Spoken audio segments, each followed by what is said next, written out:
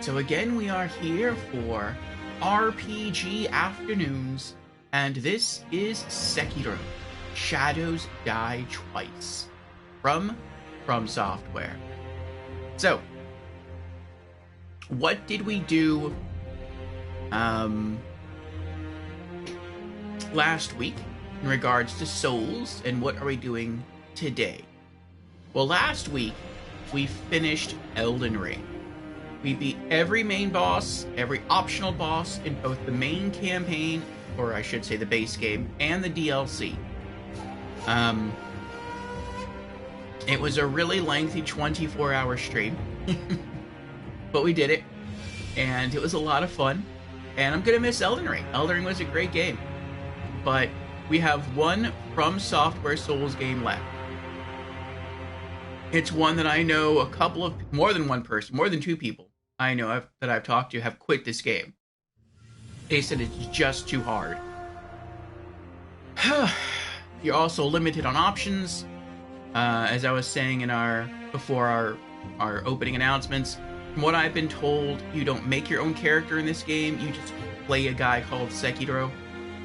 So it's not about finding your own play style and then learning to sort of work with that. Instead, you have to learn to play the game the developers want you to play it. Like that, the developers want you to play the game a certain way, and you have to learn that path. And that's very different from the other Souls games. So we're gonna see how I do. As far as my knowledge concerning this game, I know almost nothing. We're gonna try to keep this as blind a playthrough as possible. I only know what I told you. The only other thing I think I know is that there's swimming in this game. I remember at one point we raided another Soul streamer friend of ours named Beezers. He was playing this, and I saw him die to a giant koi fish, and I think he was swimming, so I'm guessing there's swimming in this. Outside of that, I only know what I know from the description, which is brief, and that includes it says, what I typed up for a Discord intro.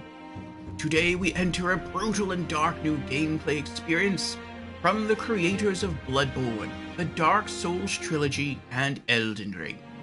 Sekiro: Shadows Die Twice is an intense third-person action-adventure set against the bloody backdrop of 14th century Japan. We'll step into the role of a disgraced warrior brought back from the brink of death, whose mission is to rescue his master and exact revenge on his arch-nemesis. You know, classic samurai stuff. So, that's it. We shall see what happens. Marcus asks, a fun fact I think is Sekiro is the first and only From Software Souls game with foreign language speech audio. Oh, I didn't know that. Marcus asks, what are your top 3 most difficult bosses in Elden Ring without DLC? And with DLC? I'll have to think about that. And we have an ad starting in about 20 seconds. It should last about 3 minutes, and then we should have about an hour of uninterrupted stream time. So, I have a little bit of time. I have a little over 3 minutes to think about my answer. And after the ad is over, I will share that with everyone.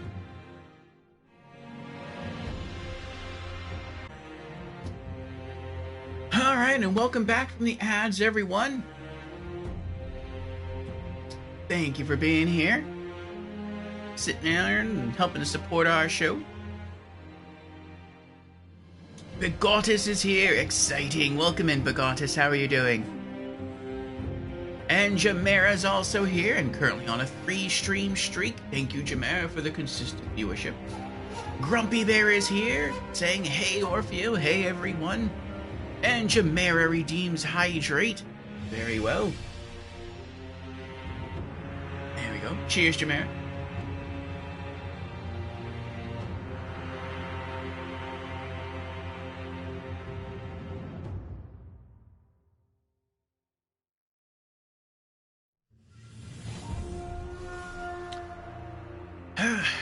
Welcome on in. ads are over. Good, good. Guy says, I'm looking forward to seeing how you fare, Orfeo. But if anyone can tackle this behemoth, it would be you. Thank you for your faith, Geist. So before our ad, Markysor asked, what 3 bosses are the hardest bosses for you in the base game and in the DLC from Elden Ring? So I'm going to answer that, and then we shall begin our journey through Sekiro. So in the base game of Elden Ring, and I had to pull up 4 bosses for each because it's kind of weird. But let's start with the base game. I would say one of the hardest bosses for me is definitely Malekith the Black Blade. And that's because he hops around the arena, he hits very hard, he's kind of tanky, and he has the Blade of Death, not the Blade of Death, the Destined Death, Ash of War, which hits you for immediate damage, it gives you an HP debuff, and it does damage over time. And if you're not careful, he can kill you with that very quickly and very easily. So for me, that was a very intimidating boss encounter. I don't think it was until like New Game Plus 2 and I was really learning how to fight against that. And that is, you have to sort of stay out of range, kind of learn when you have an open window, and then just run in and go for some hits, and then roll out again. And it's scary because, specifically because of the Ash of War that he has. But yeah, to me, that he was a tough boss encounter, one of the toughest in the game. From there, I would say, and he's like 3rd place. From there, 2nd place would have to go to Radagon of the Golden Order plus Elden Beast. So if you count that as just a single encounter, then that's the 2nd hardest boss for me in the game. Even though they're 2 different bosses. And so if you break it apart and you count it as 2 different bosses, then neither one is really that hard. But the fact that it's 2 separate bosses and each boss has their own set of moves and a completely full health bar, to me that makes the encounter quite difficult. And if you don't learn the Elden Beast enough and you die, then you have to go back and fight Radagon again. And that can feel very punishing if it's just really hard for you to get through Radagon at the beginning. And for us, it was. It took a long time to get past Radagon. And I never learned Radagon's timings. I had to just base tank him with Iron Jar Aromatics and Malenia's Great Rune. And it was a fun fight, but yeah, it was hard. Now, again, if you don't count that as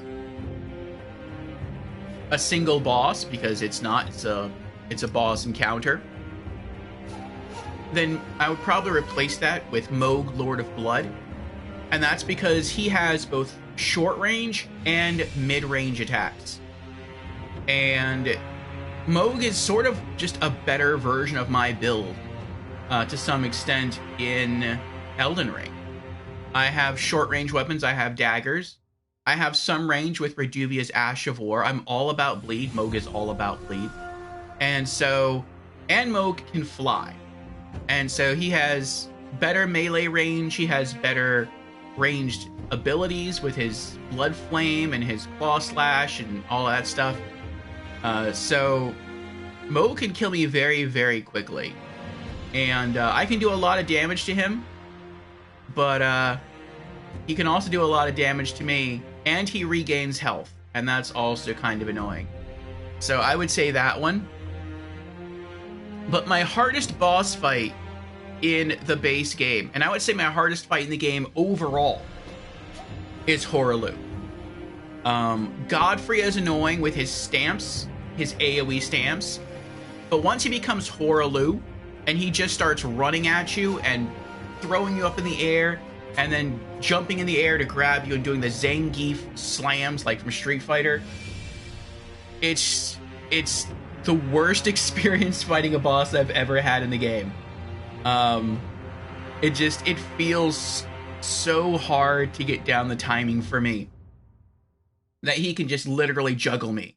It's stamp, you fly up in the air, he grabs you, slams you, And it's like, I feel like I don't have time to heal. I don't have time to attack. Even if I want to roll away, I don't always have time to just get out of range of his attacks because AoEs from the stomps are so huge. And sometimes he goes to grab you and throw in the air, and you think that you roll at just the right time, but you don't, and he roll catches you, and then you take a huge amount of damage. Like, he is extremely hard for me. He's probably one of the hardest bosses in all of Souls for me. Very, very tough guy to fight against. So he would definitely be a big answer for me in that capacity. And then the 3 bosses from the DLC of Elden Ring, one would be Red Bear, who is in the Northern Nameless Mausoleum. He's not too bad with his melee. He does do a lot of damage with his melee. But he has a special move called, I think it's the Roar of Rugalea. And at full health, if I'm at full health, he can one-shot me with that move. And that's extremely punishing. Like, I don't die in one hit, but he does it for such a long period of time that the first hit deals a lot of damage, and it staggers me, and before I can recover from the stagger, I get hit again from the same move that's still going. And so essentially, he just stagger locks me to death. And I just can't be hit by it. Basically, when he does that move, I just have to be perfect. I just have to dodge. And that's really rough. So I would definitely say Red Bear is one of the hardest bosses in the DLC, if not maybe the hardest boss in the DLC for me. First playthrough wasn't bad, but New Game Plus 2 was absolutely brutal. I would also say Mesmer the Impaler was really hard. Really scary, especially Phase 1. I thought Phase 2 was a bit easier. Promised Consort Radahn. Phase 1, very enjoyable fight. My favorite fight in the whole game. Phase 2, one of my least favorite fights in the whole game.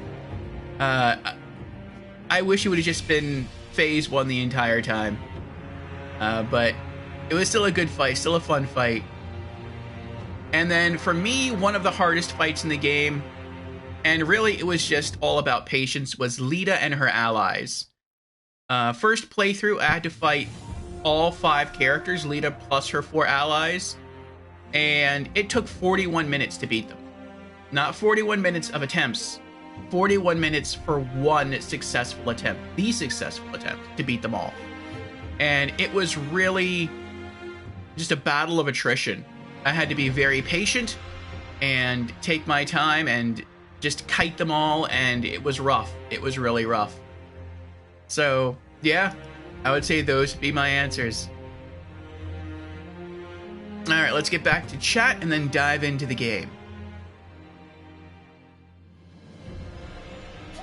And Motrivendier is here. Welcome in, Motrivendier. How are you doing? Motrivendier says, did you try Torrent in Elden Beast? He was summonable. I did, yes. I only used him for one thing. Whenever Elden Beast did the rings, the light rings, that you had to, like, run up, like, that shrink and, like, close in on you and hit you with, like, a blast of holy magic, I would summon Torrent, and I would ride to the edge and then double jump over the rings. Otherwise, it seemed I couldn't do it on foot. Either, I couldn't jump over it, I couldn't roll through it. I would always get caught. Like, I would either jump too soon or jump too late. But the double jump of Torrent made it much easier. Aside from that, I didn't ride Torrent. I would get hit too much because I wasn't as maneuverable while on Torrent. And Begatus asks, how are you feeling about the difficulty going into this game? I'm very anxious. I am more anxious to play this game than I have been to play any other Souls game ever. Just because I've heard how difficult Sekiro is, and I know that you basically have to play the game the way the devs want you to play it. It's not like Dark Souls or Elden Ring where you choose your own build and then you develop your own playstyle as you go. You find what works for you, what doesn't work for you, and you just kind of stick to your own playstyle and develop that along the way. From what I've heard, Sekiro is there's a playstyle that you just have to learn. And it's like a sink or swim scenario. It's like either you're going to learn to play the game the exact way the developers want you to play the game, and that will allow you to beat it, or you won't, and you'll fail. And that's very intimidating. Oh, hold on. My earbuds are tangled here. So, yeah, I'm quite anxious about that. And Squirmy's here! Welcome in, Squirmy! It's great to see you! How are you doing? Squirmy says, oh man, I gotta watch this one. Welcome in, Squirmy. Welcome in. It's good to see you. It's always good to see you. Guy says, oh, never mind that dang blood shower of Moogs, yeah. Welcome in, Arctic. Thought this was a Sekiro stream. Yes, yes. We're just recapping some bosses there from Elden Ring, our hardest boss encounters. He stole your heart. Yes, Mikola stole our hearts. He stole all our hearts. Marcus Source says, interesting choice. Thanks, man. I'm surprised Malenia is not in your top 3 most difficult bosses. I think when learning Malenia, she is an incredibly hard boss, but once you learn to sort of dodge through her waterfowl dance, it's not too hard. And other than that, it seems she's weak to bleed, and my build was all about bleed, and so she wasn't too bad. The only thing that really made Malenia hard to me after learning her waterfowl was in phase 2, whenever she hovered in the air after she was transformed, and then she came crashing down on you and then blossomed. Like, if I got hit with that move, it was instant death. It doesn't matter how much health I have. It was just a one shot. And that was kind of demoralizing. Kind of like Red Bear's Roar of Rugalea. But, because I always hate one shots in games. But aside from that, I learned Malenia. She was kind of a fun challenge. I believe I soloed her in all of my playthroughs. Well, I soloed her in the first playthrough. In playthroughs 2 and 3, I used my Ash of War. Mimic Tear. Squirmy says, I'm doing okay. Off work at the moment. How are you? Nice, nice. Well, this is going to be our very first playthrough of Sekiro. Today is day 1. I'm nervous, and but we'll see what happens. Did you finish it, Squirmy? Did you ever beat Sekiro? Mochimajo says, hello, hello. Especially no parry. Yeah, I'm bad at parrying. I've been bad at parrying in every Souls game. I've tried parrying in every Souls game. I've always been bad at it. And I know people have told me in Sekiro you have to learn to parry. And that's another reason why I'm anxious. But I've also been told that since the entire game is sort of designed around you parrying, that it's easier to parry. I hope that's the case.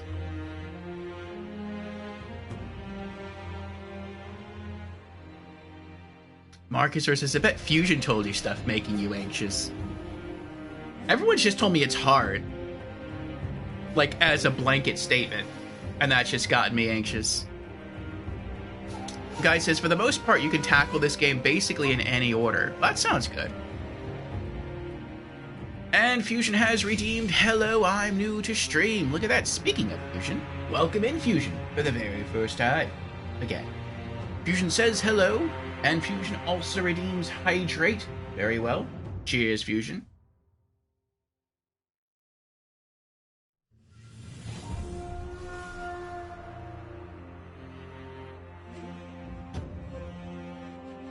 Squirmy says, haven't played it honestly since taking a break from streaming. I want to, just had other games and stuff going on. Understandable, Squirmy, understandable. Guy says, thankfully the parry is not too difficult. Good, good. Marcus redeems poop rate. Not yet. What you produce says, rhythm game with the combat. Once you find the groove, it's game over for enemies. That I like the sound of. I'm okay with rhythm games. I didn't play a lot growing up. I did like Gitaroo Man on the PlayStation 2, if anyone's ever played that. Most fun music rhythm game I've ever played.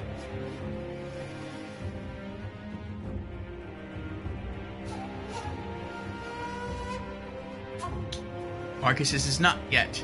The coffee must do its work first. Yes. Hopefully I'll be able to hold it until after stream. Alright. Here we go. Guy says, Parappa the Rapper here. I played the demo to that a long time ago. I thought it was cool, and I would like to play the full game, but I never managed to pick it up. Good luck, says Marcus. Sorry, thank you. Sorry. Now let us begin. Sekiro, Shadows Die Twice.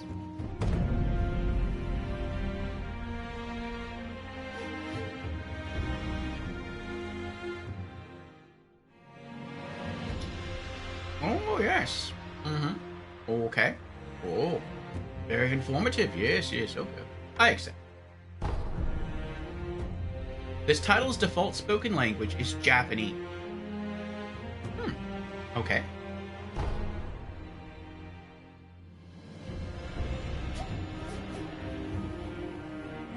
Okay.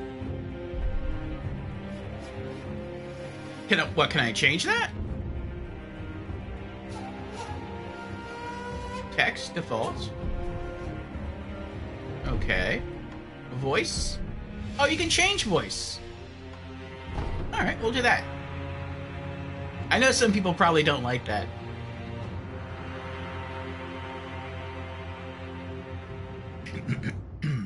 That's right. I watch dubbed anime. I said it.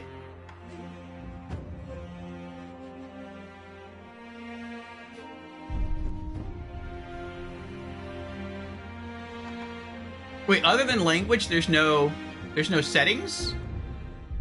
I guess there's no settings. I'd like to be able to go into settings and like see what the controls are before actually diving into the game. Alright, that's fine.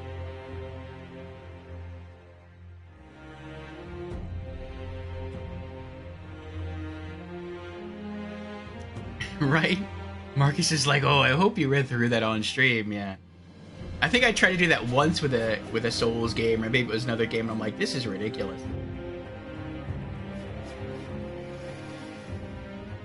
Guy says Sekiro, Orfeo dies more than twice, probably. You're a quick reader, says Begatas. Or if you're depriving us of content by skipping TNC. Yes, this isn't that kind of stream. Guy says the English voices are good too. Arctic says don't need those settings. Oh, there are the settings. I just hit new game. Camera axes are fine, okay. Reset camera, leave that off. Camera speed, everything looks fine to me. Next. Sound and display. Blood on, subtitles on. HUD, auto hide partial, what is that? Always show.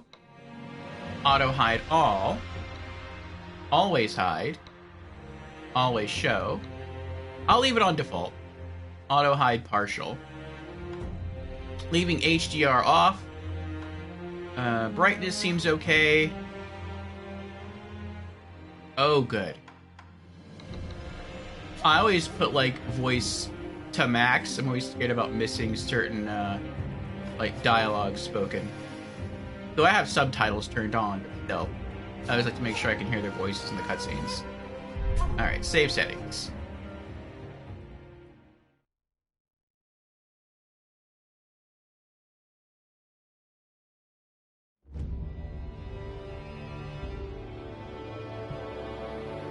In the closing years of the Sengoku era, Japan was consumed by perpetual conflict.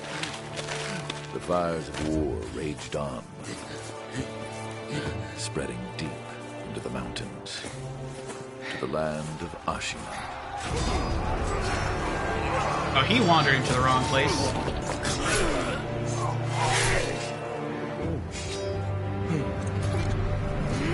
Oh.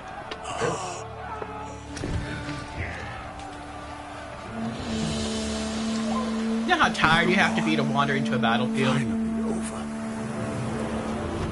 See your people getting killed and just say to yourself, like, I'm just too tired to go back. That's crazy.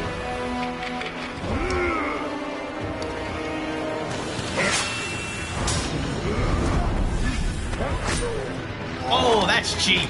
That's cheap.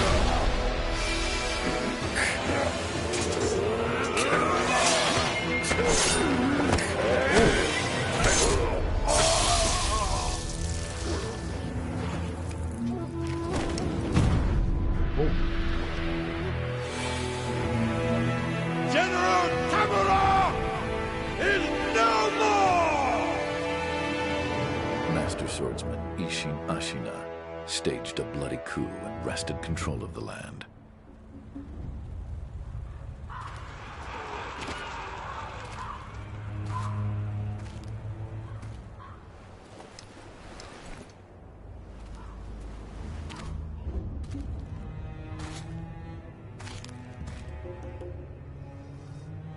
Why would you do that? What's the matter, Stray? Nothing left to lose? Well, would you look at that? Fascinating. Will you join me, Starving Wolf? On that day, a young cub was taken from the battlefield. He trained relentlessly, and indeed, went on to become a master shinobi. Listen, Wolf.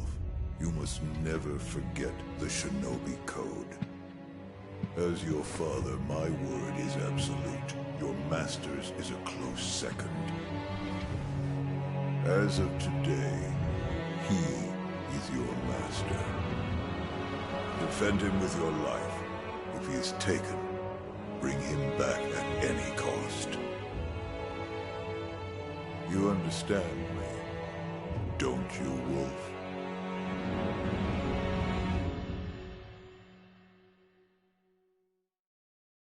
That was almost cute the way he gripped the sword. It's almost like he was saying hello. Hello, mister. Let me shake your sword. That had to have hurt, though. Saw his fingers bleeding.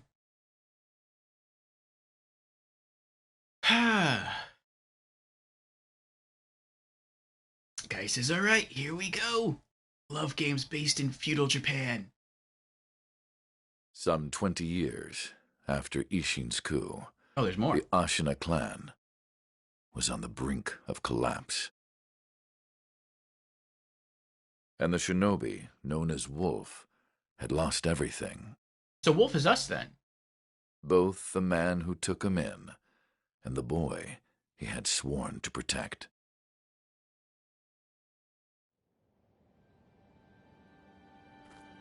So our name is not Sekiro? Unless Sekiro is our real name.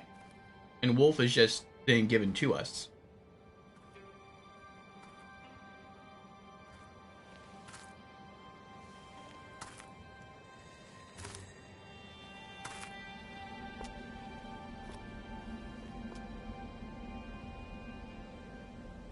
Shinobi, open your eyes. For the sake of your master.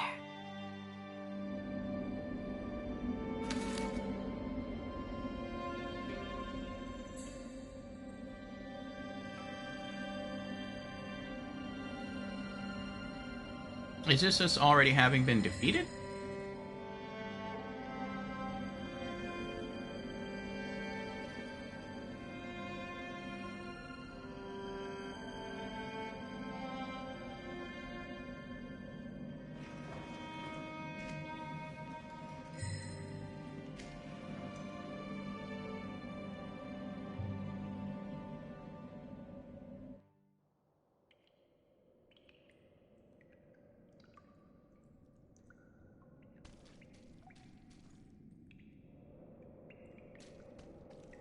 Alright, we have control.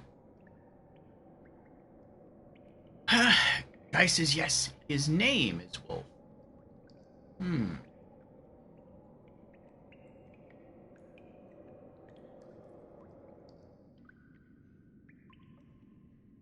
The camera movement speed feels a bit slow. But I mean, strafing while turning the camera kind of fixes that. I feel like maybe speeding it up a little bit, though. Oh, what is this? Equipment menu, quick items. The equipment menu allows you to change your currently equipped quick items. There are 5 slots available to equip and switch out quick items as needed. Okay. So I'm guessing this is like your belt, like from Dark Souls and Elden Ring. Unseen Aid, Vitality 10, Attack Power 1. 500 to next skill point. Okay. It doesn't look like we have any equipment yet. Inventory. Inventory menu. Items currently in possession can be viewed through the inventory menu. Categories can be selected through L2 and R2. Okay. Homeward Idol. Oh, is this like a homeward bone? We have one of those. A small palm-sized wooden Buddha can be used repeatedly. Oh. Okay. So it's an infinite homeward bone. Held by the wolf ever since he was saved by his father, its corners are rounded with use. This Buddha is used to return home. It will return the user to the last visited sculptor's idol or the dilapidated temple. I wonder if you lose all your skill points when you use it. Alright. No key items yet. No upgrade materials. Okay. Options. Oh, we do get... Okay, cool. L2 is grappling hook. There's a grappling hook, like in Tenchu. Cool. L1 is deflect, hold to guard. R1 is attack. R2, use prosthetic tool. L1 plus R1, I'm guessing that's some sort of combo. I can't see it. But I'm guessing the game will teach me along the way. Up is use item. Down is eavesdrop, or touch remnant. You can eavesdrop. Left and right is cycle items. Left analog stick to move. L3 to crouch. Oh, you can crouch in this game as well, just like Elden Ring. Okay. Touchpad, remnant menu, and stop recording. Stop recording. X is jump. Oh, you can jump in this game too, just like in Elden Ring. Interesting. Circle is dodge. Hold to sprint. Okay. X is action, or hold to collect loot. Ooh, you have to hold the button down to collect loot. So you just can't, like, cheaply run through the area spamming the collect button and just pick stuff up, like you can in Elden Ring. Okay. Triangle to cycle your prosthetic tool. Right analog stick to move the camera. R3 for camera reset. And options is the pause menu. Okay. And options... Let's bump that up to 6. Okay.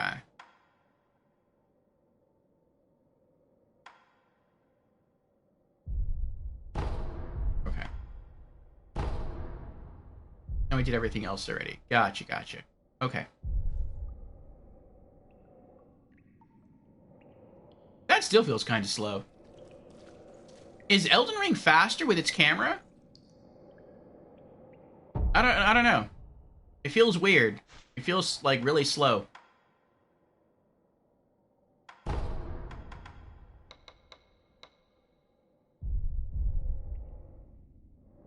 Yeah, to me this feels normal.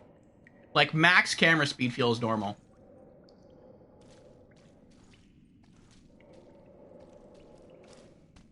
Though when I strafe at the same time, maybe it's a bit too fast. But I don't know.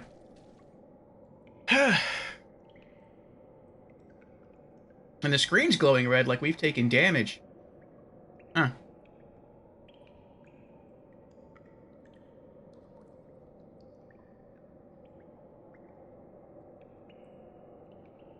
Marcusor says stones laying there are Wolfensteins then. I thought Wolfenstein was just a video game. Guy says, as a person learning German, that joke pleases me. Another rainy day, says the king of puns, looking out the window, seeing it raining. Will there be a storage? You might sort all items by name and weight plus size? I certainly hope so. Guy says it's a bit slower.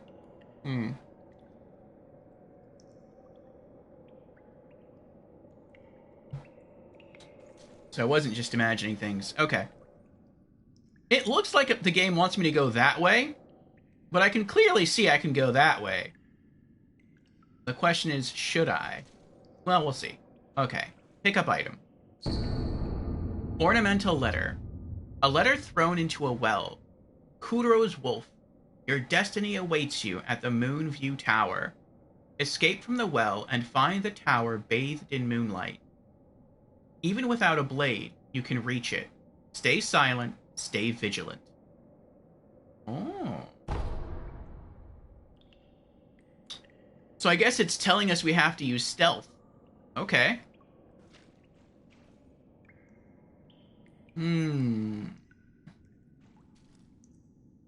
I'm considering like which way to go. Oh, I guess the bottom left is our health bar. Yeah, it is almost empty.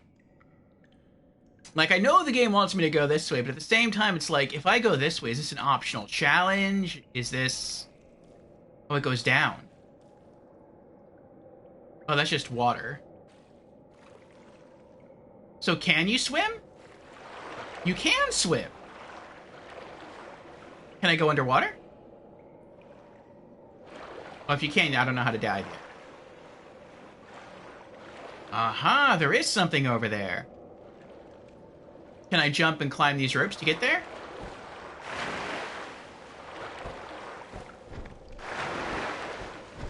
Oh, he can kick off the wall. That's pretty cool.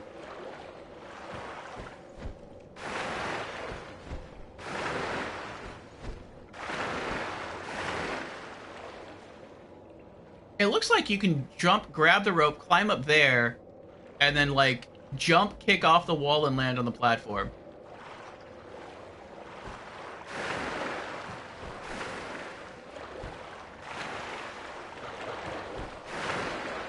No, at least for now, I give up.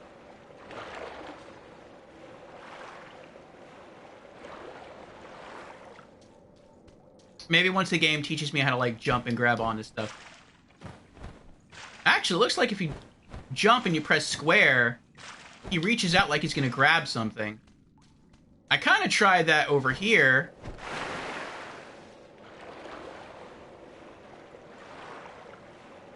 But he wasn't grabbing the rope.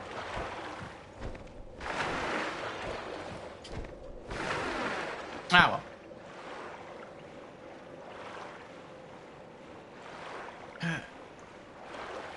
Guy says, yes, you start the game injured. That's why it looks like you're dying. I see. Press X to jump. He jumps really high. I guess that's all part of being a shinobi. X in air near wall. Okay. Cool.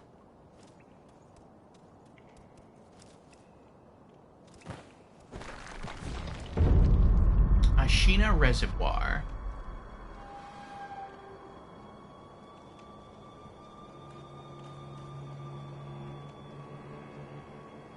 I can go that way, or I can go that way. Probably not this way. Yeah, not yet, anyway. I hope I can come back to this area.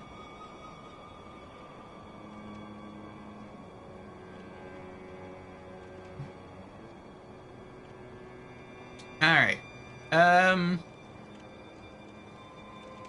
Again, I'm pretty sure the game wants me to go that way. But I'm curious what's over here.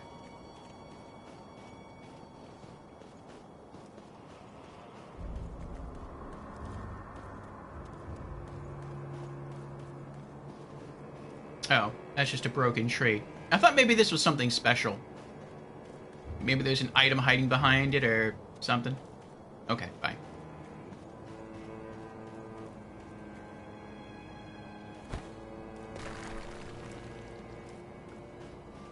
Alright. I just tried randomly pressing all the buttons on the controller, seeing if anything would happen, but nothing yet. Oh, that's a big drop. Press square to toggle wall hug. Oh, okay. Hug wall. Left analog stick during wall cling to shimmy. Press square again to stop hugging wall. Okay.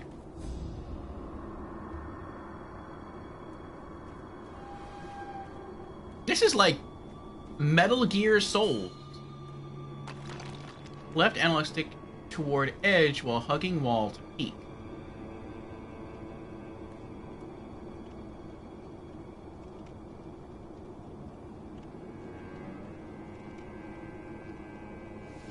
can't tell if he's facing me or not. They're talking, but I see a guard over there.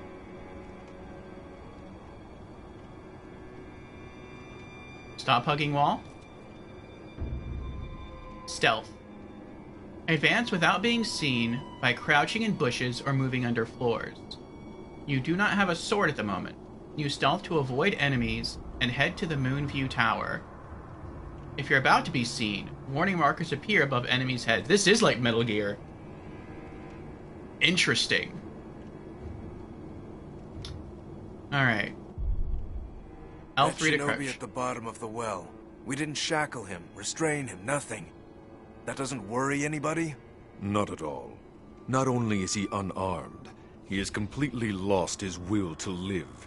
Nothing but a coward. Unworthy of our concern. Ouch.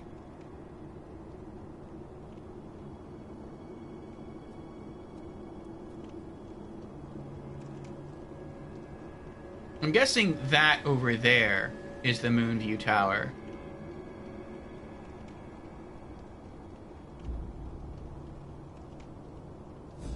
Alright, so it looks like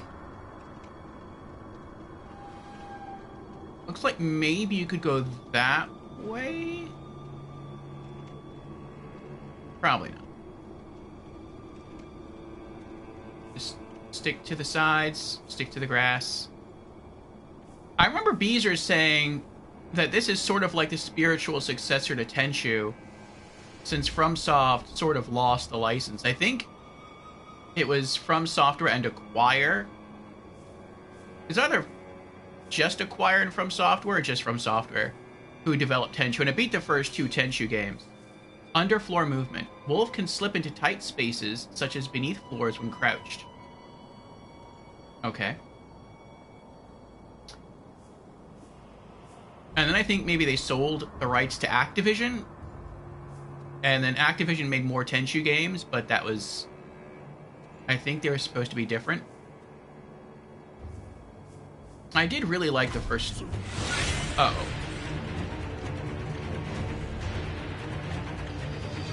Leader Shigenori Yamauchi.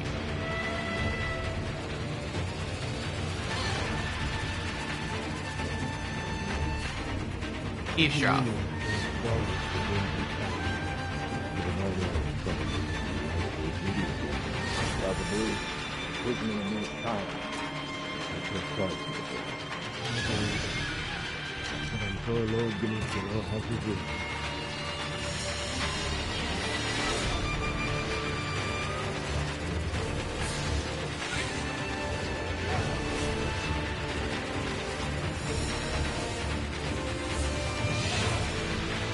I wonder if I just stay here if I'll lose aggro.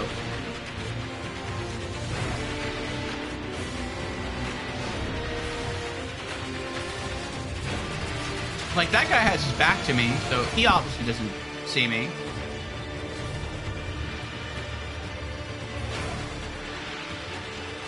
Oh, that guy's walking up and down the stairs.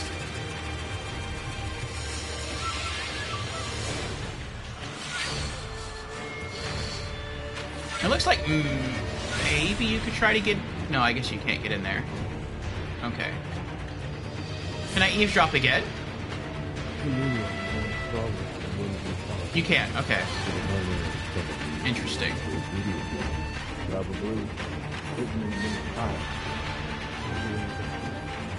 Okay. Well, hopefully I'll lose aggro.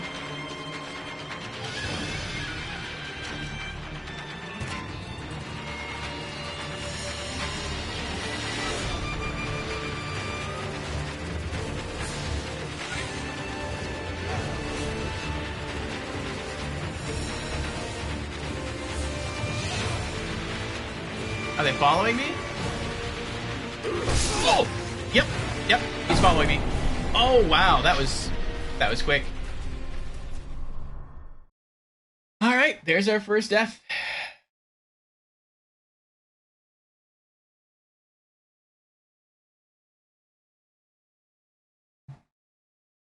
I turned the camera around because it looked like he was walking into the building to follow me, And so I thought, like, maybe he would use stealth to reach the Moonview Tower without engaging the enemy. I thought maybe he would go into the building, then, like, slide open a door and then jump out into the grass and, like, start pursuing me. He just, like, found another way around.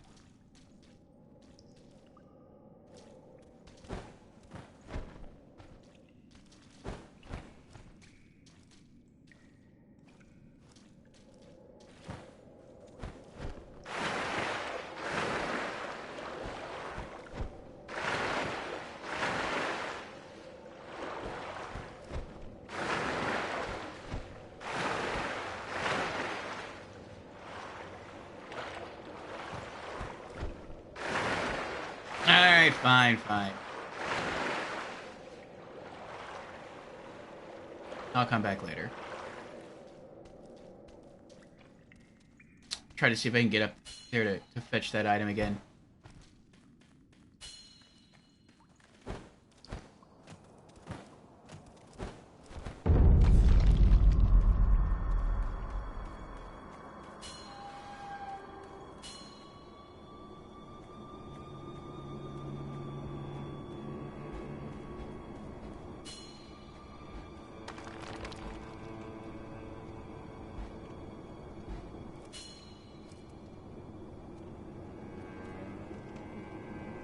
It looks like I can go that way, but I won't reach the stairs.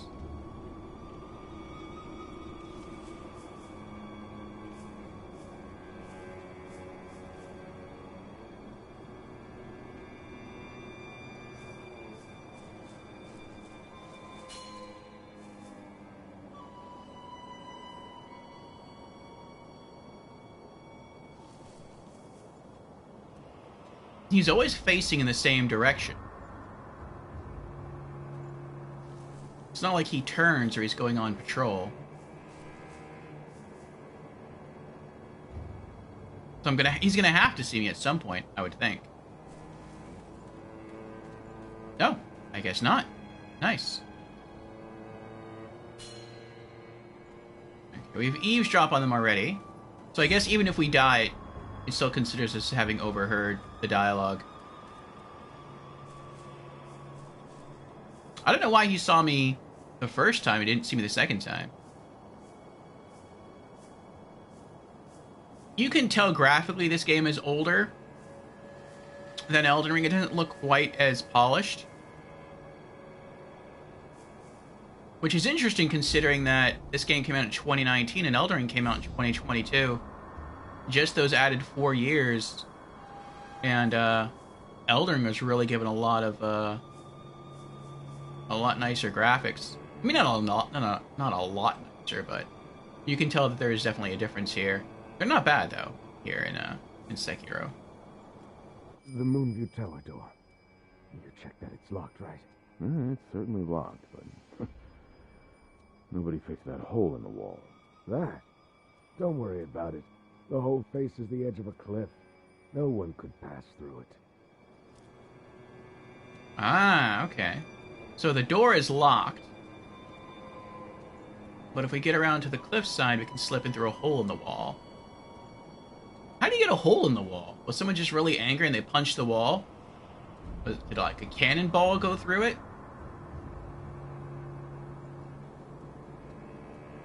Okay. So now what do we do? They're both kind of facing to the left, so maybe I can go that way, but there's two guards over there facing me.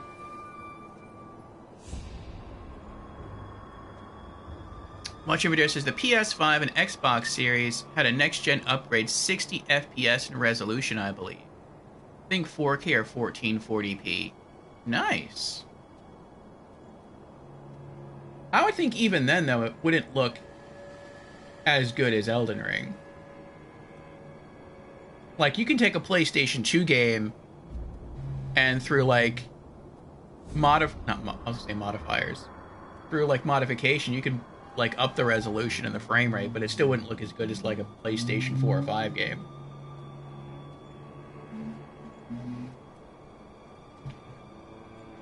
But yeah, it doesn't look bad at all.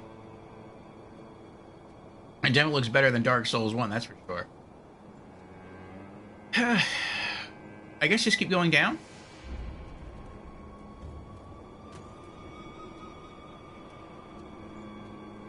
I wonder if there's, like, one actual route.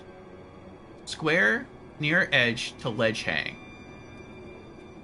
I wonder if there's, like, optional routes you can take, or you have to go a specific route.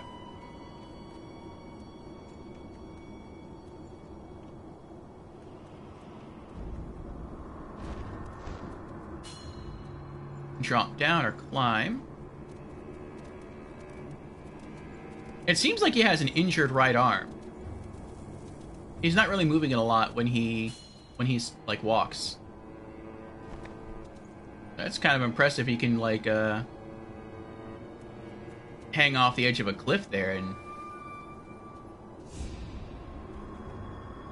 like, make his way around. All right. And he's limping, too. Alrighty. Guess we just have to jump? Okay. I also like that it's snowing here. Oh, okay. Snow environments have been some of my favorites in Souls games. Jump, ledge, hang. X to jump, square in air near ledge to ledge hang. Okay. But you don't often get snow in Souls games. Actually, I'll take that back. You do get snow in Souls games. But it's kind of rare.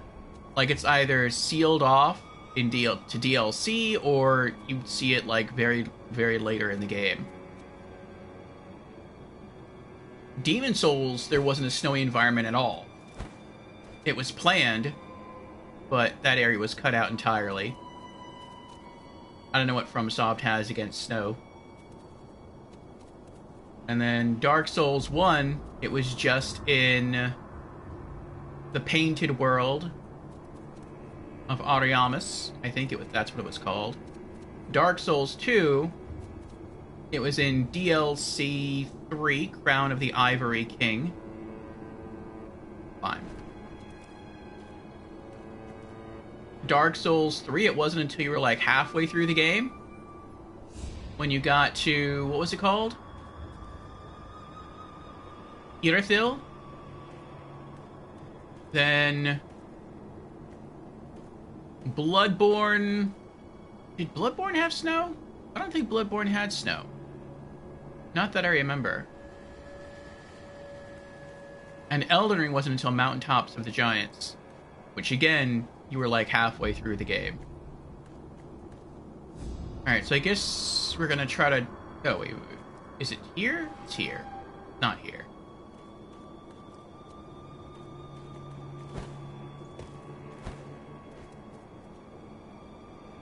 Oh, I didn't know he'd be like right there. Oh, nice. Nice. Climb that. Then go this way. Oh, we found the kid.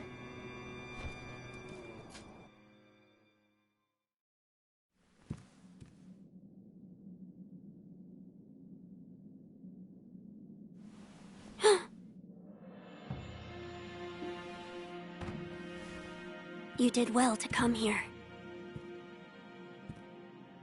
It's been too long, Wolf. I've come to free you, my lord. Well then.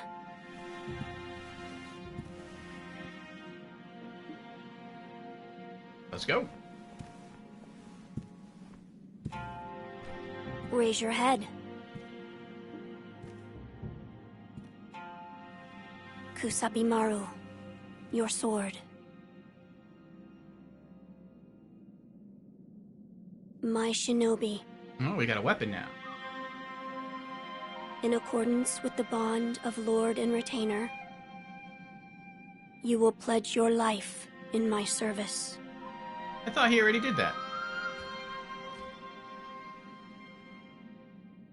As you command.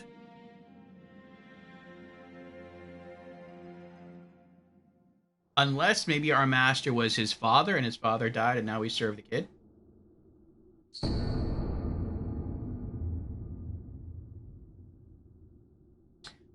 Kusabimaru, a katana given by Kuro, the divine heir, an heirloom of the Hirata family, a cadet branch descended from Ashina. Once thought lost, it has found its way back into the hands of the wolf. The name Kusabimaru beseeches. A shinobi's role is to kill, but even a shinobi must not forget mercy. A mantra the blade itself may manifest. I wonder what that means. That doesn't sound good. I mean, it sounds like good as far as like a mantra for a samurai. It doesn't sound good for a weapon. Does that mean at like some point the weapon will just start dealing less damage to the enemy because it's trying to be merciful to them? I don't know. Shinobi Orpheus.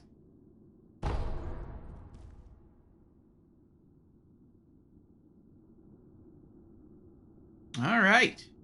We have ourselves a sword. What's going on, Gay? Loyal Wolf, I see you are wounded. I have something that may help. It is a special gourd of medicinal waters. Use it to heal your wounds. Healing Gourd. A gourd filled with vitality-restoring medicine. Resting refills the gourd. Oh, nice. Oh, so this is our Estus flask. Made by an apprentice of the extraordinary Dr. Dogen. Though it is strange that the gourd's medicinal waters refill automatically, the seeds within may hold the secret to how it works. My lord. Now then, were you gravely injured? Afterward? After what? Do you not remember that night? I do not. No. We'll talk about it later. Right now, we must escape Ashina Castle. As you say. There's a secret passage beneath the moat bridge that will take us out of the castle. Lord Ishin told me about it once. I ask you to find that secret passage. Once you find it, signal me with a reed whistle. You know, like you used to long ago. I will join you as soon as I hear it. How are you going to join us? Use quick items. You can cycle through various quick items and use each according to the situation. Okay? For instance, if you have taken damage, you can recover vitality with the healing gourd. Up to use quick item, left or right to cycle quick items. Okay. Open equipment menu.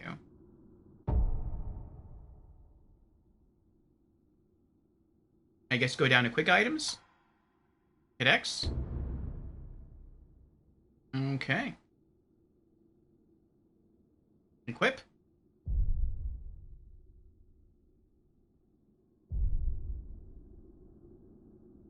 And up. That's it? It gives us half health? Oh boy. I guess I gotta find a place to rest and then drink some more. Also, we have an ad starting soon. I see we have a raid from Luminoth. Welcome in, Luminoth. Welcome in, raiders. Sorry about the raid, or sorry about the ad timing.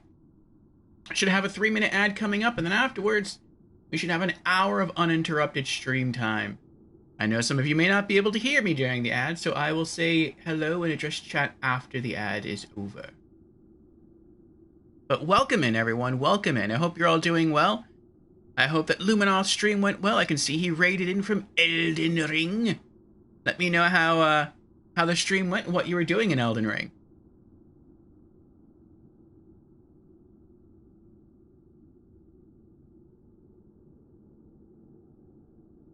Hello, Mericlin. Hello, Fading Decoy. Hello, Mark Clock.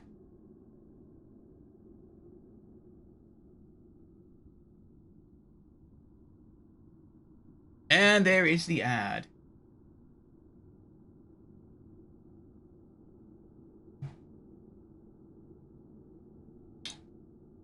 Okay.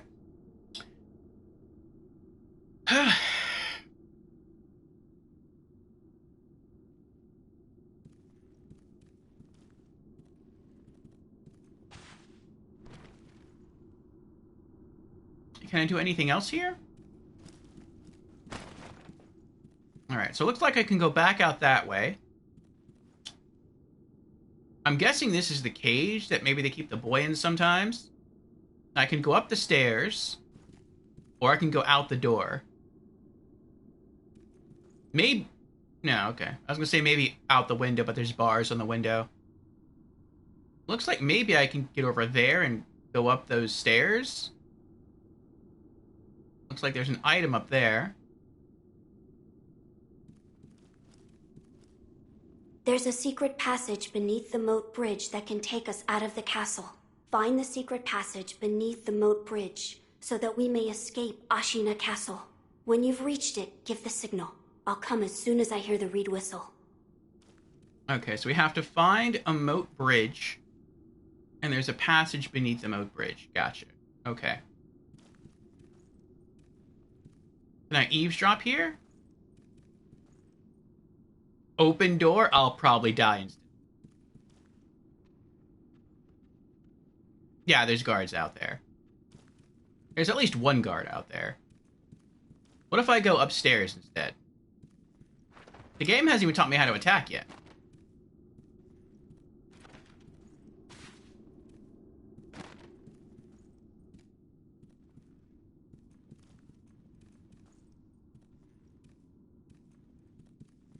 Aha! What's this? Pellet. Medicinal pellets that slowly restore vitality. Oh, so this is like Dark Souls 2. With its life gems. A secret treatment passed down for generations in these lands. Records say it has been used in battles since times long gone, and lent to the famed resilience of Ashina warriors. A pill case full of these pellets would also serve as a battle charm.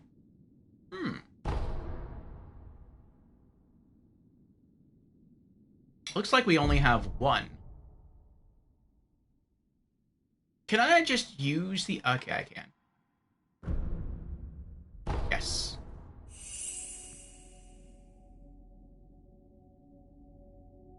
All right. Well, looks like we're going to hit full health soon. Or not. That was brief. Alright, ad should be over. Welcome back, everyone. Thank you for sticking around. Let me catch up with the raid. Lumi raid. Good luck, says Luminoff. Mariclen says, oh snap, just getting started. Yes, this is day 1 of our very first playthrough of Sekiro. We are trying to conquer all of the Souls games. In roughly released order, and so far we've done that. We have beaten the original 2009 PlayStation 3 release of Demon Souls, Dark Souls Remastered, Dark Souls 2 Scholar of the First Sin, Dark Souls 3, then we went to Bloodborne, and then Elden Ring. And we finished Elden Ring Saturday of last week. We beat every boss in the base game, every boss in the DLC. It was a lot of fun. We got the Platinum Trophy. In fact, we have the Platinum Trophy in every Souls game that we've played. And this is sort of the last one. The only other one would kind of be the Demon Souls remake on PS5, but I'm not sure if I'll play that or not. Maybe one day, maybe. Yeah, I'm a little anxious with this game. I've heard it's very different. I've heard it's very challenging. But so far, I'm liking it. The graphics are okay.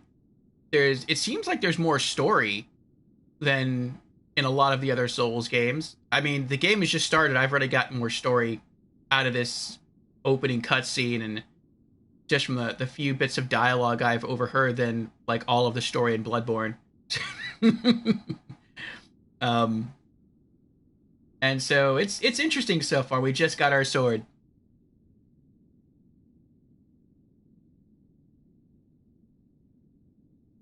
Oh, speedrun practice in Elden Ring.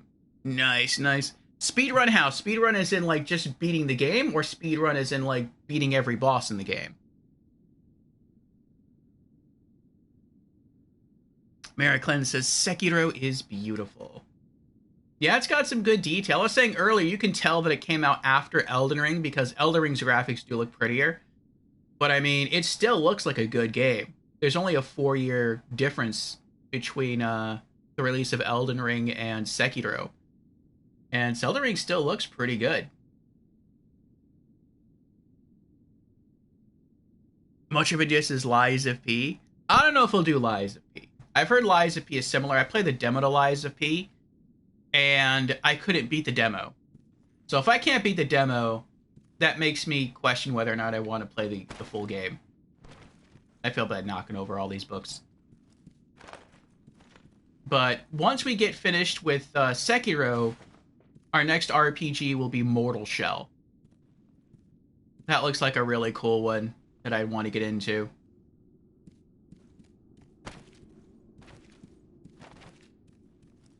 Alright, so I'm going to leave the door closed. But if I leave the door closed...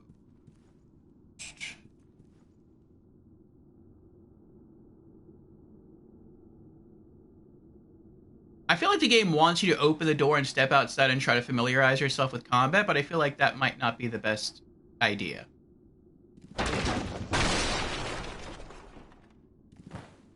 Okay, so you can't just climb this. Destroying everything in here. I feel like maybe you're supposed to just... Can I do that? I can do that. Because otherwise he's going to see me.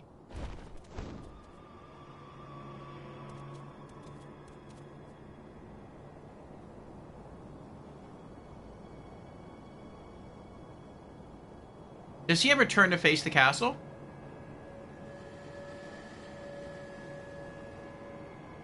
I'm just gonna go open the door.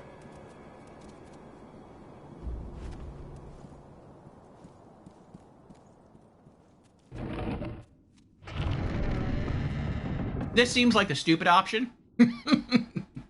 Because now people will know that there's basically an invader. But we'll see what happens. Posture and death blows. A shinobi aims to break an opponent's posture. Attacking an enemy is one way to achieve this. Oh, so to break their poise. Okay. So I guess posture is called poise in this game. Or poise is called posture in this game. When an enemy's posture breaks, he is vulnerable to a shinobi death blow. Alright, R1 to attack, and then R1 after breaking posture to perform a death blow. Okay. R3, toggle target lock on. Well, that seems like... Uh-oh. Oh. Can I close the door? Oh, I like that. That's a nice touch. He automatically sheaths his sword. I wonder if they'll notice the door is open. I guess not.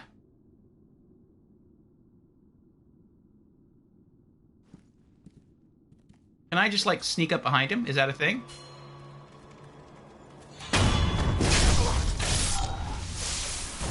Oh! Oh, that was brutal. Did he see me? Is he going to alert people due to there being a dead body here?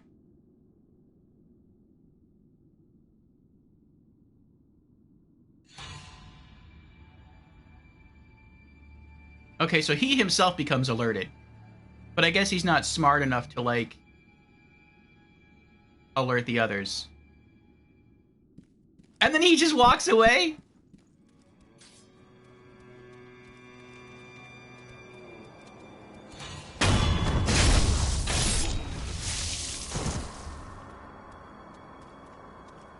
His sword's gotta be mad sharp.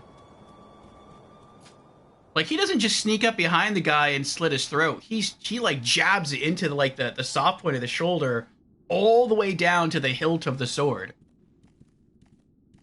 The amount of strength you have to have would be ridiculous for that, unless the sword is, like, super, super sharp.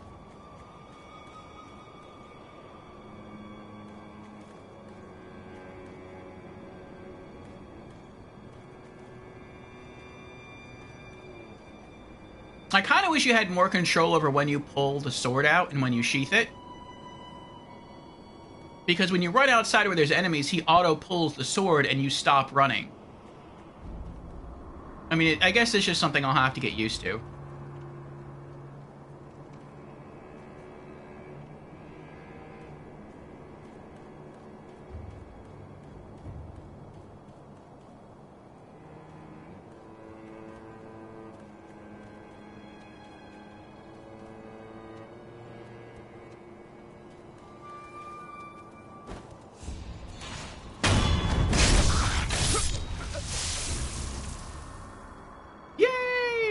All stealth kills, baby. Deflection. Sometimes, relentless attack is not enough to break an enemy's posture. Okay. Deflecting enemy attacks is another way to damage their posture. A Master Shinobi uses a combination of deflect and attacks to achieve swift victory. L1 the moment an enemy attacks to deflect. So I'm guessing that's the parry. It's just called deflection here. Okay. L1 the moment enemy attacks to deflect. Oh, ooh, this is going to take some getting used to. Because there is lag here. It feels like there is major lag here. Like, I press the button, and he doesn't raise the sword until my fingers already, like, press the button and lift it off the button. Oh boy. I'm hoping that because of that, as soon as you press the button, like that's part of what makes parrying easier. Maybe from the moment you press the button all the way until he's actually in this stance, those are all like deflection frames, like perfect deflection frames. Because that takes a super long, like if it has to be like pinpoint accurate, like millisecond accurate, like you would counter someone in a fighting game, this is gonna be rough. The parry feels smooth once you get it? Okay. Oh, we got 2 guards there. I'm not even sure if that's where I'm supposed to go. I just know I have to go find a moat somewhere. A moat bridge.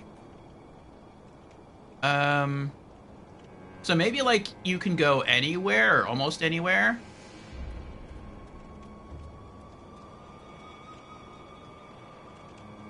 There's, like, a guard captain that way, though, but there is an item over there.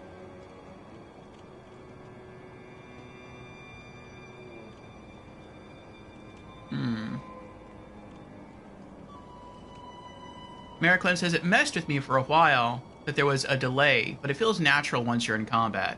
Okay. I don't feel I'm ready for this yet. Like, I haven't even fought anyone straight up yet, and I'm getting 2 guards at the same time.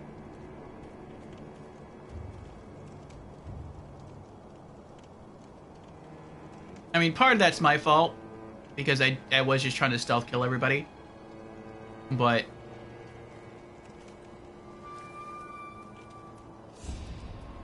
maybe there's another way around this. I guess not. I was thinking maybe I could get up on top of that part of the mountain right there, and then drop down onto, like, that building right there, and then maybe somehow, like, stealth around, but it's not letting me. Yeah, and then I could have just run on the rooftops. Alright, alright.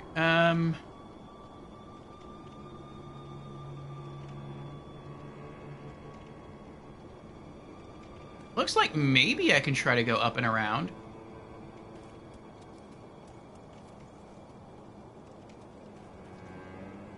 If I can get over there, where that broken wall is, then maybe I can still get on the rooftops and drop down behind both of them and they won't see me. But I mean, I feel like they would see me from where they're standing right now.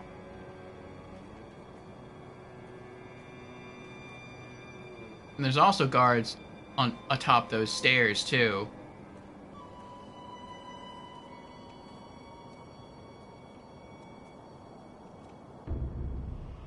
Lock on. By locking onto your target and keeping your enemy in front of you, you'll find it much easier to attack, deflect, and perform other combat actions.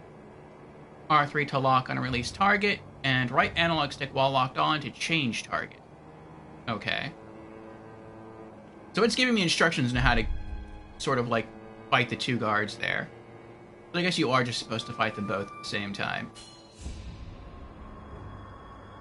Alright. Well, we're going to try to go the stealthy way anyway.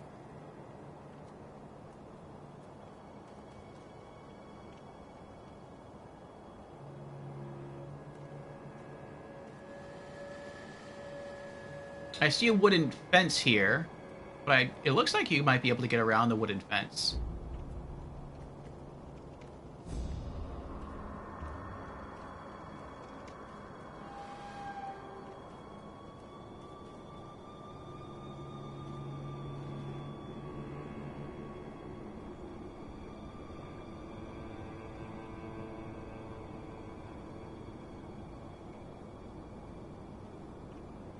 Can I hang off the wall here?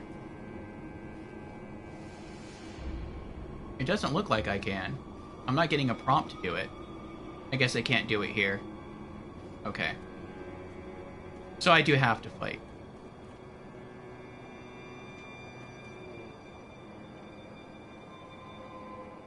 I mean, maybe I can jump and pull myself up onto that roof ledge, but if I do that, the guards up there are definitely going to see me. Alright, fine.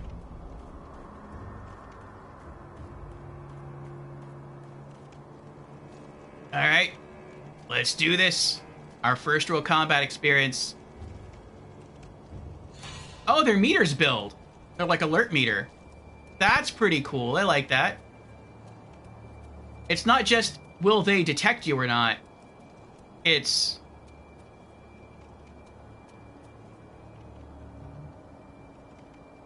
you can actually tell...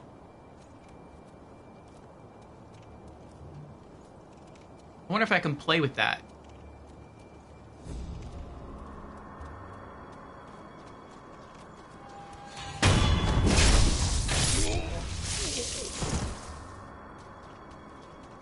How did you not just see that happen?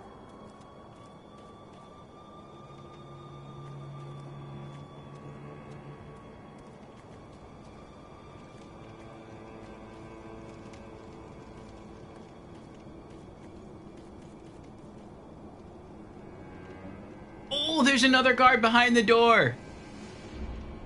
I was just gonna run up and try to fight that guy, like, fairly. But now that I know there's a guard behind the door, I don't want to do that. I'll just try to kill this guy the same way I killed the other guy.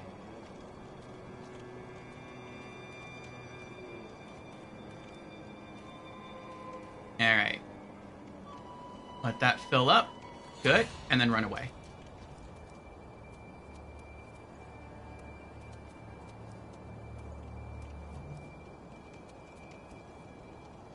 I guess that's like extra shinobi awareness. To like be able to tell how aware someone is of your presence.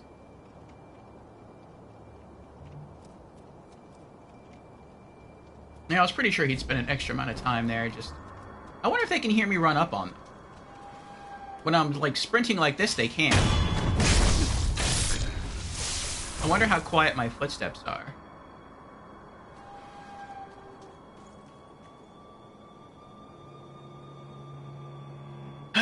Sarah Bear is here. Welcome in, Sarah Bear. How you doing? Sarah says, I have to be a little lucky because I'm cleaning and cooking. Ooh, what are you cooking? But I've been waiting for you to do this playthrough. Hype. Lurky? Understand. Mariclin says, the detection range is pretty forgiving. Yeah. Sarah says, they're grunts. They don't get paid enough to care. Well, the guy around the door doesn't seem like a grunt. He's wearing heavier armor.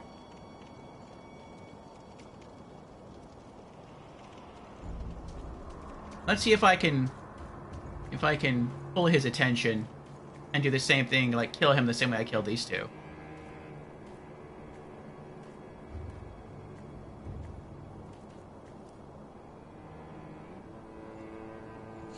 Good. I feel like when I get to the first boss, I'm gonna get killed in like 2 hits. Because I'm not fighting any of these guys. Like, they're probably supposed to be here to help you learn how to fight. And I'm just like stealth killing everybody.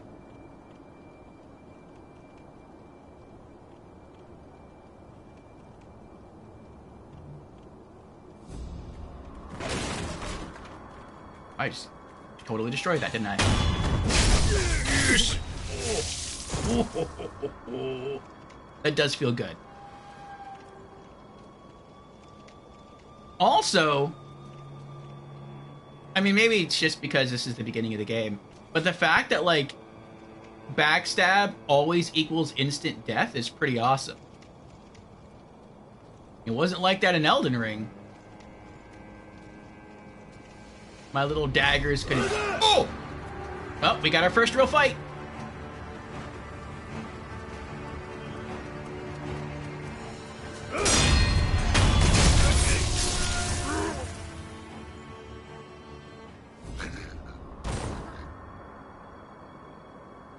Well, that was scary. Alright, so that's how deflection works. Huh. Sarah says, sneaky death blows are my fave. I'm prepping for fish tacos this evening. Ooh. Nice, very nice. It's been a long time since I had fish tacos.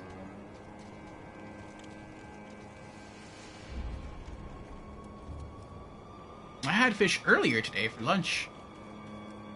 Some tuna fish with sliced tomatoes.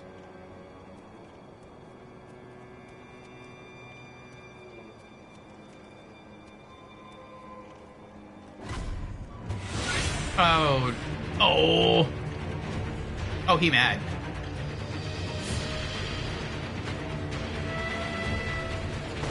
That's the guy who killed me last time.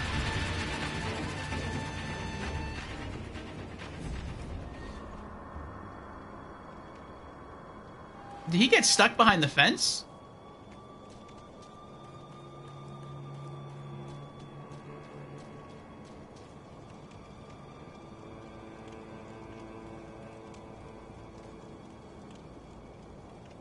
Actually, you know what? I want him to see me.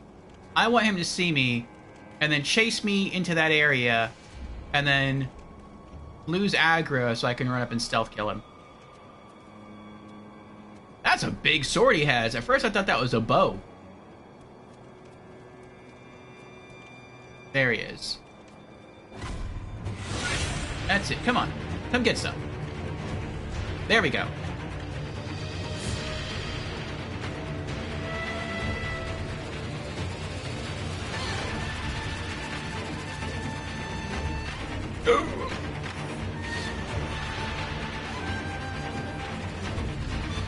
Counter slash. A counter slash can be performed immediately after deflecting an attack. This allows you to deal posture damage without giving the enemy time to recover. L1 a moment an attack lands to deflect, R1 after deflecting for a counter slash. Okay.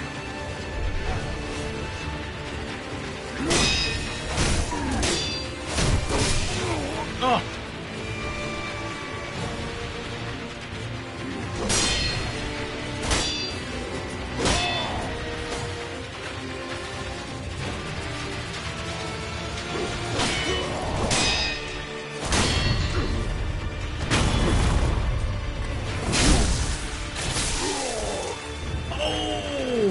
Death blow against strong enemies. Some powerful opponents require multiple death blows to be killed.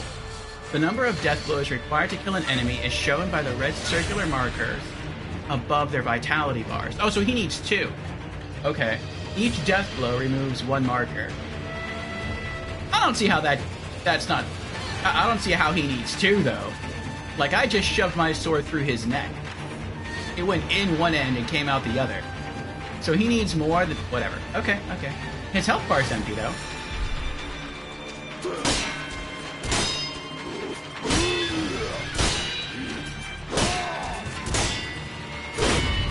Oh!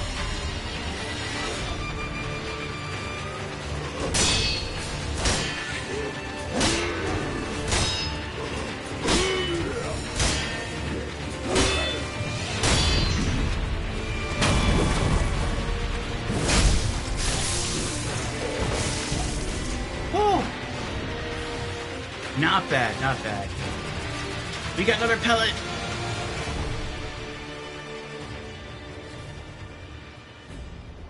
We took some damage there, but not that much. That's good. Whew. I guess let's eat another one. Nom nom nom.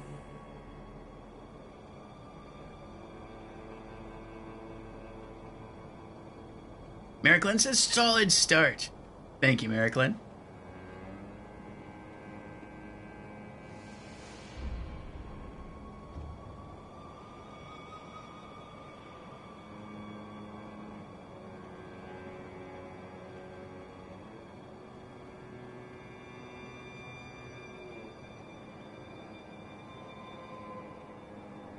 Oh, Sarah Bear clipped our first actual fight.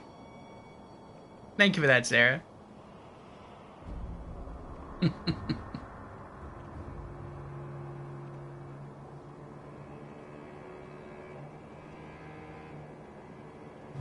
Amazing work, great pairing, says Squirmy. Thank you, Squirmy.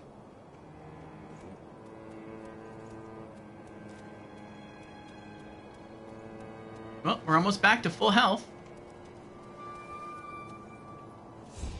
Well, before I go that way, now I'm kind of curious about going back this way.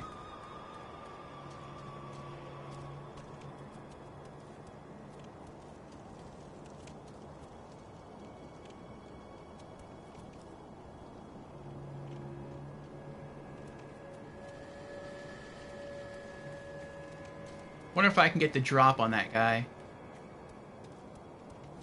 Now I kind of want to kill everybody. Okay, so this is where I came from originally.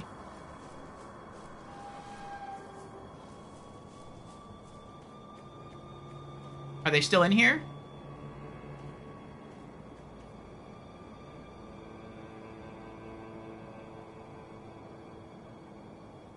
Not that I can see.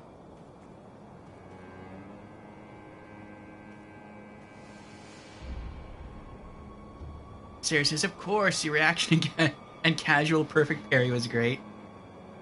I was just that was fear right there. Fear timing. Marcus asks, yo man, how's it going? What have you learned so far? I've learned the combat to some degree.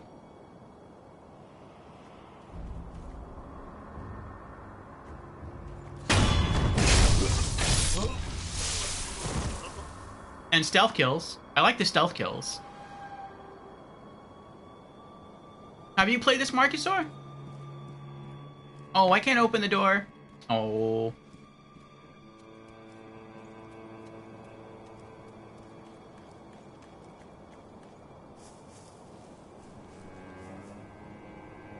What? Oh, when you crouch, the corners of the screen go dark. I guess that's like... That means that you're in stealth mode. I see, I see. Alright, so that's where I came from.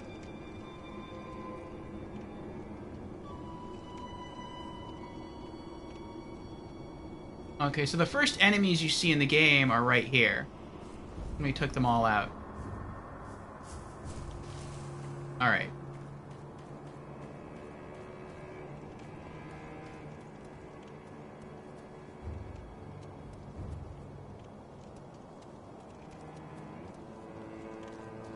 Where was that item I saw?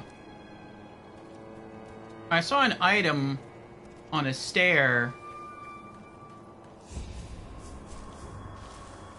And I wanted to get it. There it is. Okay, that's it. Alright, so how do I get there?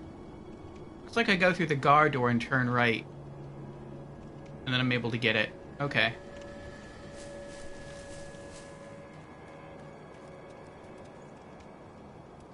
You've never played this?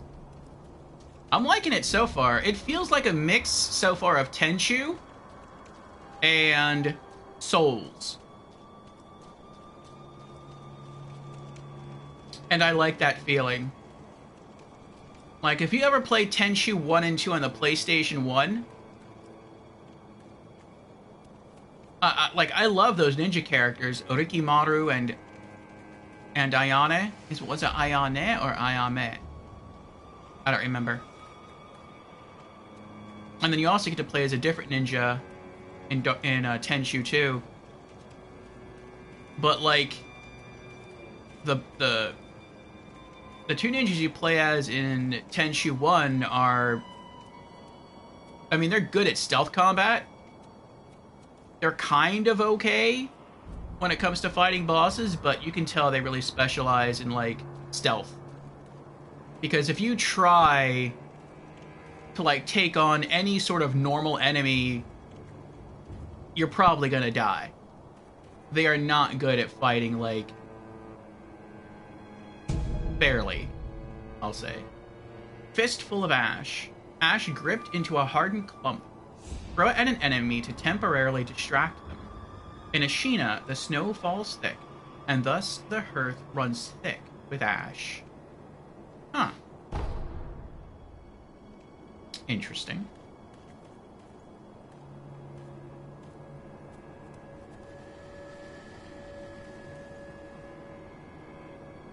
Okay, so this looks like the stealthier route we can take here. Maybe run along the tree and then jump up, grab the edge, and pull ourselves up. Or we can go along the side route here and go, like, around there. Or maybe you can just, like, go through the front door if you're feeling... What's this? If you're feeling brave. Does not open from this side. Okay, so this is a shortcut door. Gotcha. Will you play it through to New Game Plus 7? No way. I've never played a Soul game up through New Game Plus 7. The closest I've come is with Bloodborne and Dark Souls 1. I think I got to, like, New Game Plus 3.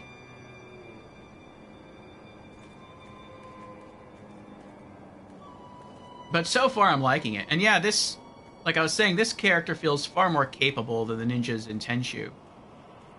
Like, he still has that strong stealth aspect, but he also, and it appears he has all the same, well, I can't say all the same tricks, but at least when it comes to, like, hiding and like, traveling or traversing levels, he has a lot of the same techniques as from Tenchu. But he can also hold his own in combat, and that feels really good. Okay, wall jump, ledge hang. X in air near wall to wall jump, and then square in air near ledge to ledge hang. Okay.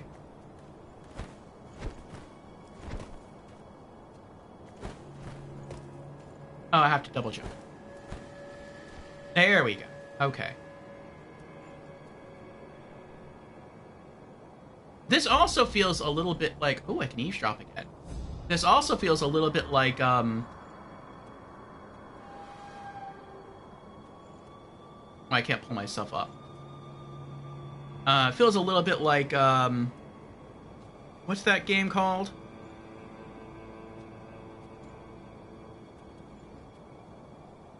The action ninja game from Koei Tecmo. Is it Koei Tecmo? With Ryu Hayabusa?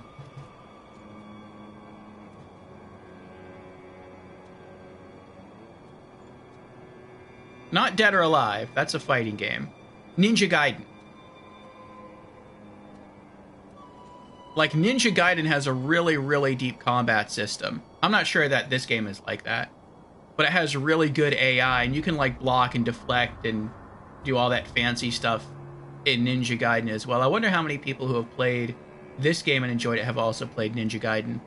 But, like, you could totally bypass a lot of that stuff in Ninja Gaiden because there's, like, a couple of really broken moves that you can just repeat over and over in Ninja Gaiden in order to win, which is what I did.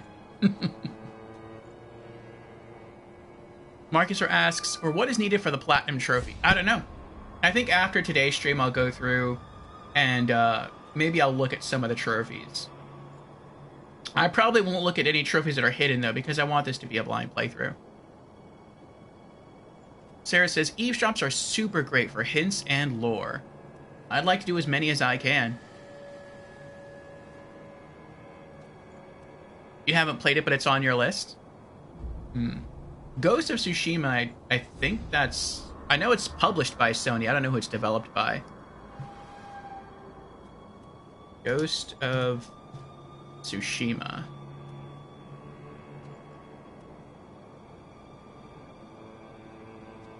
Oh, it's developed by Sucker Punch Productions. Okay.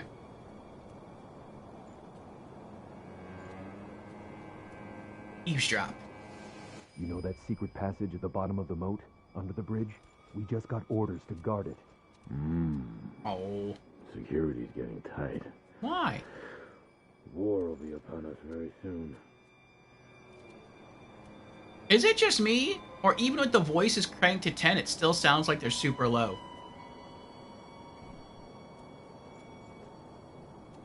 What is that? That looks like a mini pumpkin head from Elden Ring. So I guess they mean that down there is the secret passage?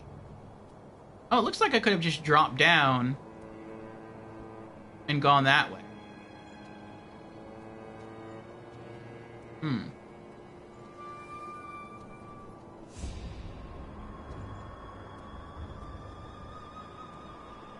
Maybe that's a helpful NPC.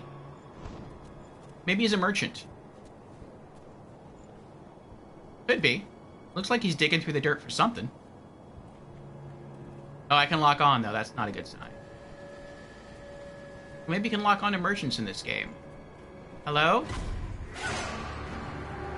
Hi.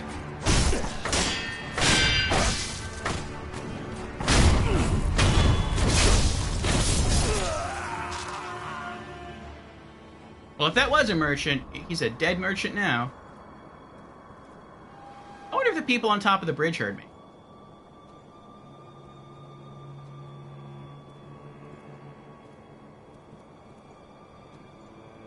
Squirmy Duck says, Ghost of Tsushima is amazing. I love it. I've heard that's a very technical game as well. Like, you have to learn different combat stances to fight different enemy types, and then against certain bosses you have to, like, shift quickly between different combat stances.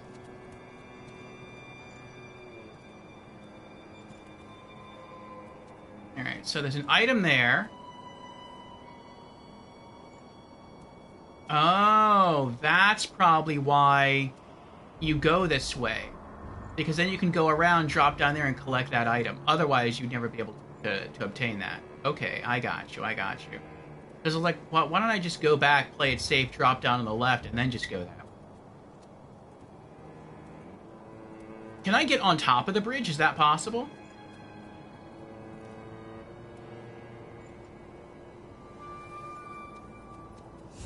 It doesn't look like it. No, you can't. At least not right now. You can probably come back this way later and then open that door for a shortcut, though. Okay.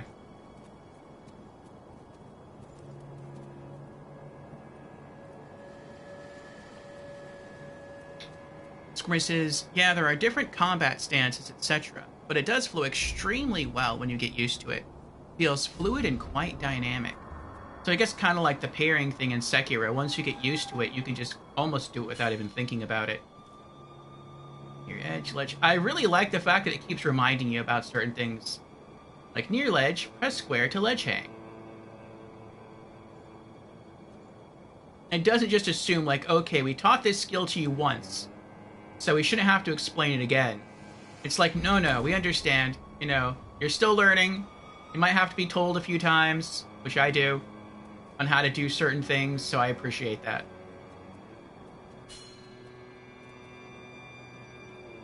Drop down. I feel like I'm going to take fall damage. Okay. Is there fall damage in the game? I would think there is. Like, I would think I just can't jump from here and land down there and be fine.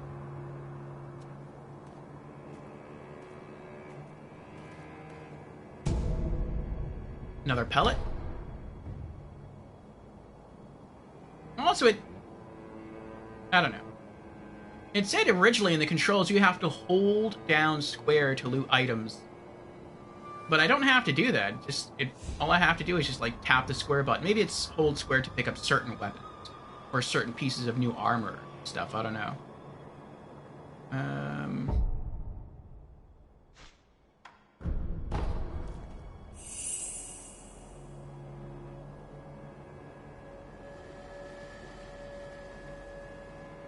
Oh, that's nice. We get more of a heal.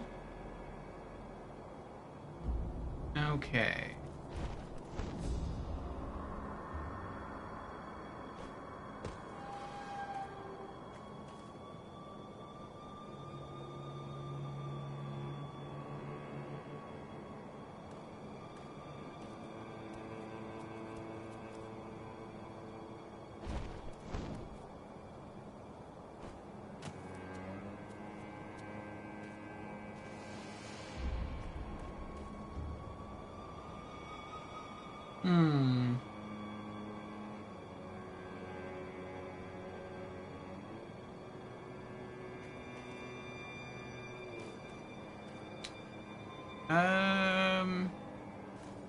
This way?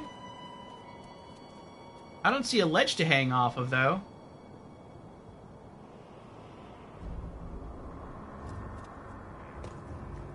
Okay.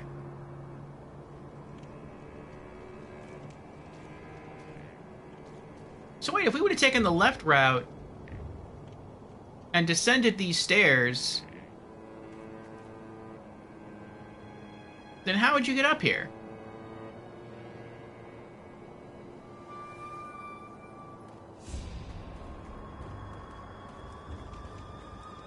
Is there a cave back there?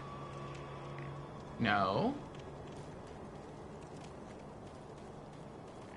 So I guess maybe you do have to cross that bridge. It's not really a choice. I guess you could descend here, go down the stairs, and just run around, but there's no loot down here. Then you would have to, like, turn around, climb the stairs, and just climb all the way back up. Interesting. Okay. Wait, can I get up here? Probably not.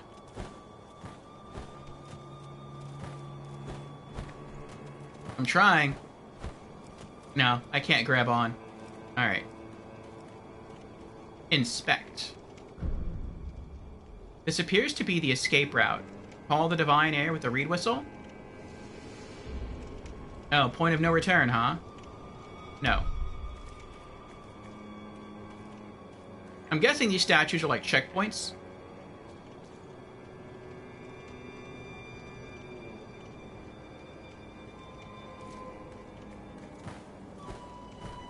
Just want to make sure I can't... Oh! No, I can't. Okay. Alright, I guess let's continue.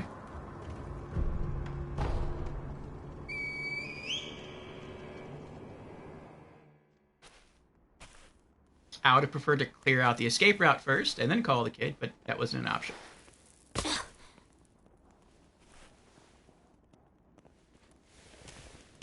Wolf, you found it. We did. Now let us leave this place. Yes, my lord.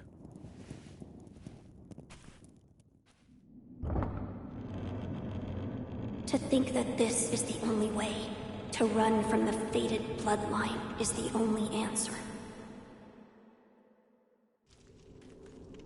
Well, I guess the kid really didn't have a hard time reaching us after we killed everybody.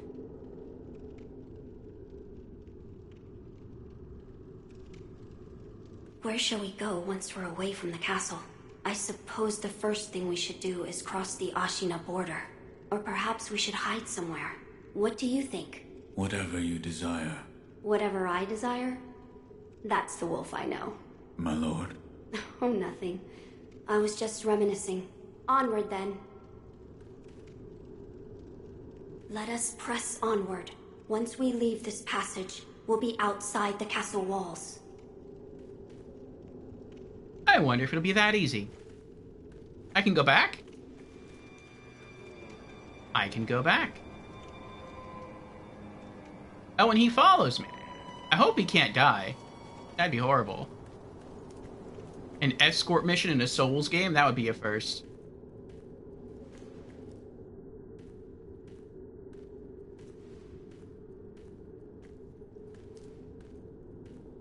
I also hope I can't hurt him by accident. Like, what if I come across an enemy and the kid just keeps running up beside me and I'm going crazy swinging my sword? Can I hurt the kid? I hope not.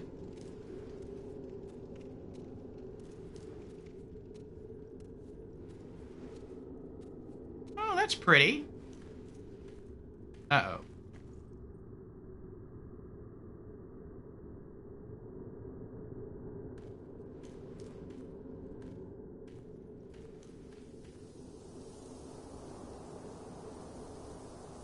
This looks like a boss fight.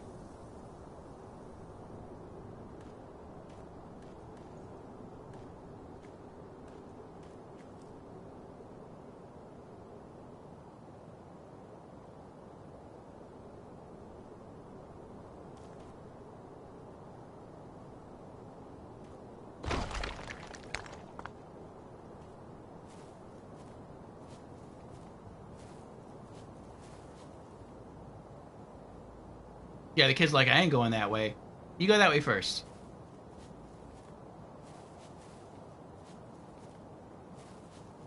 Oh, we got caught.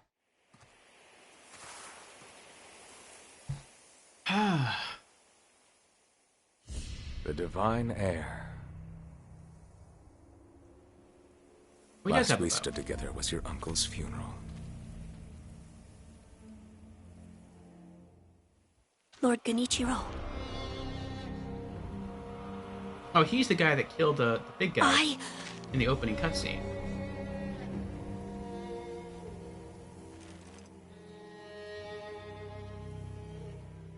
Thank you. Leave this to me.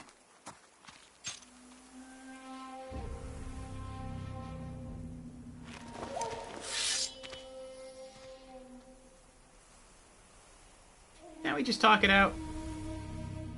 Y'all know each other. So the noble shinobi stands in our way.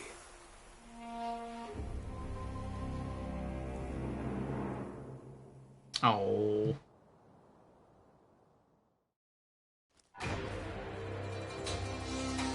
You face Genichiro Ashina.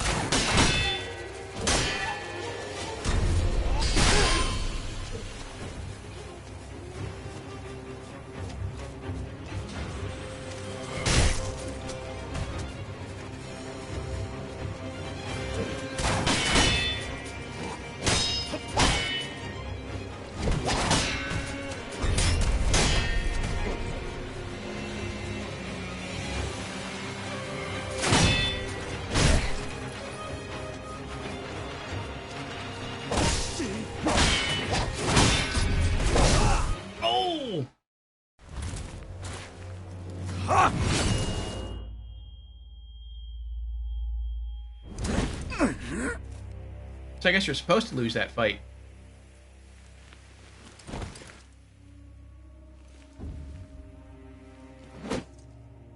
I wonder what happens if you beat him. Do you get to keep your arm? Is that all the shinobi has to offer? The divine heir will be coming with me.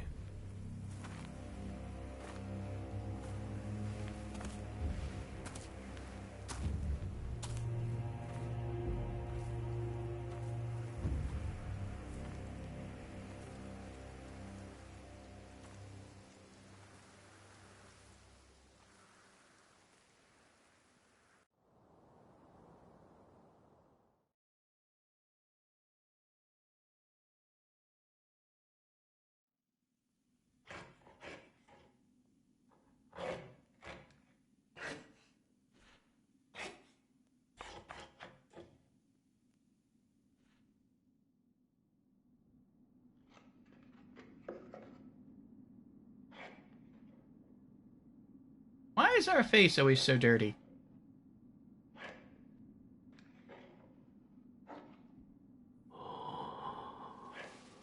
It looks like we got ashes from a fire and smeared it on our face.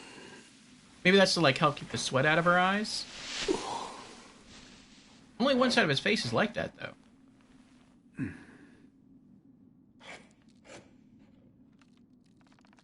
What is this?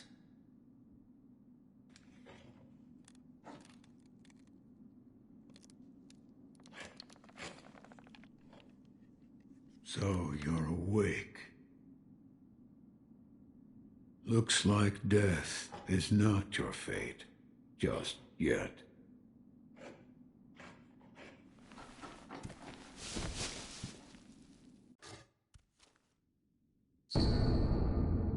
Shinobi prosthetic. The artificial arm of a shinobi passed down by the sculptor. A replica of a human arm fitted with a variety of mechanisms, apparently designed with modification in mind. Oh, so he's like Nero from Devil May Cry 4. Okay. While it bears a number of cuts and is stained thick with blood and oil, it has been impeccably maintained. Oh, so that makes it sound like he didn't make it for us. He made it for some other purpose and he just used it on us. Okay.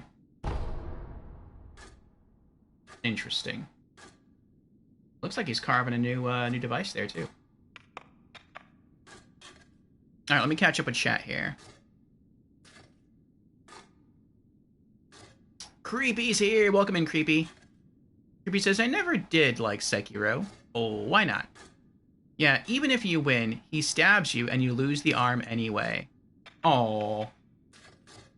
I wonder if there's a trophy for beating him at the beginning of the game. So that was, I guess that was sort of like our tutorial boss.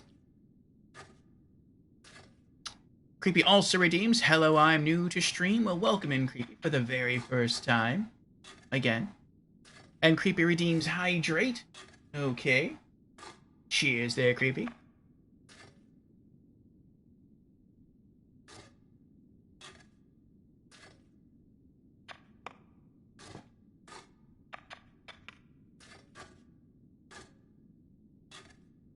Creepy says, throws a kunai at you from the ground. Then, when you're dealing with it, slicey dicey.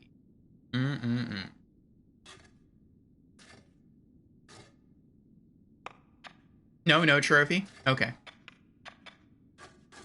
Like, I wouldn't really care if there was a trophy tied behind it, because I would assume, like, when you get into New Game Plus, there would be, like, another chance to obtain the trophy, and by then you probably could beat it first try. Alright. Oh, we're back at full health. That's nice. Alright. Let's talk to this guy. What do you call yourself?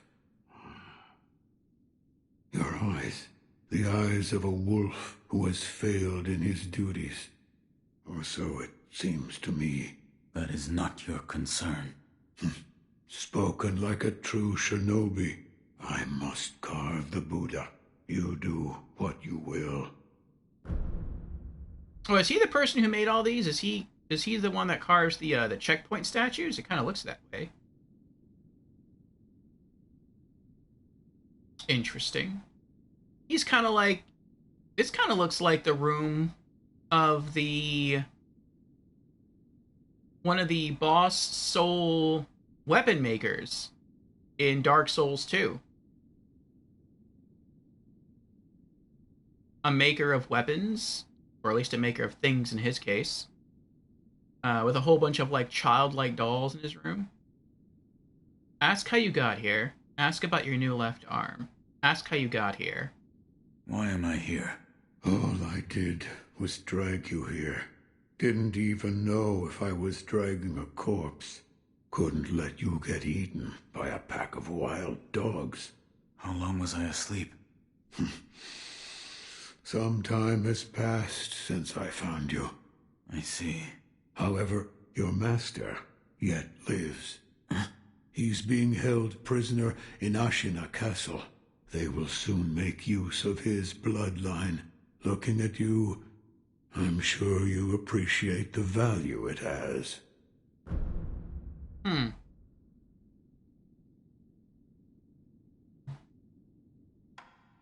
Ask about your new left arm. My left arm. What did you do to me? That is what I call the shinobi prosthetic. A fitting fang for a one-armed wolf. Useless when it comes to carving Buddha, though. You can have it. Shinobi prosthetic? It is no mere replacement for your lost arm. Come to me if you find any shinobi tools. Shinobi tools? I see. For this device. You catch on quick. If you bring me shinobi tools, I'll find a way to fit them to the shinobi prosthetic. Then you'll come to appreciate its worth. I've said too much. Go now. Well, now this kind of sounds more like Nero from Devil May Cry 5 or Lies of P, the prosthetic that you can modify. Ask about the Divine Heir's blood. What did you mean when you said they'll make use of his bloodline? I don't know much about him, except the dragon's heritage. There's a special kind of blood by that name, and that blood runs through your master's veins. So the Divine Heir... Someone's after him. Might be that the strange things happening to your body have something to do with that.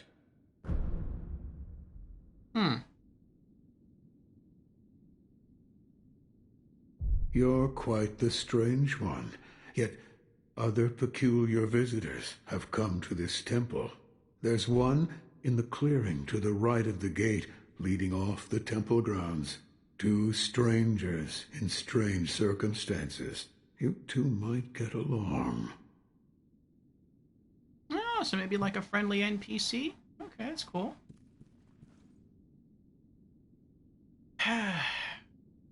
And Creepy is currently on a 3-stream streak. Thank you, Creepy, for the consistent viewership. He says more points, more power. No, not the P organ.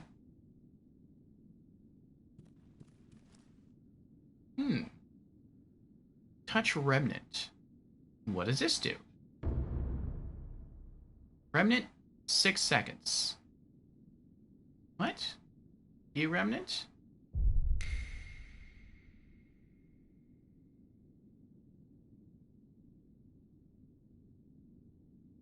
Okay.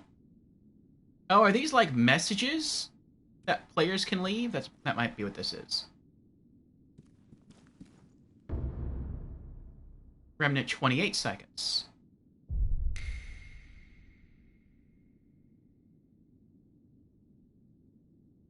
Oh, there's something over there. I didn't know there was something over there. Totally missed that. It was behind me.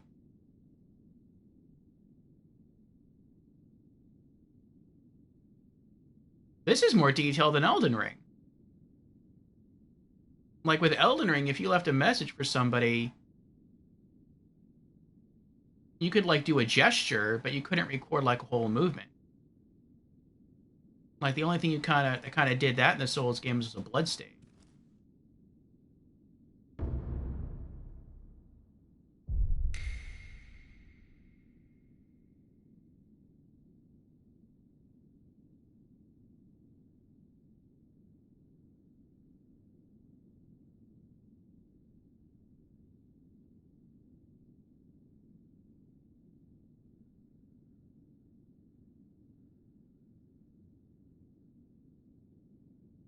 Okay, well now I know there's items in, I guess, lanterns?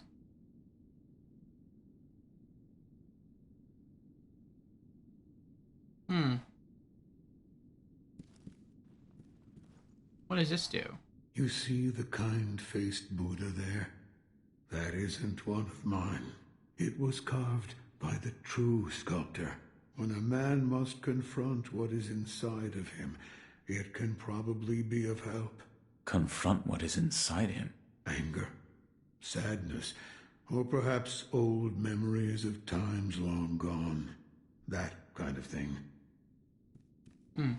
Also, we have an ad starting now. Should last about 3 minutes, and we should have about an hour of uninterrupted stream time. I'm going to use the bathroom and get myself another cup of coffee.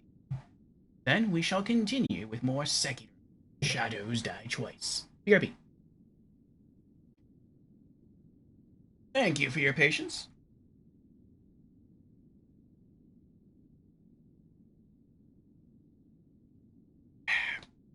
My final cup of coffee for the night.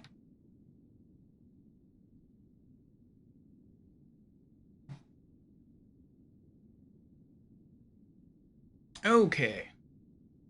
pop the earbuds back in.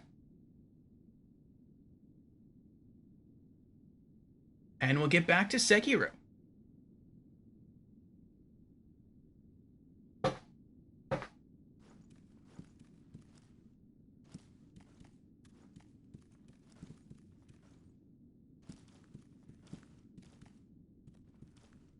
Also, I guess this was just a lore item.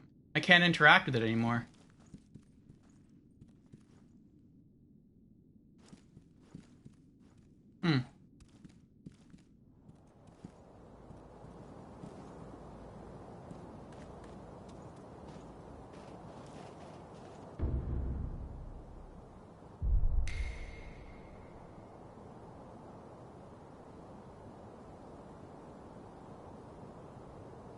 Interesting. So I guess in the Remnants, these are like player messages, but I guess they can't leave text. They can only leave you like clues to show you what they did. Interesting. Light coin purse. A purse filled with a small amount of sen. It can be used to acquire the sen inside. It has a somewhat satisfying weight to it. The sen in this purse is not lost upon death. Okay, so I'm guessing sen is like soul consumables, like you can pop them for souls, or I guess in this case upgrade points.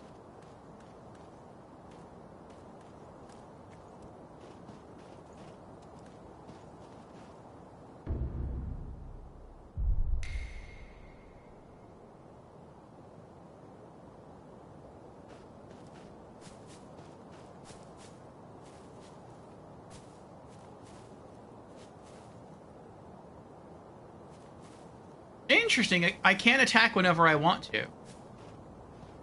I guess I have to enter an area where he's able to pull out his sword. Oh, can I get something from here? No, it looked like the last guy pulled something out of here.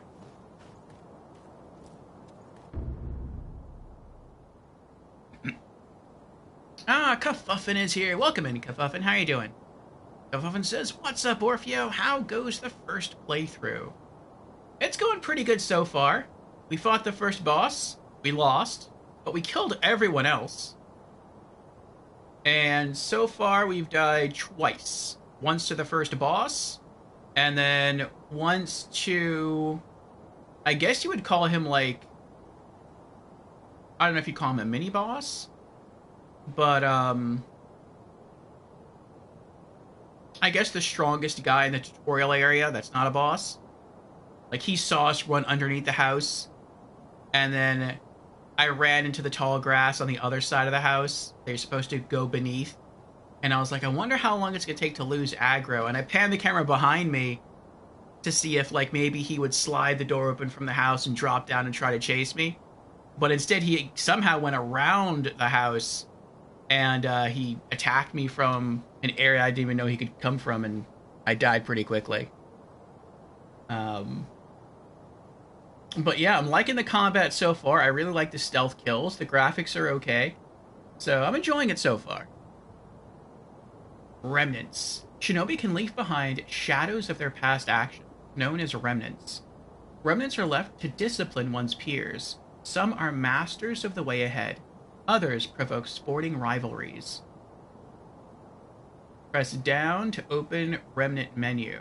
No, a network connection is required to leave remnants. Okay. Press square on Sculptor's Idol to commune. Uh-oh. Now I can pull the sword. More pellets. Interesting, though, that every time I find an item, it gives me a description. Which, I mean, I'm okay with that, but I mean, this is like the 4th time we found the pellets, and you still get the full description.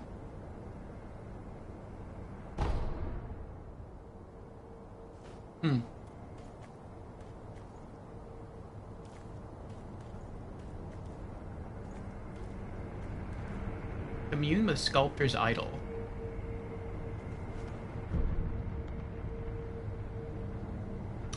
Huffin says, it's such a good game. Glad you're enjoying it so far. Yeah, I have to say I was really, really anxious about this game, more so than any other Souls game I've ever played. I heard the game is really punishing. It's very difficult, relies a lot on parries, which I am horrible at parries. And that you have to, like, you can't create your own play style the way you can in the other Souls games. Like, you just have to learn how to play as this character.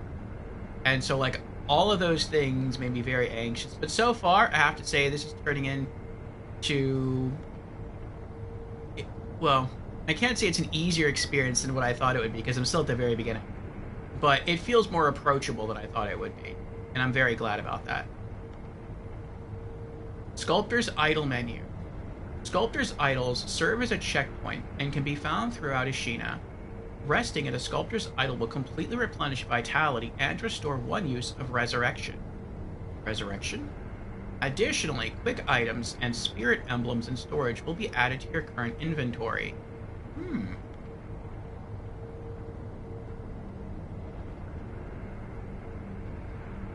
Oh, so you do have a storage. Okay.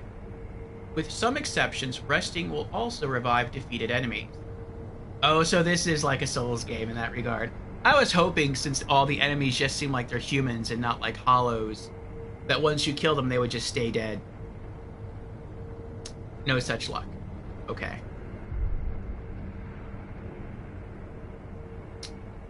Zero out of 4 prayer beads, 0 out of 1 memory, 0 out of 15, whatever those things are. And something is at 30%, but I don't know what that is. I guess rest?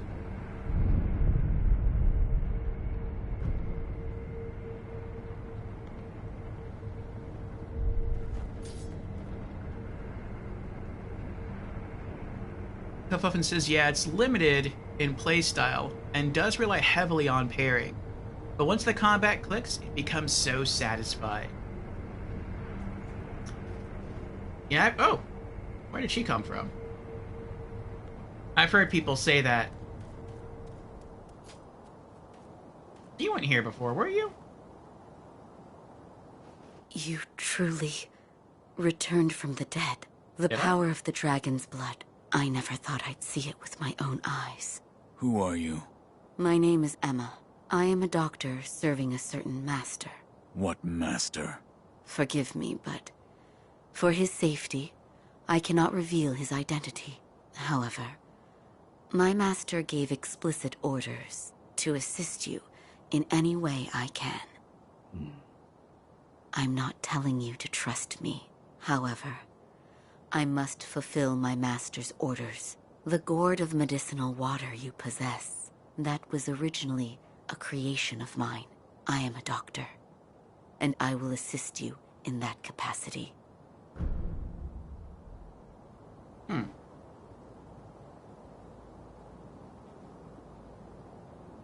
I'm gonna guess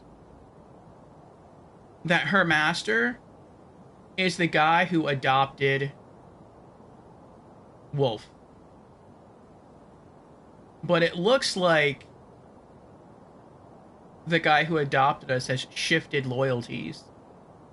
Like, maybe the Wolf's job was to guard the kid, and maybe our, like, adopted father's job was to guard the kid's father. And it looks like the kid's father was killed in the opening cutscene. So maybe over time he switched allegiances to the guy who killed the kid's father. Maybe he felt like he had to. Like there was no real other option. But he still cares about Wolf. And Wolf is still doing his job to protect the kid. So he's sort of acting behind the scenes and sending the doctor to him to help him. But he can't let anyone know that he did that because that would be a traitorous act.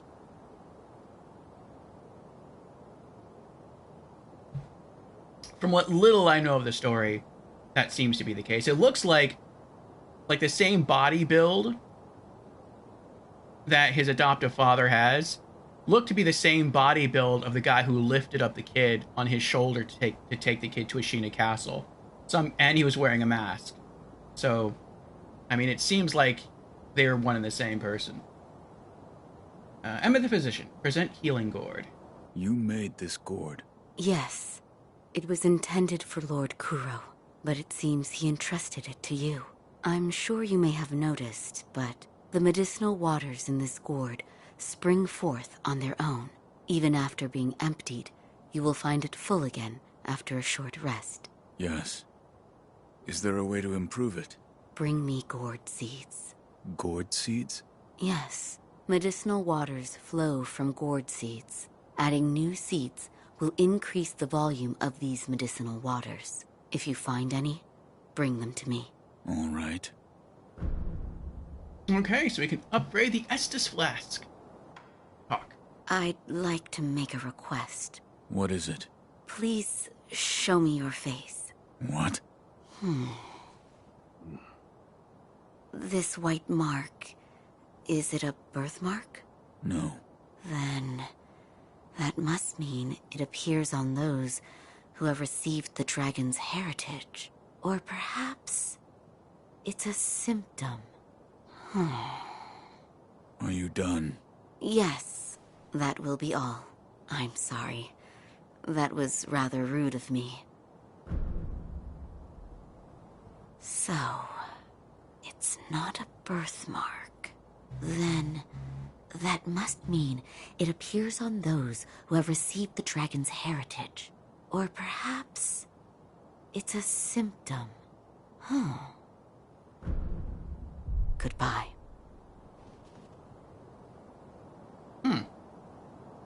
I thought that white mark on his face was just like snow or maybe like ash from a fire that he rubbed on his face to like keep sweat out of his eyes.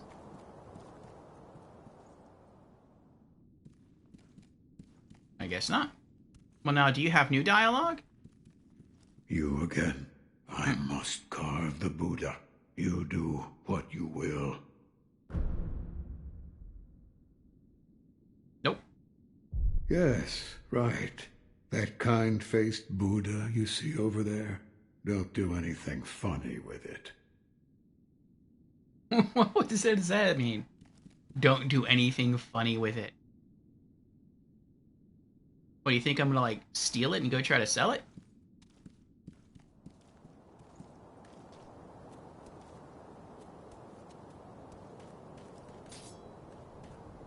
Can I slash the bamboo? You can, but nothing really happens. Alright, so I can go that way, or I can go that way. What's this way? A bridge. Grappling hook. The shinobi's prosthetic grappling hook allows access to normally unreachable places, and a chance to take the high ground. Nearby grapple points are designated with a circular symbol. When this symbol turns green, the grapple point is within reach. L2 for grappling hook. Nice. Very cool, very cool. Oh, so it actually gauges distance. Okay. So if I use it now, it won't work. No, it has to be green. Okay. Alright, that's cool. So this really is like Tenchu.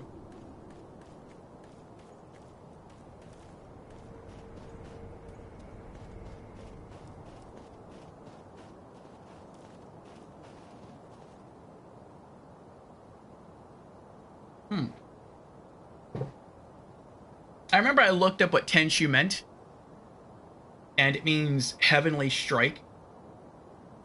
And I remember after learning that, I thought it was the perfect name for the game. Because you're really not supposed to play the game fairly. You're really not supposed to run up and try to face people like face to face. You're supposed to stealth kill in that game, and the best way to stealth kill is to stay on the rooftops and then drop down for a quick one-hit kill. And when you get good enough at the game, and I got good enough at the game, you could do the Tenchu, like Heavenly Strike, like a bolt of lightning comes down out of the blue, kills someone, and then before you know it, it's gone. And you could do that in Tenchu. You could jump off a roof while you're falling, perform an attack to perform an insta kill technique, and then while you're doing that, while that animation is going on, pan the camera back up to the next rooftop, and as soon as the animation ends, fling your grappling hook to the next roof and pull yourself up. So it's like you'd come down, kill, and then return to the sky.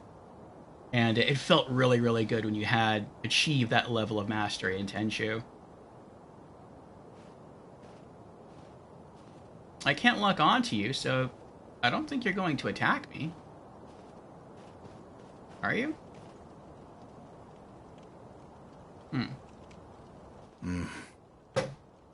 Never seen you before. Your name? Won't tell me. But you do have the look of a skilled shinobi. A shinobi. Or perhaps... Sir, please heed my humble request. Face me in battle. What? Wait! You didn't even give me a chance to decline.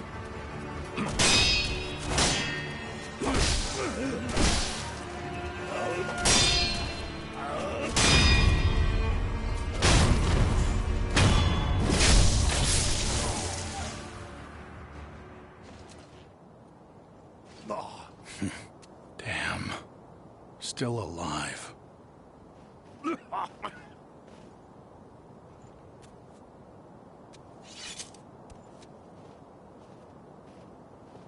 Are you good now?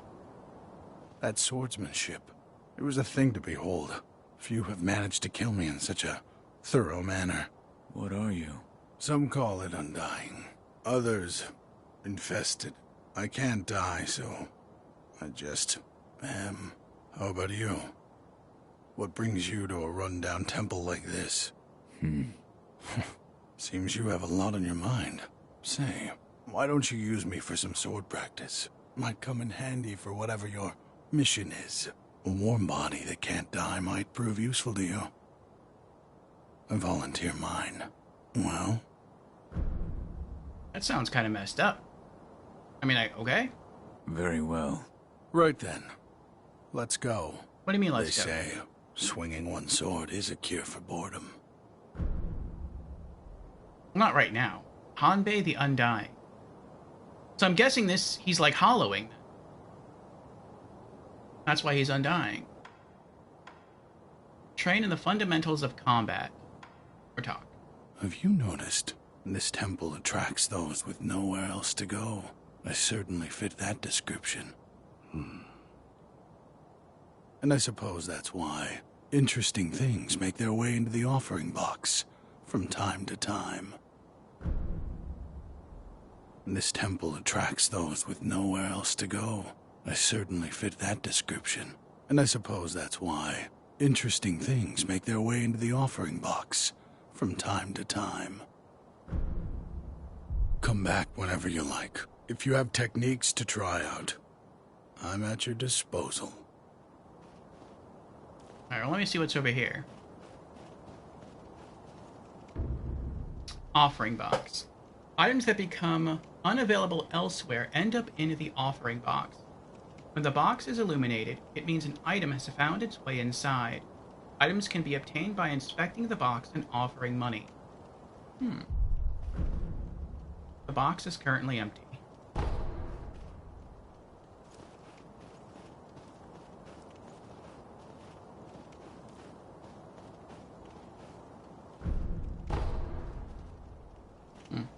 Okay.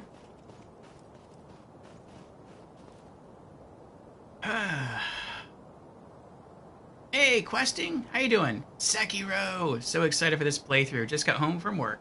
He'll be lurking in the shadows. Alright, questing. So you've played Sekiro?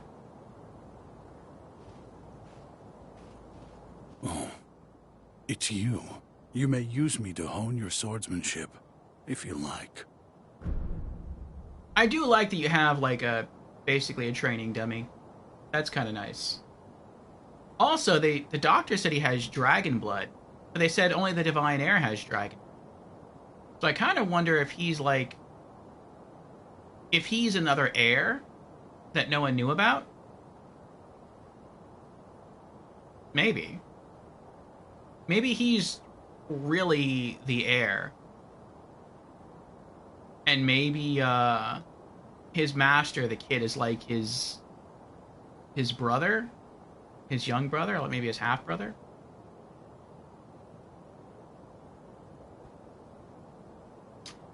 Questing says, very briefly, though I plan to return to it. Dragonborn! Yeah, apparently there's a dragon bloodline in here. We probably don't get the cool yells, though. Practice the basics of attacking. In that case, I stand as your opponent. Sword attacks. A shinobi aims to break an opponent's posture. Attacking an enemy is one way to achieve this. An enemy with broken posture is vulnerable to a shinobi death blow. Perform 3 death blows after breaking enemy posture. Okay, R1 to attack, R1 after breaking posture for a death blow. Oh.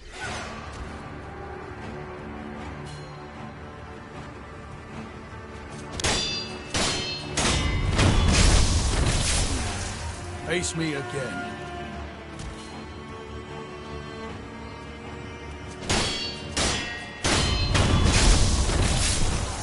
Face me again.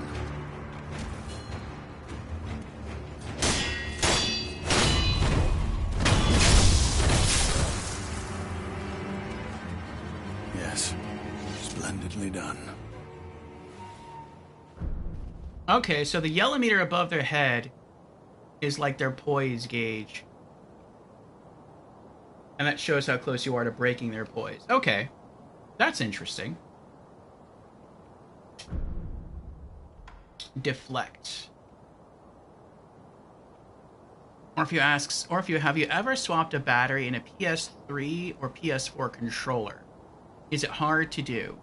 I have not done it. I've seen, or I've heard people talk about it on YouTube, and they say it can be very difficult. Questing says, PS4 is tough because they're basically molded together. Yeah. Not too sure about the PS3, though. YouTube may be your best friend. Marcus says, of course, but I'd like to hear personal experience, too. Yeah. I thought about trying it, not to swap batteries necessarily, but to try and see if I could fix some stick drift in one of my PS4 controllers. But yeah, apparently it's not just screws that hold the controller together, they're glued together. And so you would have to basically unscrew all the screws and then break the glue, which would probably require some force to do. But then also do it very carefully, because if you do it too harshly, you can probably like rip cables inside. So it's not something that I would try. Maybe people have done it, and maybe there's specialty shops you can go to, or maybe you can even just send the controllers into Sony and they'll do it for you. I don't know. But it's not something that I think I would attempt.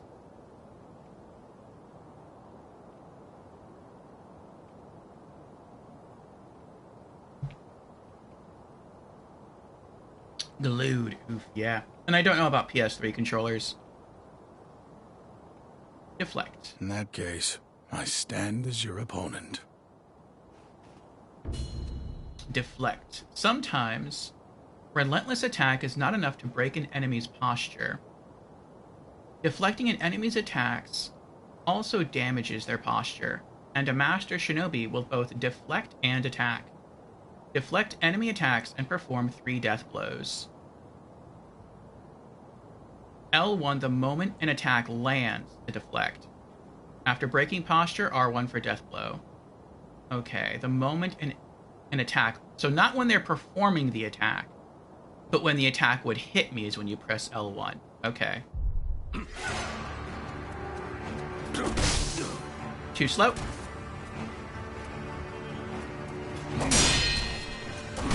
Too slow.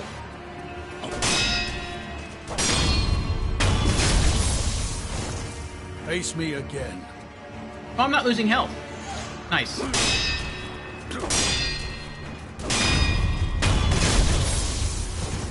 Face me again.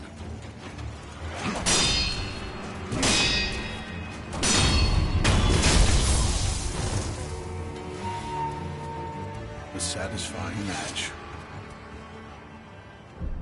I felt pretty good. I also noticed that during training, yeah, there's like a fog wall that seals you up in here. Kind of like an Everjail in Elden Ring. Interesting. Step dodge. Practice the basics of evasion. And Keed Keedler is here. Welcome in, Keed. How you doing? Keed asks, hey Orfeo, how are you? Doing well, Keed, doing well. Here with my final cup of coffee. We are almost 3 hours in to our very first playthrough of Sekiro. This is day 1. We're learning the basics here. And enjoying it so far. I like the graphic style. The combat is starting to come together for me. I know I'm still in the very, very early stages, but I'm liking it so far. I like the stealth aspect. I like that if I can sneak up on an enemy, I can like instantly dispatch them with a single attack. And I like the fact that I just got access to a grappling. So, yeah, I'm enjoying it. I like how approachable they're making it. In the other Souls games, it's not really that way. You are given a tutorial, generally in Dark Souls and Demon Souls and Elden Ring and Blood. Well, are you given one in Bloodborne?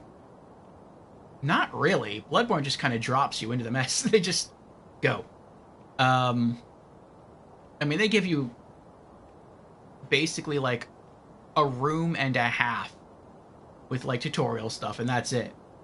But yeah, I like the fact that since you're required to learn how to fight as this character, because you can't really develop your own playstyle, they're like, okay, well, because we're requiring you to learn to play a certain way, we're going to help you with that. And so here's this training tutorial guy that you can use infinitely to go over new concepts or to brush up on old concepts.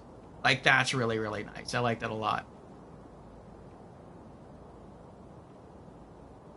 Questing says, if it's glued, you could probably use a heat gun or hair dryer to loosen the glue a bit. Oh, that's a good idea. But if they really are glued, it's probably because PlayStation doesn't intend to replace components. Yeah, that's what I'm thinking. I mean, I'm pretty sure if you, like, contacted Sony through email, and you're like, hey, the battery's dead, can you replace it? They'll probably say, I mean, we'll do it, but you're gonna have to pay for it. We're not gonna, like, do it for free. And, I think they would probably do that. I mean, if they just have, like, spare batteries sitting around, or, like, spare controllers sitting around, I could see them popping for you. Fusion asks, so how's the game? You might have heard me respond to Key Leather. I'm liking it so far. He says, sounds good. Bloodborne throws you in a room with a werewolf. Yeah, pretty much. And then you die. I mean, I escaped the wolf the first time, but most people probably die. And then you go to the Hunter's Dream, and then there is some tutorial messages there. And then you get back to the room where you died eventually, and there's a couple more tutorial messages there. And then that's it. They just kind of drop you in there with a pretty strong boss. It is at half health, but it's still a pretty strong boss at that point in the game. And you just have to kind of, like, bumble your way through. I'd probably say Bloodborne is the hardest of all the Souls games in terms of just starting out. Like, in terms of just the tutorial area, it's probably the hardest. Not the hardest overall game, but yeah, the tutorial is rough in Bloodborne. This feels a lot easier. Step dodge. Practice the basics of evasion. In that case, I stand as your opponent. Alright, this is new to us, this technique. Step dodge allows one to avoid attacks. Dodging won't compromise enemy posture, but it may help one avoid damage. Evade enemy attacks, then attack and perform 3 death blows. Press circle to step dodge. After dodge, R1 for a dodge counterattack. Ooh, you get dodging counterattacks. That's cool. Okay.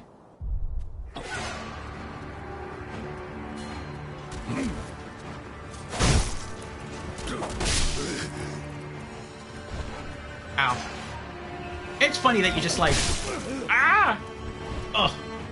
That you just fall. And it takes you like so long to get up.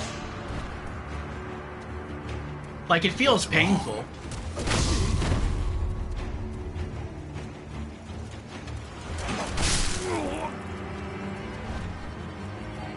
The dodging is hard in this game.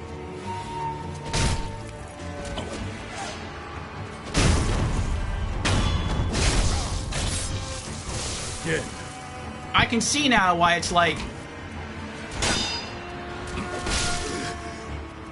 I can see why you're supposed to parry. Because dodging is really, really rough in this game. That's how it feels anyway. Like, I dodge backwards and he still hits me. I dodge around to the right and he still hits me.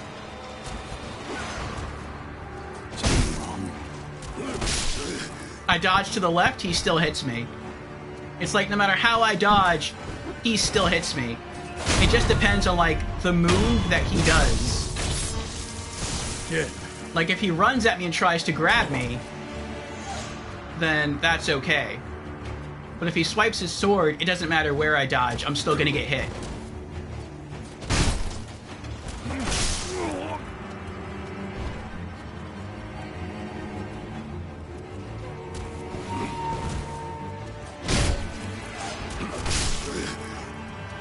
What's wrong?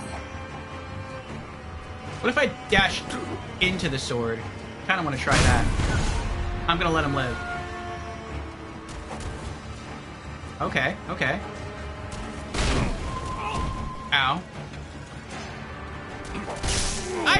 Wow, I didn't have a chance to stand up. He stagger locked me, essentially. Something wrong?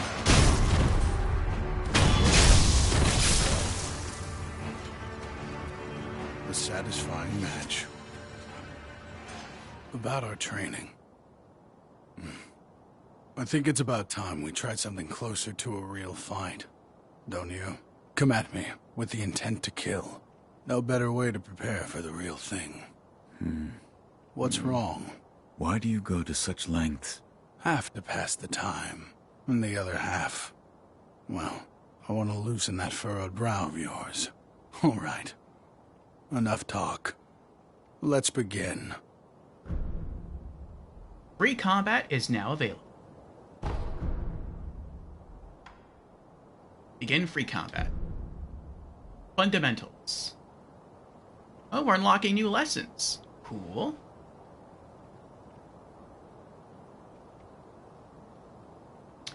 Marcusor asks, has Twitch redesigned the viewport a bit? Or is it my FFZ...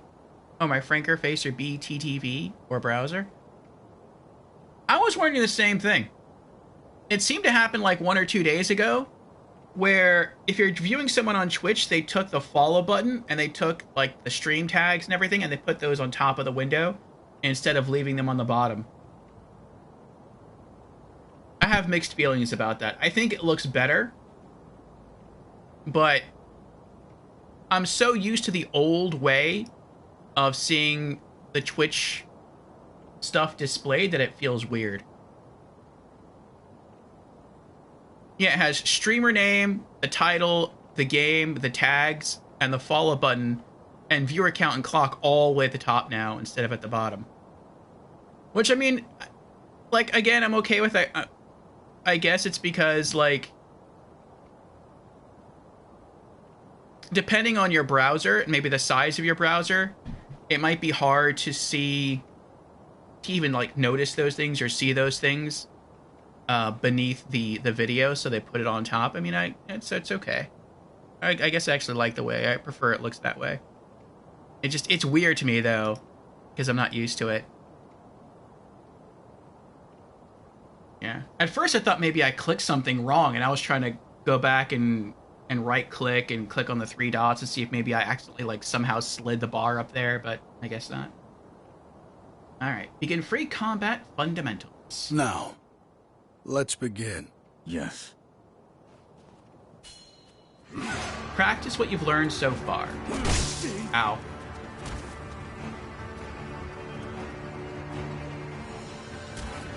Oh! I guess I can dodge the grab. Ow. What's wrong?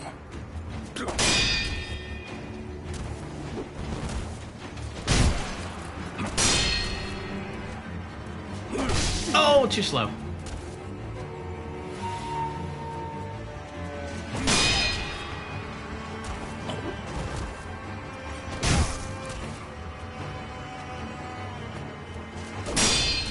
Something wrong?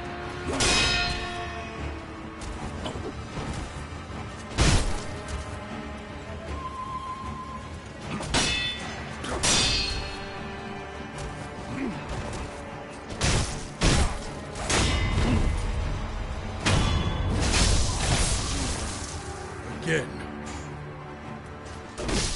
Oh.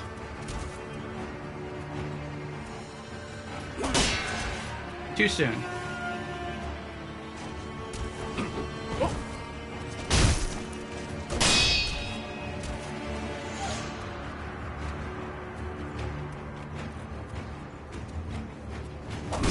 Oh! I thought he was going for the grab.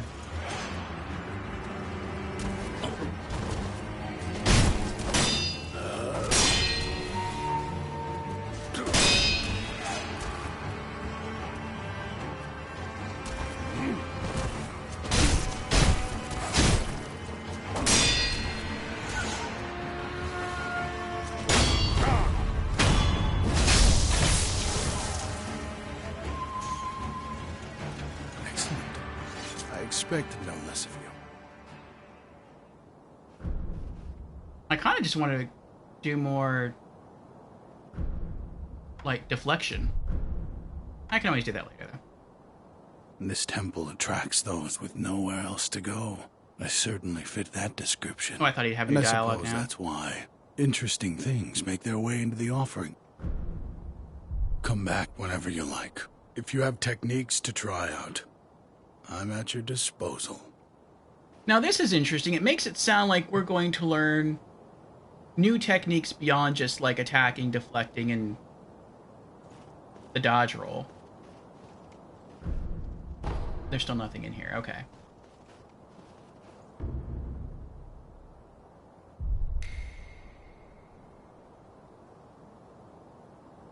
The snap sound is weird in this game. It reminds me of, like, the snap sound from the Nintendo commercial with the Nintendo Switch.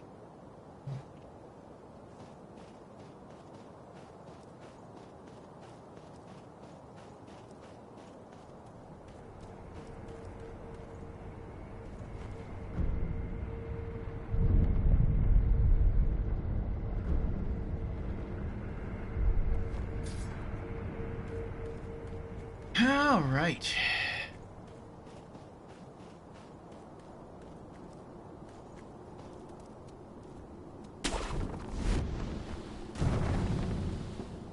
Oh, that's cool. The tree branch moves up and down. That's not something you see in other Souls games.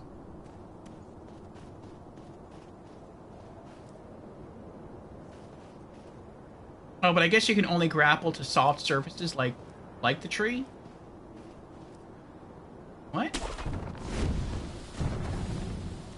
You can't grapple, like, up a wall. Okay.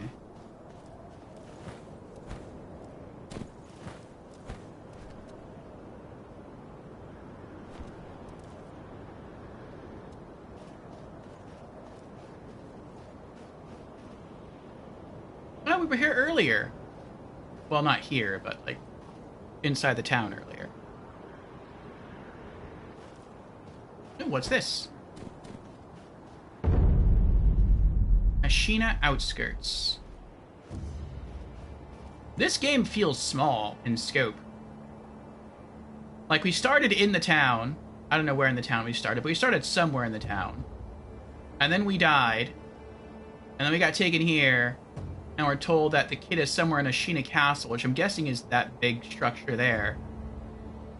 So is the entire game just us working our way, like, through this town to get to the castle?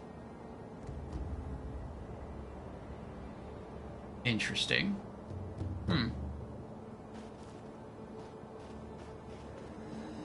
wonder how long this game is compared to the other Souls games. Like, what's the rough hour count?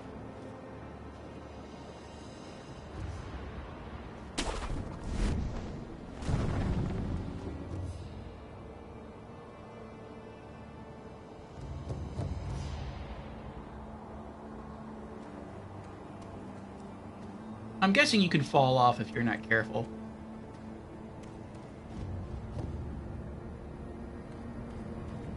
Why are there 3 blue flames here?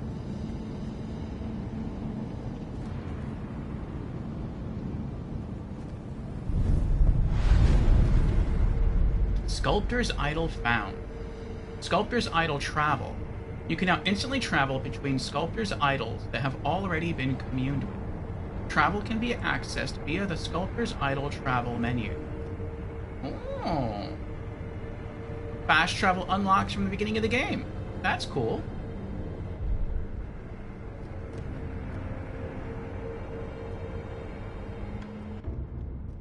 Important places.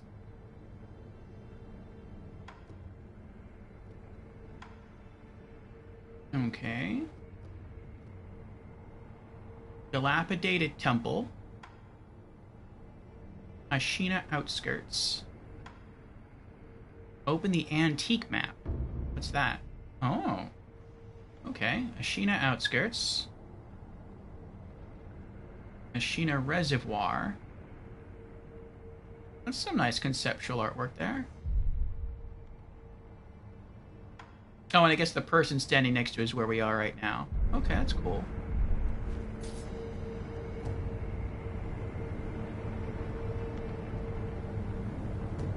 Marcusor says, but now more people maybe finally reach stream titles and tags. Yeah, I agree. I would get a lot of people asking me when they come into stream, hey, what game are you playing this? Like, what system are you playing this game on? Or, is this a 24-hour stream? And it's like, I always have those kinds of things, like, in the tags. But, like, I get it, they're beneath the video, and most people never read the tags. And many people either don't use tags when they create their stream session, or they use tags that are, like, funny tags, but not tags that really, like, give important information.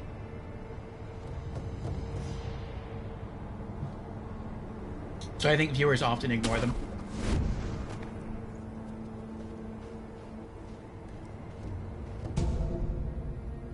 Ungo's Sugar. Sugar candy made in Senpo Temple, sustaining Ungo's blessing. Oh, this is something I know about. But I only know about this because I think I got into a short phase where I was looking for, like, recipes to create video game inspired food, and this popped up as a recipe. So I think I posted that in our Discord some time ago, where you can actually create candy that looks this way. I think someone made a YouTube video of it. Ungo's Sugar. Sugar made in Senpo Temple, sustaining Ungo's blessing. Temporarily reduces vitality damage taken from physical attacks. Vitality damage. Okay. So it makes you... Okay. Makes you take more hits before you die. Bite the candy and take the Ungo stance to impart its inhuman benediction. By doing so, you endure the excess karma of man from the spirits within. Senpo monks spread this candy across Ashina in honor of her military heroes.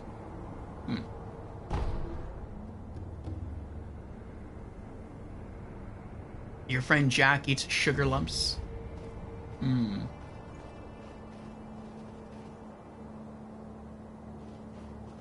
Just like lumps of sugar? Not candy?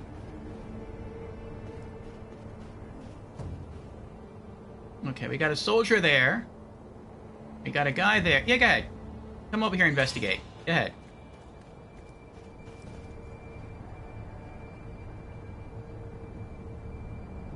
Will he drop down? Oh, he's not going to drop down? I was hoping... Oh, there's stairs. That works. Okay. I wouldn't think he'd be able to get up here, though. I wonder if you can drop down and kill people like you can in Tenchu. I wouldn't think so. Or if you can, maybe that's an ability you unlock later in the game.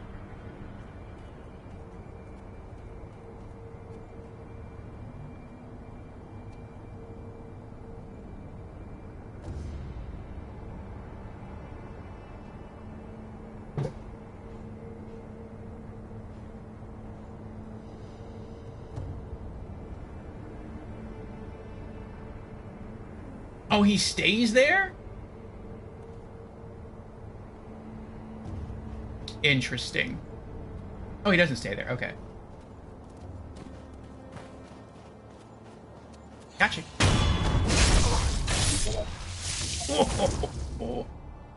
Acquiring enemy loot. Enemies drop loot, such as items and money. Multiple enemies can be looted at once and from some distance away. Items found in the world are different than loot, in that they must be approached to be picked up. Press and hold square to acquire loot. Press square near a world item to pick up item. Oh, so you have to hold square for loot, not for items. Okay.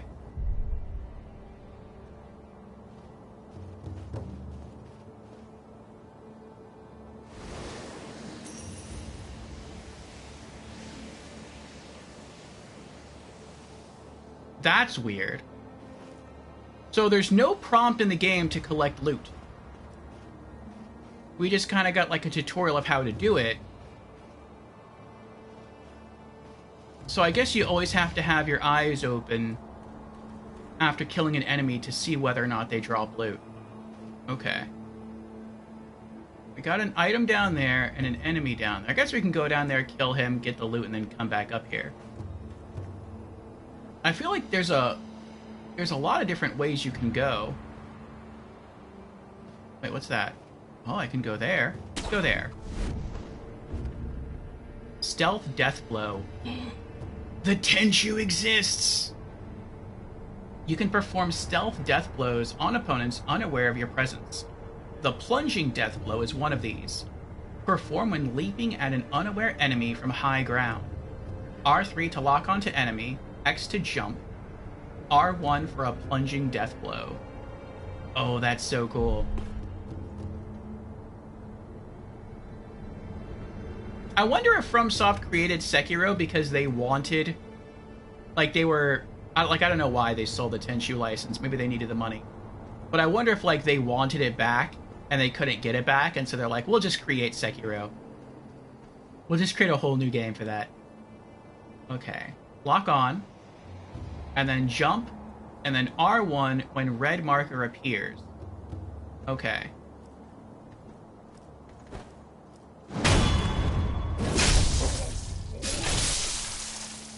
That is so cool.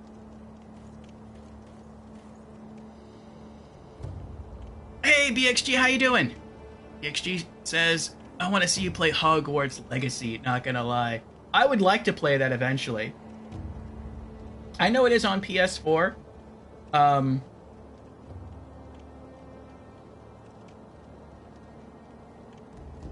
have seen a good chunk of the movies. I haven't seen them all.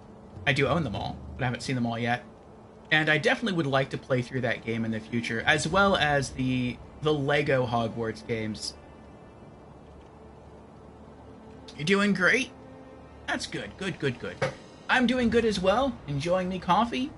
And I'm probably going to go take a bathroom break soon. We have 4.5 minutes till the next ad anyway, so I might run it a bit early.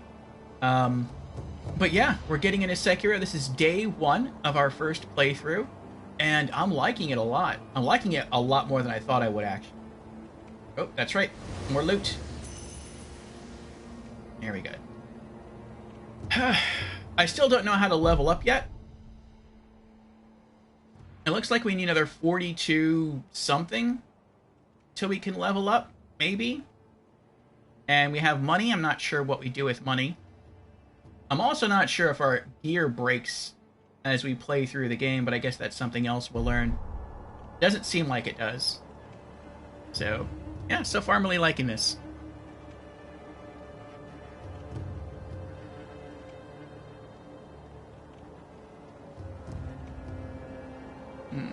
Marcusor says it's a 1967 song, which may explain about sugar lumps. No more of sugar lumps of another type. Alright,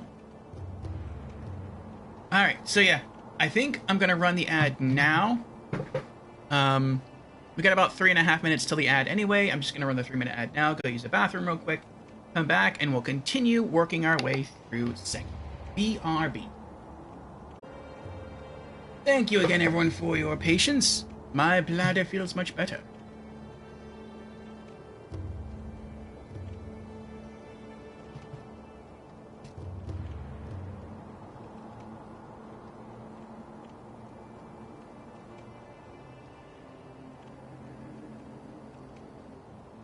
Marcusor redeems hydrate.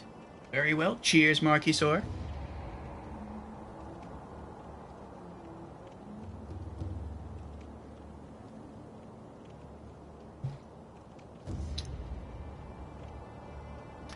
PXG says, I miss playing games, drinking tea while watching you.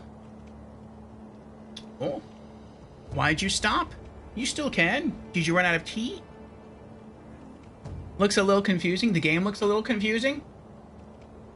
Yeah, at first it kind of was, but it's no more well, I can't say it's no more confusing than other Souls games. I think it is more confusing than other Souls games. But it's not confusing, it's just there's more stuff you can do, so you just have to learn a few more things. No poop this time, Marcusor.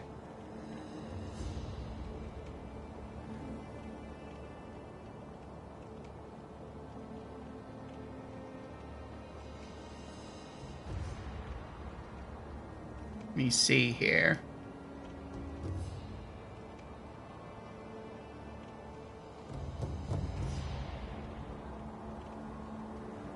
Looks like some of the frosty tools have stopped working.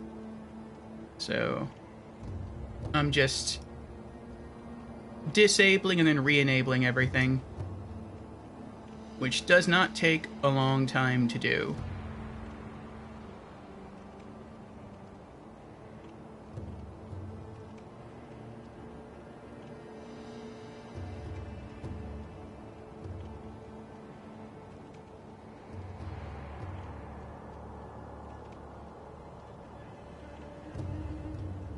Done. Okay.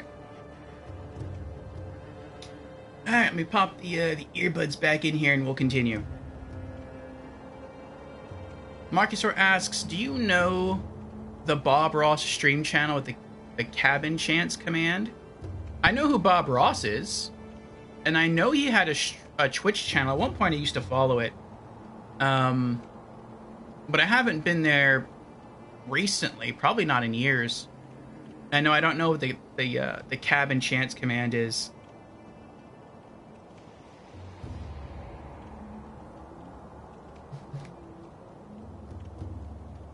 Okay. Alright, another pellet.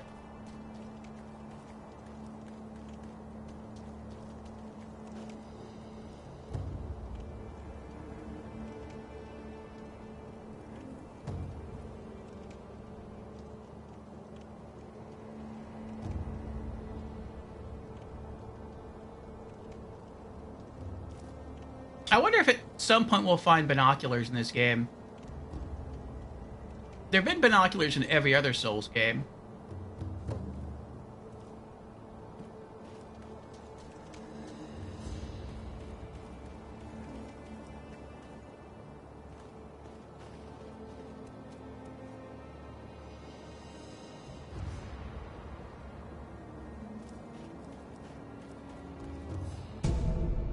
Ceramic shard. A piece of pottery that breaks with a satisfying crack when thrown. Throw it at an enemy to draw their attention. Throwing and smashing such pieces made for a popular sport amongst Ashina boys. Even after growing up, they remember the old games well. Okay, so you can use this to, like, distract a guard. Ah.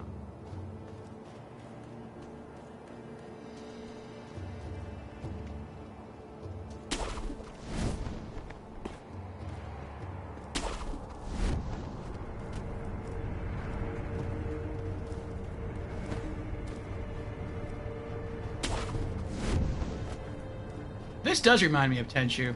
Like in Tenchu, there was a whole bunch of other items you could bring with you. Poison rice balls. Blow darts that would cause the enemies to fall into a slumber. And it was all pretty cool. But I was like, nah. That's not challenging enough for me. All I need is my sword and my grappling hook. And that's it. Though I did eventually equip the armor, but that was more so because I just thought the armor looked cool. Like the ninja armor.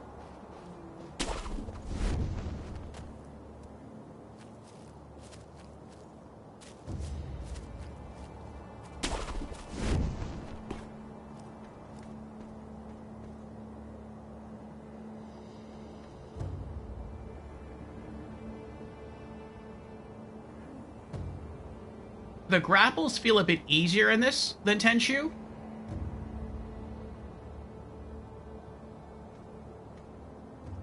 But Tenchu probably had the better grapple system.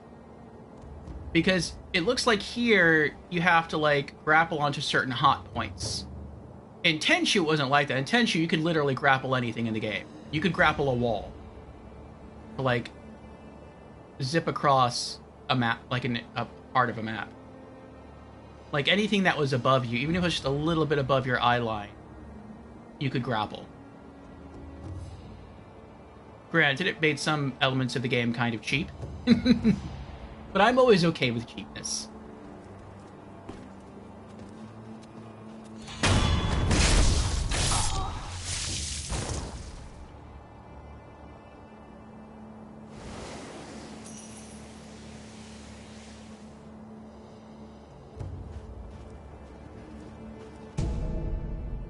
Another ceramic shard.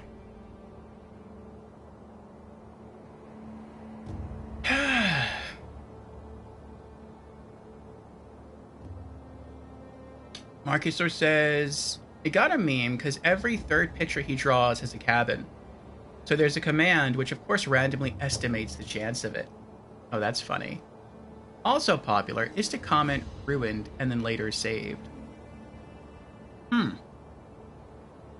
Tremo's here. Welcome in, Tremo. How you doing? And his name is Orfeo. Let's heckin' go. I'm liking this so far. It's more fun than I thought it would be. And Grim Space is also here. Welcome in, Grim. How you doing? Orfeo, dude. Sekiro, let's go. Yes. It's reminding me a lot of Tenchu. And I loved Tenchu. I still want to go back and play the other Tenchu games. Maybe I'll replay the first two as well, since it's been so long since I've played them. The music in Tenchu 1 is amazing. It's some of my favorite video game music of all time.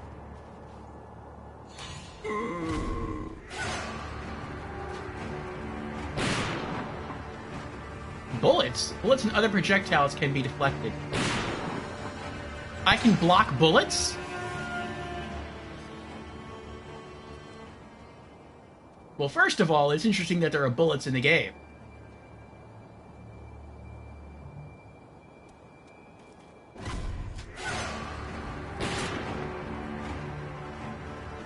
But I can't believe I can actually deflect bullets. How skilled is our shinobi? Oh, I guess when you have aggro, you can't grapple. That's something else different from... Oh, wait. Oh, am I too... Wait, what? Oh, if you're, like, right under the roof, you can't grapple. Okay, that's what it is. It's not an aggro issue.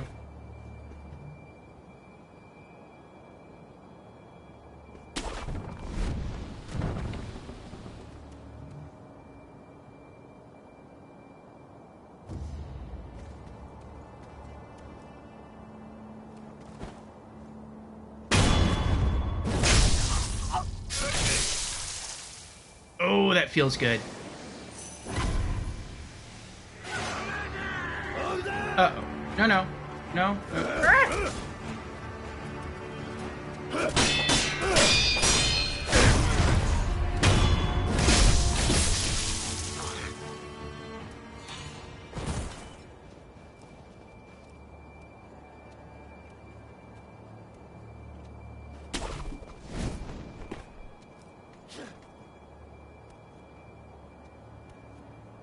I feel like that was luck.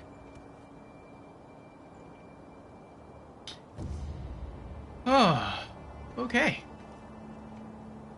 Oh, the gunners are still there.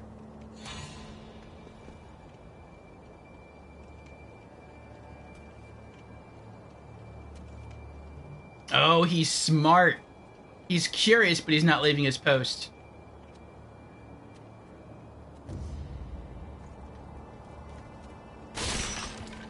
Oops.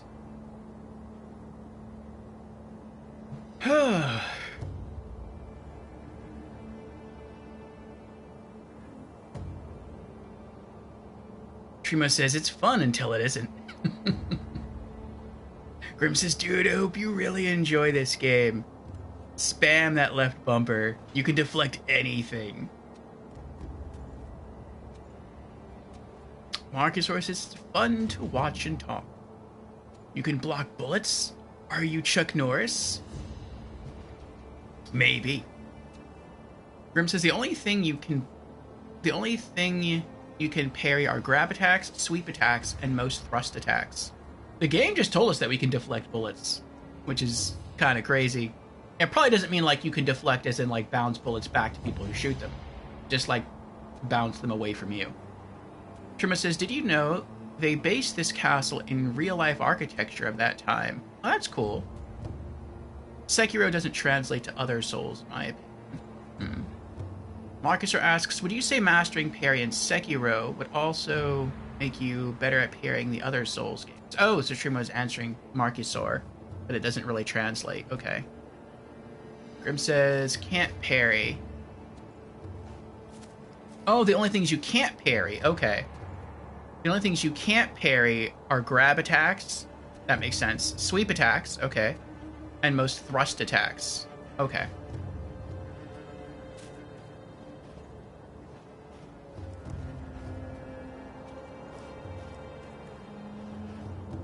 It feels like I have so many options,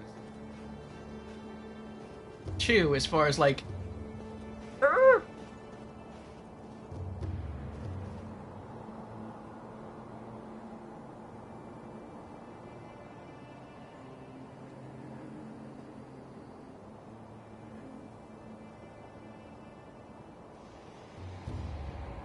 on, like, how to travel.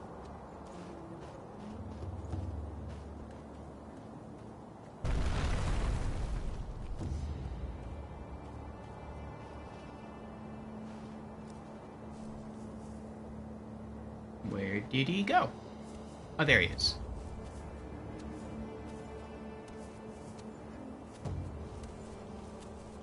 Surprise!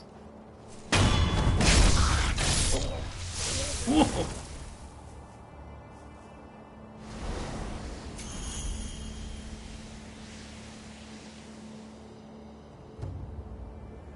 I don't like that you have to hold down the button to loot. So far, that's the only thing in this game I don't like. Like, that doesn't make sense to me. Unless maybe later on in the game you get, like, something that you can equip for free that auto-loots. Like, that would kind of be okay.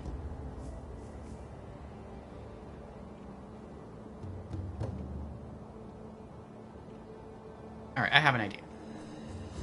I'm gonna try to get behind them. And then... I'll stealth kill one of them. And then I'll just take the other one on.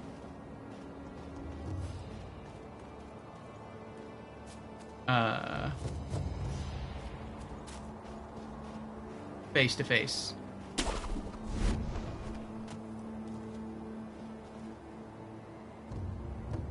And Lorelei is here. Welcome in, Lorelei. How are you doing? Trimo says, sneaky, sneaky. Yes, I love being sneaky. Marcusor says, wow, PS3 has a yellow line of death. because of worn capacitors. But I got another one. Just waiting for... Oh, Gran Turismo 5 to finish its updates. Nice. The first game I tried on my PlayStation 3, like the new one once I got it, was that. It was Gran Turismo 5. And I saw how long it was going to take for all the updates, and I was like, no, I'll just play it without install. Well, actually, no, I did the updates. But then after you do the updates, because I have the physical version of the game, I don't have the digital version, it tells you, like, hey, if you want to, you can make loading times faster in the game if you download, I guess, parts of the game from the disc onto the hard drive. And I was like, okay, I'll do that, because I did that originally. And then I saw how long that was going to take, and I'm like, no, I just want to get into the game and play it real quick. And it takes a long time. I think it would have taken like 4 hours or something. And I was like, nope, I'm good. And I never even really got to play it. It felt like it was just going to take too long. But I mean, maybe one day I'll try to go back to it.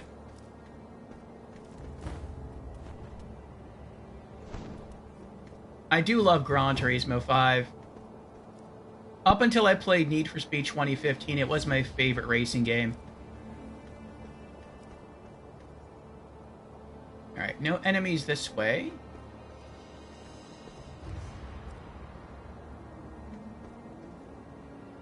I wonder how loud my stealth attacks are. I'm guessing if I jump and stealth kill him, like, he would hear. But if I just walk up behind them, can I stealth kill them that way without causing noise?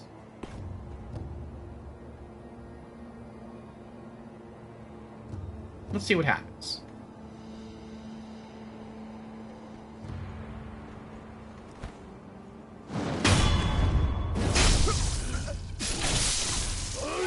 Yep, you heard that. You want to go? Do you want to go? Let's go. Oh, you missed. Oh! Alright, alright.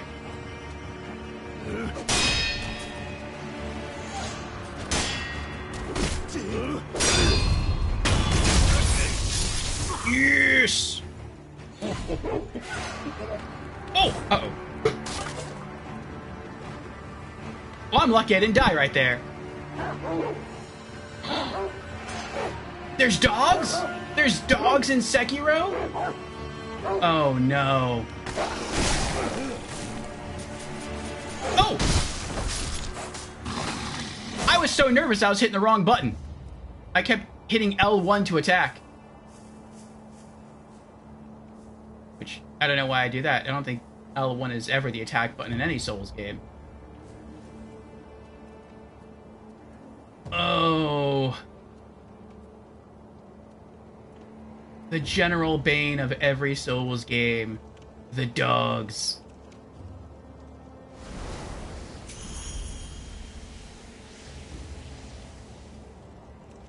How much health do I have? Oh, I mean, that's not bad.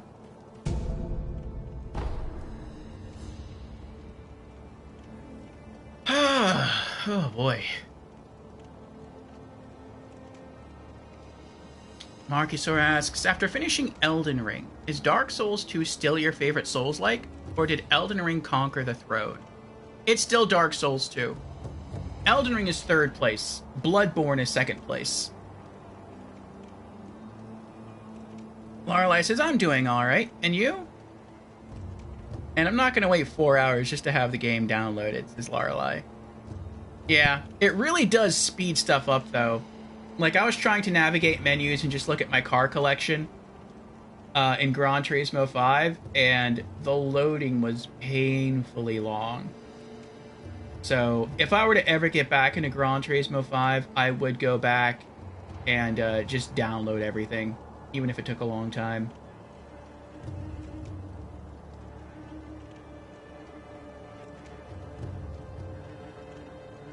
But I'm doing good, Lorelei. I got some good sleeps. I got to watch a short movie today. I posted that review in the Discord. It was like an 8-minute film. If people are interested, I could link the YouTube video. That's where I saw it from. And it was like a concept movie called Arcade from 2014. And it was a lot more emotional than I thought it would be. And it was pretty cool. And a bit sad. Especially towards the end. But, yeah, did that. And now here we are, playing a new role-playing game for RPG Afternoons. And I have to say, so far, every fear that I had about this game is almost non-existent. Like, I know I'm still in the very early stages. It's probably going to get way harder. But for now, like, I'm having a lot of fun with this game. A lot more than I thought I would have. So, quite happy about that. Well, I think another reason why I kind of got rid of Gran Turismo 5 was because since the servers have shut down, you no longer have access to the online events.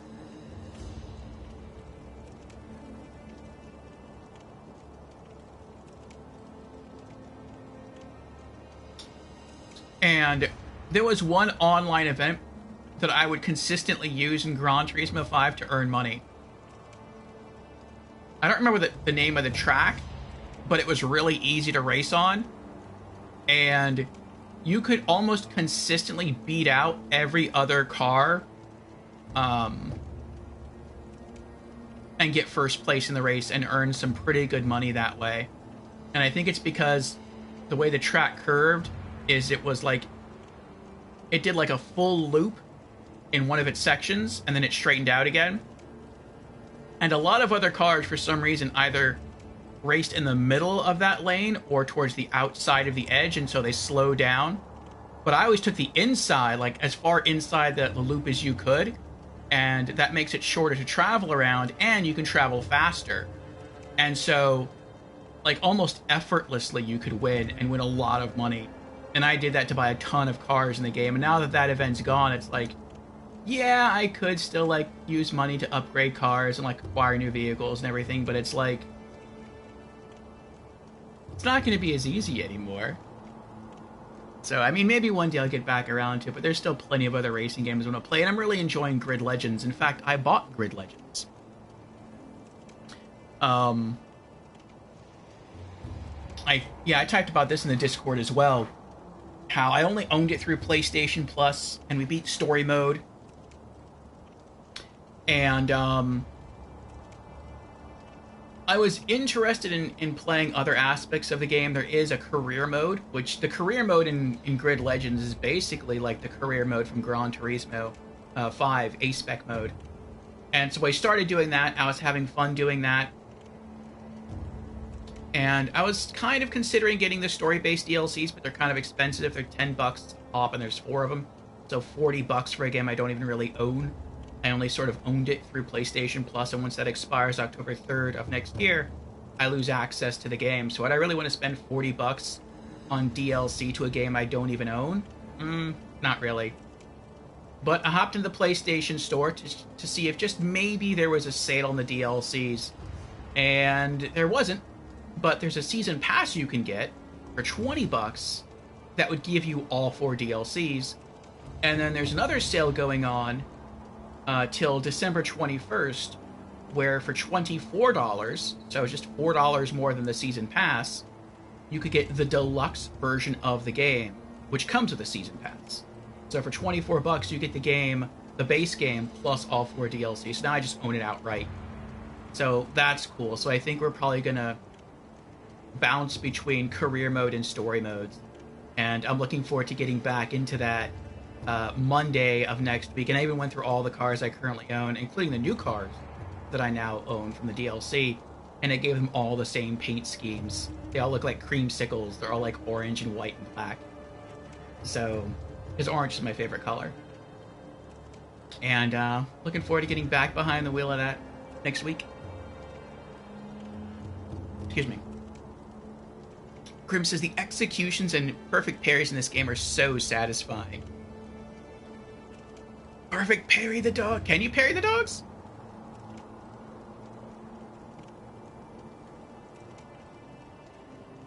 Marcusor says, GT5 is a really great, nearly perfect like Gran Turismo 4. I never played Gran Turismo 4.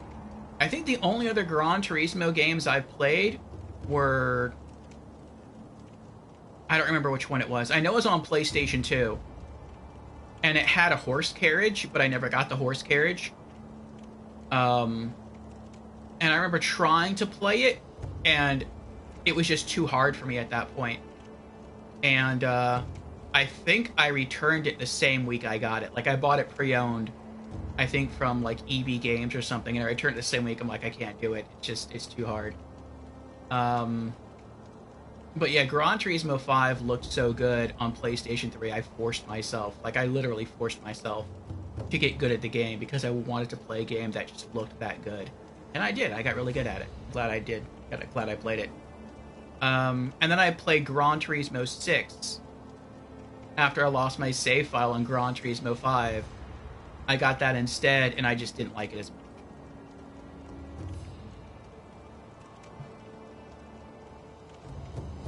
Oh, actually, I did play one other. I played Gran Turismo PSP. I liked that. The graphics were okay. I enjoy the physics. The only thing I didn't like is it had no story mode. It was just arcade. So, like, pick a car, pick a track, and then race. And that's it. And, like, I thought... without a sense of progression, it just didn't really hold my interest. And then I learned why there's no sense of progression. And it's like the developers said they could have added that in, but they didn't think players would want to, like, progress through a handheld Gran Turismo.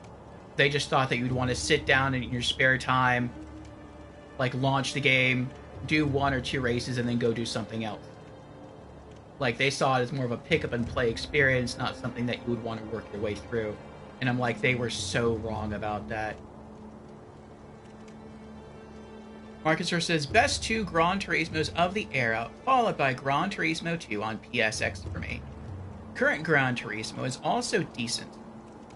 Would take the 4th place here, and for motivation and presentation, way better than recent Forza Motorsport. Only races in Forza Motorsport are better are the atmospheric night and rain races, fog banks, etc. Really exciting. Cool, cool. Do you have a PS5, Marcusor? I don't remember. Also, have you tried the newest Gran Turismo? There's a new one out called My First Gran Turismo. And it's free to play on both PlayStation 4 and PlayStation 5.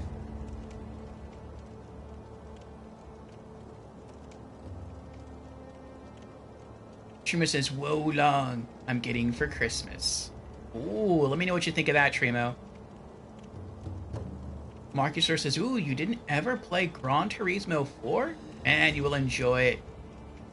You're gonna play 250 hours at least. I put a lot of time in Gran Turismo 5, so it's possible." Trimo says, "I have a PS5, yes, but not the Pro." Okay.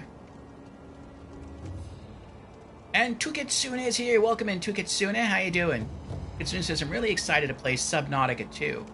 Play with friends in an official way and not a mod. This will be crazy." Yeah. I have another friend, another streamer friend, who is excited for that too. Her friends aren't, but she is. That's Virtually. She's one of my streamer friends who doesn't really like to play objective. She just likes creating stuff. And so... Oh, another item. I'm missing... There's a whole bunch of items around here. And so, like in the first Subnautica game, she would make the water base, and she would only progress the story up until the point where she could just craft more stuff, and that's all she ever did in the game. Like, she made 0 story progression. Like, unless she absolutely had to. All she cared about was just making, like, bases and building stuff up. And that's why, like, her friends don't really like playing those kinds of games with her, because they want to progress story. Like, they're all about, like, level progression and doing stuff, and she's like, nah, I don't really care about that. I just want to build stuff. So she can make those kind of games last forever. and it's she's looking forward to doing multiplayer in that in Subnautica 2.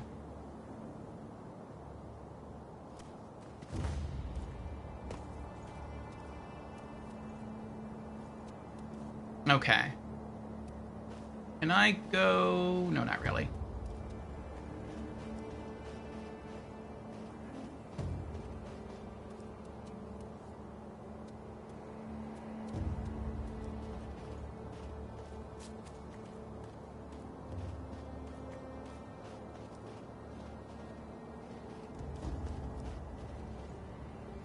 Okay, I came from that way.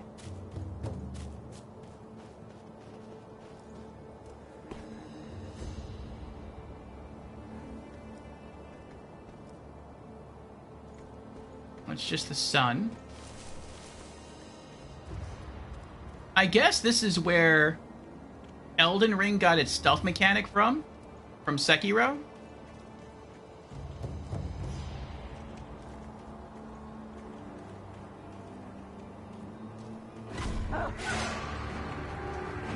I didn't see Doggy.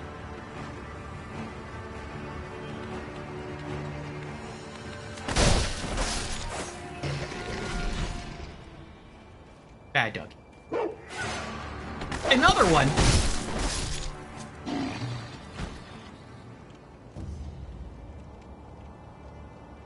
I will say I like that you only have to hit a dog once to kill it. Which, I mean, makes sense. But it's not like that in any other Souls game.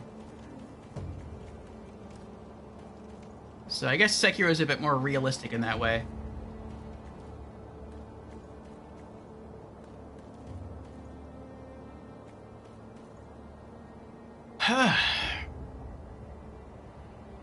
Tukatsuna says, I love to make both of these. Progress in the story, grind materials, and build bases.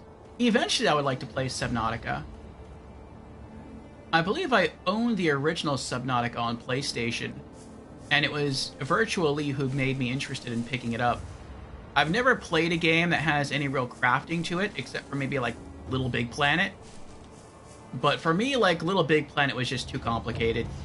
Which, I'm not saying Little Big Planet is complicated, it's just too complicated for me. I've never been one to really kind of get into that, and it just, there's a lot of tools and everything, and I'm like, no. It's a little too much for me. But, Subnautica looks interesting. It looks like something I could get into. Do the dogs drop loot? I don't think they drop loot. Okay, they don't drop loot. Alright.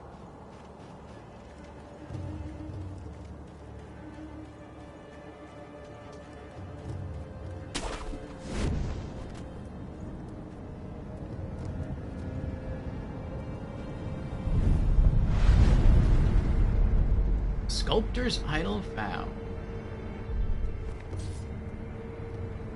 Yeah, I don't want to respawn everything. What is this place called?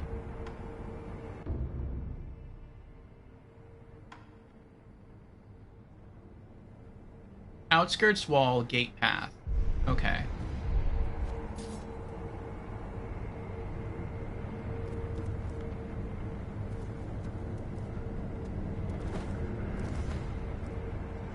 Oh. I could walk through there.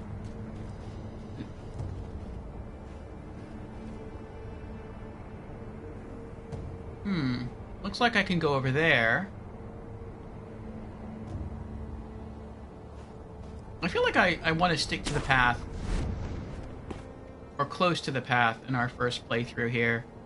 And then maybe we can do some more exploring in New Game Plus and beyond if we get into New Game. Ooh. Are you asleep or are you dead? Shuriken Wheel. A mechanical device made by the mechanical genius Dogen. Can be fit into the shinobi prosthetic to become a working prosthetic tool. While it is palm-sized, a surprising number of shuriken can fit into the shuriken wheel, as the edges were designed for stacking. A fine example of what can be achieved when one matches mechanical finesse with a shinobi's talent. Do we have infinite shuriken? Fitting prosthetic tools. Shinobi tools can be used on their own. By giving them to the sculptor, they can be fitted to the shinobi prosthetic. You can quickly return to the sculptor via travel from a sculptor's idol, or by using the homeward idol.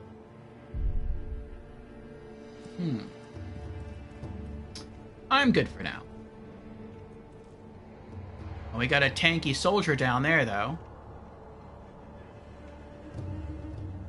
I wonder if that's a boss.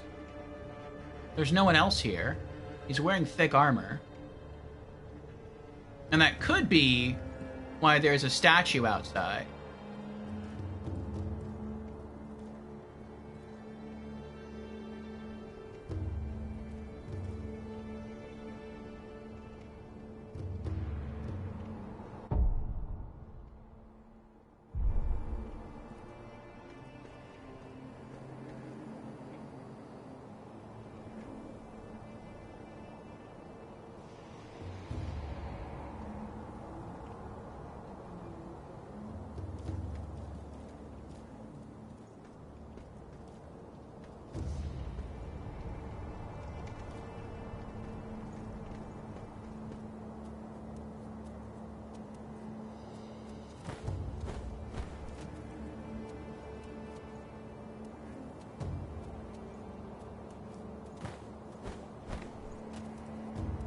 Oh, they're not letting me grab it. Can I pull myself up? Yeah, there we go.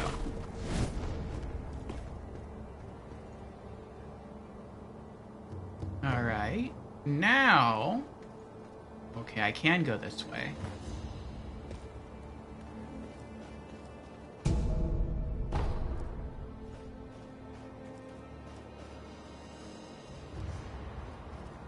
Now, something else I really liked about Tenchu is that you could actually insta-kill some bosses. If you could sneak up on them stealthily, you could hit them with a backstab or a falling execution move, and you would just basically bypass the entire boss fight. And if that is a boss, I wonder if that's something that you can do in Sekiro.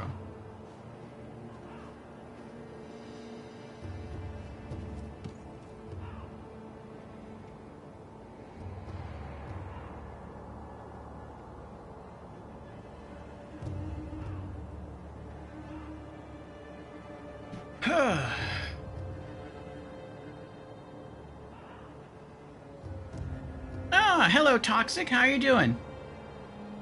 Marcusor asks Orphea, what do you think of Grand Theft Auto? I like it. I've only beaten one of them. And that was Vice City Stories on PlayStation 2. For which I tragically lost the save file. And I would kind of like to get the game back. I think that's the only Grand Theft Auto game I don't own other than Grand Theft Auto 5. I just needed some cash, and so I traded in a chunk of my gaming library. And since I had beaten that one, I probably wouldn't go back to it. I traded it in, but part of me regrets doing that. But I do plan on playing through the whole series, probably on stream. And I would like to try playing them in chronological order, but that's kind of difficult because the chronological order is kind of weird.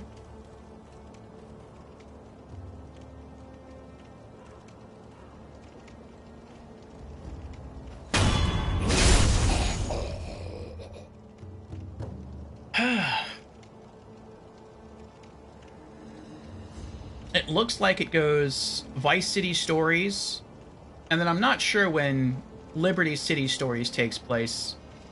It might take place at the same time as Vice City Stories, just in a different area. And then I think Vice City takes place after that. And then San Andreas takes place after that. And then Grand Theft Auto 3 takes place after that. So it's kind of weird. Toxic says good. Good, I'm glad you're doing well. Are you up to some Elden Ring today, Toxic?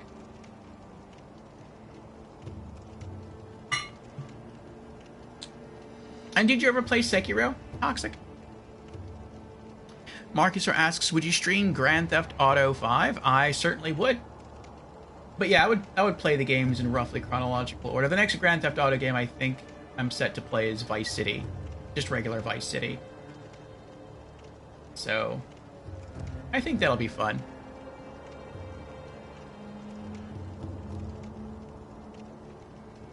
Marcus says, I'd stick to the ports. But Liberty City Stories was in the GTA 4 era. Yeah, we'll see. We'll see how I do at those. I remember I tried to start Vice City after I beat Vice City Stories, and the map is very similar. And I used the cheat code on the PlayStation 2 version to get, like, all the weapons. And I tried to complete the very first side quest. I think you have to, like, shoot down a helicopter. And I couldn't do it.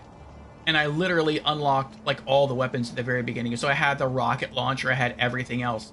And I couldn't take down the helicopter. And I'm like, this is ridiculous. How are you supposed to do this side mission and complete it if you play the game fairly? Like, I couldn't take it with a weapon that's designed to take down a helicopter. So how am I supposed to take it down with a handgun before it flies away? Like, this is... I don't know how you would do something like this. So I can't guarantee I'll complete all the side missions or anything, but I think it'd be fun for the story just to play through it. Toxic says, I bought the collector's edition of Sekiro, but my brother lost my game. Oh, that stinks so much. That really stinks, Toxic. Did you ever get a replacement? Like either just the basic version of the game, physically or digitally? I own this digitally. I think I got this through PlayStation Plus. And then I knew at some point that I wasn't going to keep PlayStation Plus, and so I waited till this game went on sale, and I picked it up then. So, pretty glad I did. Not yet. You have the case, but not the CD anymore. And it's infuriating. I bet it is. I would be upset too. Something similar to that happened to me as well. I had Metal Gear Solid for the PlayStation 1 with the black label. So it wasn't a greatest hits version, it was the original version. And I loaned it to a cousin of mine who, when he was younger, would come over and he would see me playing video games, and he would try Metal Gear, and he always wanted to play it. He never got a chance to. And then, like, many years later, because he had, like, moved out of state and everything, he came back, and he had gotten married and had kids and everything. And he was like, hey, guess what? I got a PlayStation 1 for the kids, but I game on it too, so now I can finally play some of the games that I used to play over here. And I was like, oh, that's cool. Did you ever play Metal Gear Solid? He's like, no, I never got around to playing it. And I'm like, you know what? Here you go. You can borrow. He's like, really? Oh, cool. And then, like, he never brought it back, and eventually he told me that his kids got to it, and they, like, ripped up the manual, lost the case, they lost one of the discs. And I was like, oh, well, that's fine. I mean, it's family, so I let it go. But then I ordered another one eventually. I was able to find one at a good price, thankfully.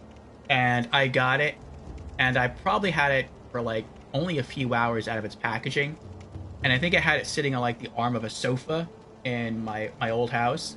And I was gaming, and I forgot it was there, and behind me was a banister with a drink, and I went to go grab my drink. My arm hit the case, it fell, and the plastic cracked. And I was like, oh, just got it.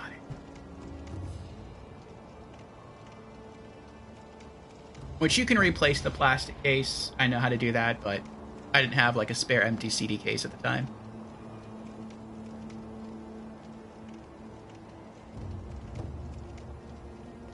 Marcusor asks, Elden Ring? No, I Melter Ring. Says the smith he held and swings his hammer on a seldom thing. What was that, that's a poem there you composed? Alright, sleep well, Marcusor. Take care. Thanks for being here. Good to see you again. Trimo says, when I moved, I sent all my games in a bag with UPS to my new house. UPS lost the bag.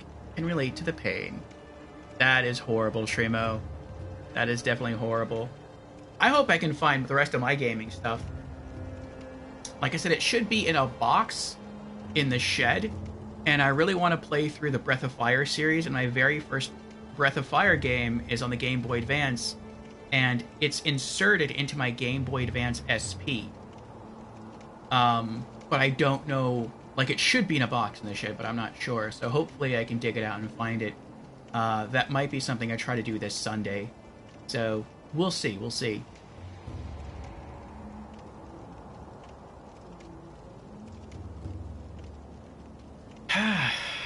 Perilous attacks. Some enemies use unguardable perilous attacks, signified with a danger symbol. Oh, that's what that means. Okay. When these occur, watch carefully and look to perform a specific response. L1 as thrust lands to deflect. Oh, so you can still deflect them then. So you can't guard them, but you can deflect them. Oh, it depends on the kind of attack it is, though. X before a sweep lands to jump. That makes sense. For grabs, jump or sprint out of their range. Or circle to step dodge. I'd probably just try to step dodge. Okay, so if it's a thrust attack, you can still parry it.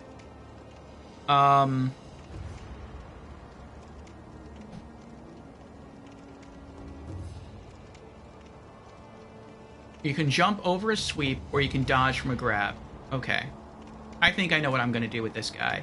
General Naomori Kawarada?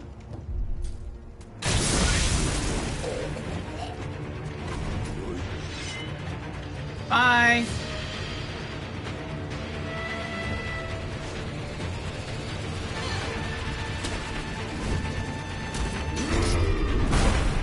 Oh, he's mad.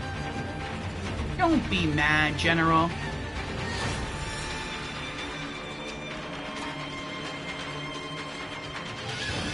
I'm guessing he can't get in here. Where did Mr. General go? Mr. General. I get the feeling, though... Oh, he sees me.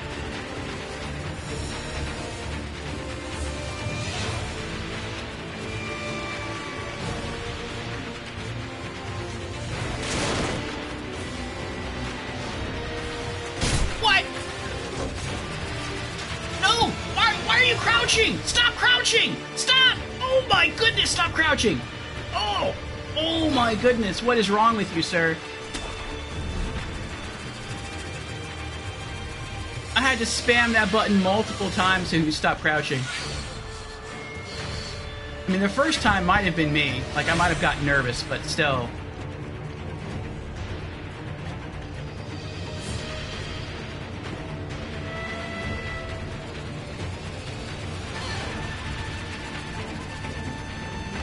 What is that? Is that him?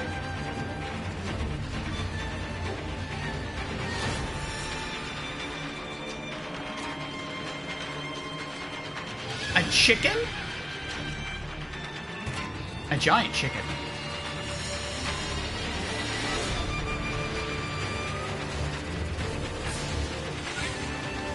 That is weird. A rooster? Can I stealth kill the rooster? I can.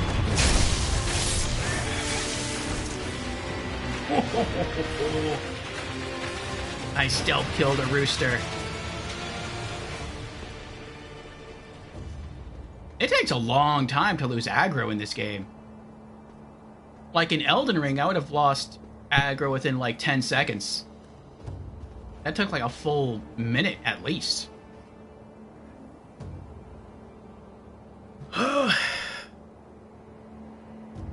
Trimo says the rage starts, love.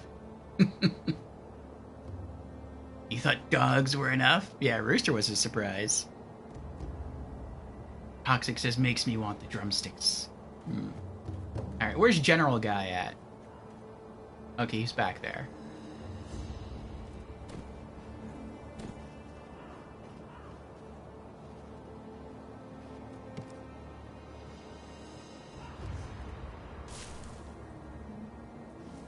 Now, did he heal? He did heal! That's messed up. That is so messed up. Alright, well if that's the case, I'm gonna heal myself. Hold on.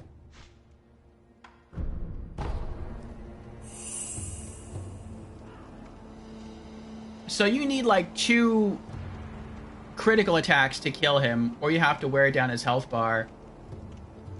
And I did 1 critical, so I needed only 1 critical to go. And I hit him once, so his health bar dropped a little bit. If you stay away too long, his health completely regenerates. And you need to do criticals all over again. They removed the cheapness factor.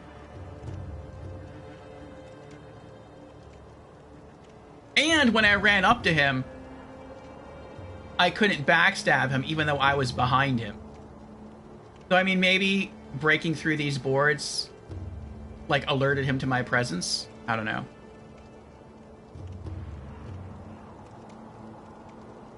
Toxic likes the drumsticks fried and crunchy. Me too.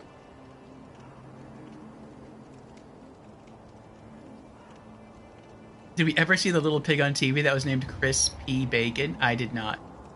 Skirmish says, I think the idea is you can get 1 crit if you're sneaky, but you gotta do the other one fair and square. Oh. Fine.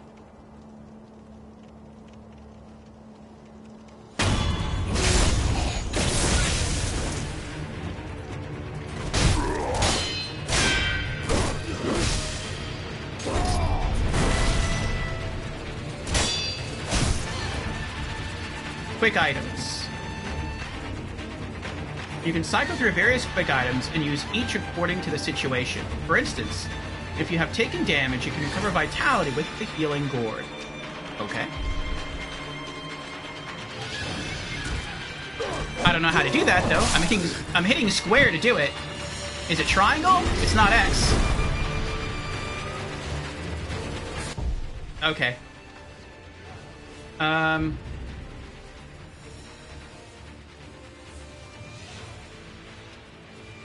Okay, I can't use it from the menu. I can only equip it and unequip it from the menu. What if I go in inventory? Can I use it now? Yes. Okay.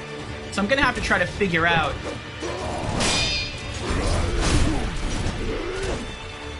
how to use the quick items.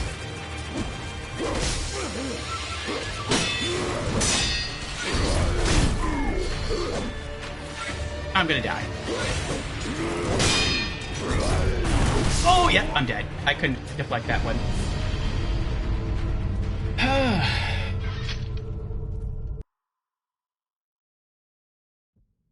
Loyal wolf, take my blood and live again.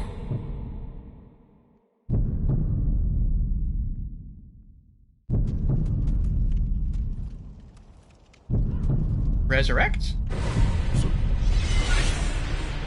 Safety roll.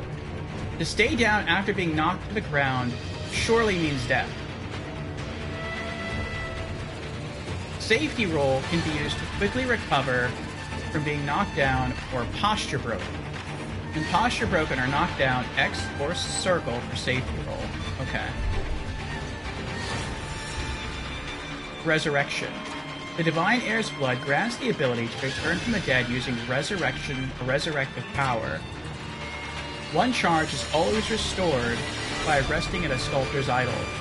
Killing enemies restores additional charges.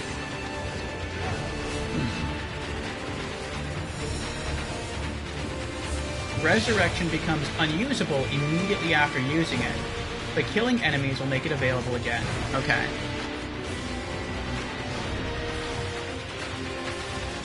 Toxic says his posture is the yellow bar at the top.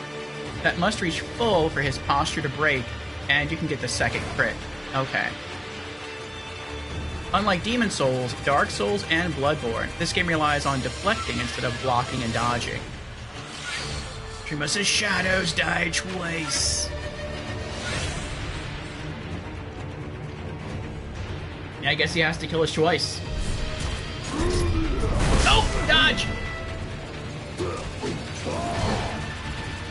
Oh, I have no gourd. I'm gonna die again.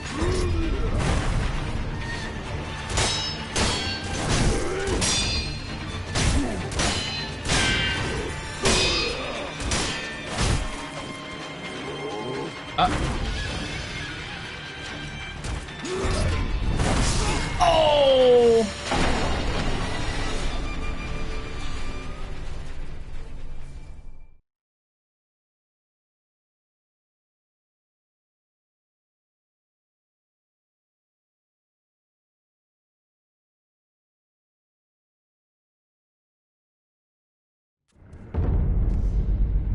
Loss upon death. Experience toward the next skill point and current sen in hand are halved upon death. Everything lost is gone for good. There are no means to escape this loss. However, through the grace of the gods or Buddha, it may not be impossible. So I wonder if that means you can't collect your souls. Because you have the ability to resurrect. Alright, let me go into the controls and learn how to use the gourd.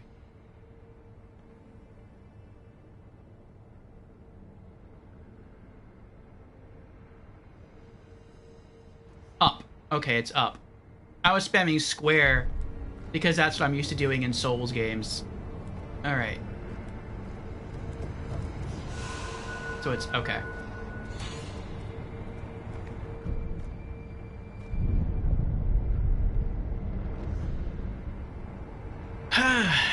You get punished for blocking. And because of Sekiro and its punishing blocking, I refuse to block in Wo Long. Wo Long relies on deflecting, but much more forgiving than Sekiro. Good one, you died in 2 seconds. Dreamo.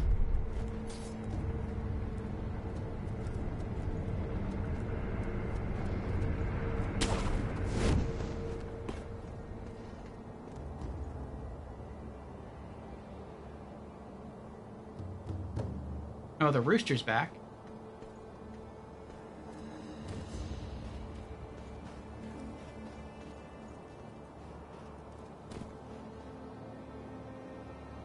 I don't see my souls down there anywhere. Maybe if I kill the guy who killed me, I get my souls back? That's how it works in Bloodborne, sort of.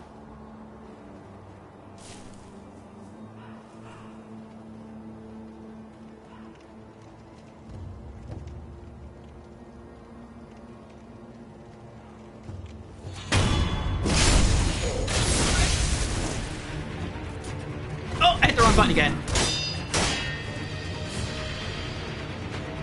I hit L1 to attack.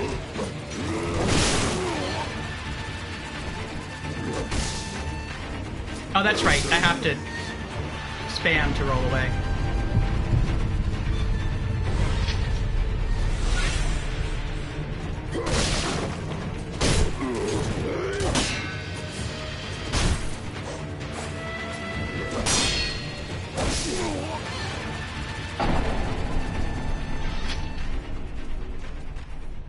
I don't know, for some reason I keep getting R1 and L1 confused. I'm hitting L1 to attack and R1 to parry.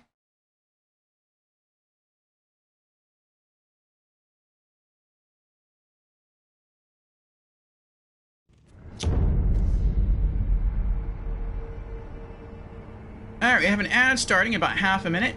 Should last about 3 minutes. Then we should have an hour of uninterrupted stream time.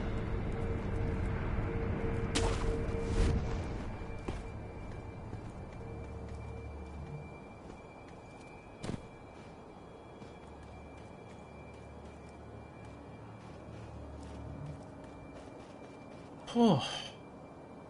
Alright, let me practice up here while that 3 minutes goes by. So, L1 is parry. R1 is attack. Okay. R1 attack, just like every other Souls game. Looks like he has up to a 5-hit combo. And then L1 to parry. L1 to parry. R1 to attack. Okay. And then up for drink. Okay.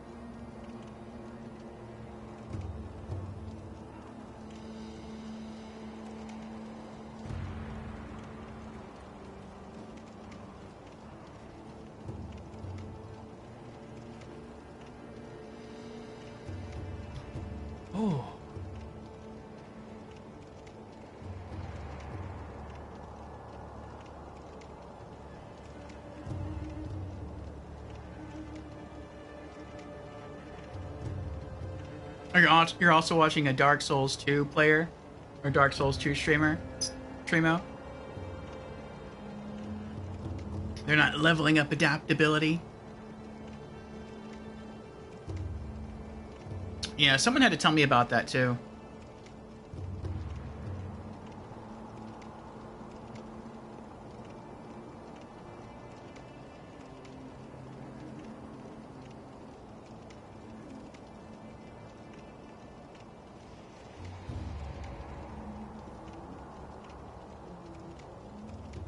Alright, we'll give this another try once the ad ends in about a minute and a half.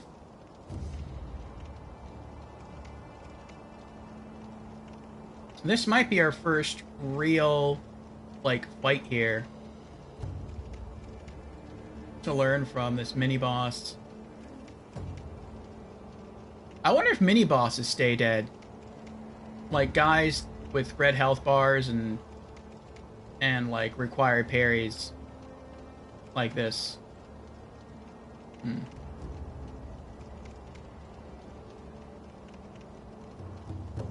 Trima says, I mean here in Sekiro, there's no stamina nor ADP to improve movement.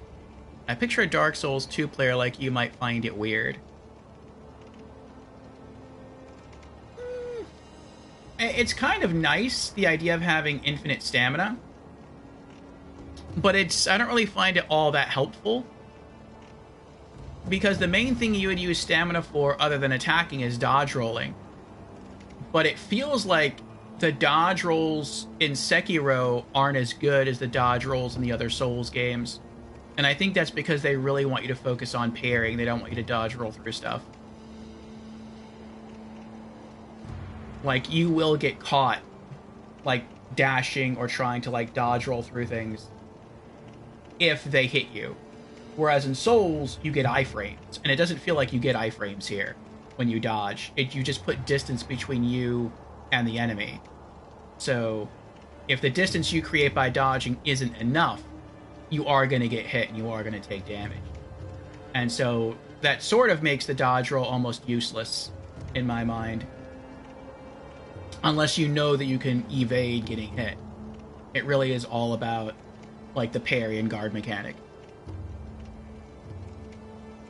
Alright, welcome back from the ad, everyone. Alright, let's try this again. Okay, so L1 is block, R1 is attack. Okay, and up is to heal.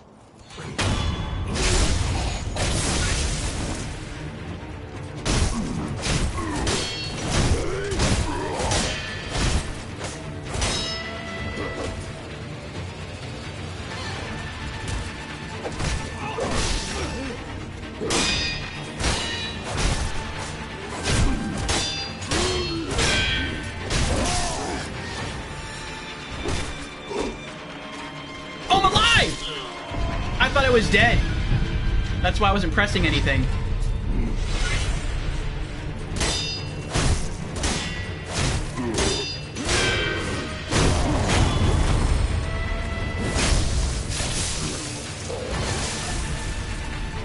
Oh. Prayer bead. A loose prayer bead. Offering 4 of them at a sculptor's idol will increase maximum vitality and posture. Currently, the wolf has 1 bead in his possession. Gourd Seed. Seed from which healing waters continuously spring forth. Give to Emma to increase the maximum uses of the healing gourd. Nice. The Twisted Gourd of Medicinal Waters was known throughout Ashina since long ago, but it was the extraordinary healer Dogen and his pupil Emma who discovered the self-replenishing nature of this seed. Get off my mount. My mount.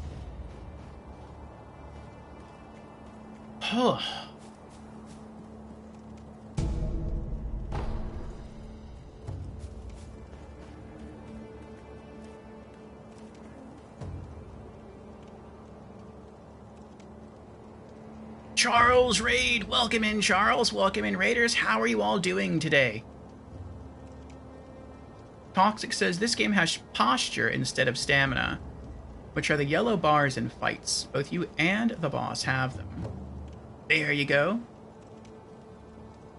Thank you for the GGs, Tremo. And yes, welcome in, Charles. Welcome in, Raiders, from Path of Exile 2. Oh, how's that going? I've seen it's gotten some above-average reviews, and people really like the first game. Charles says, greetings and salutations, friend. You have started Sekiro, I see. We have. This is day 1 of our first blind playthrough of Sekiro.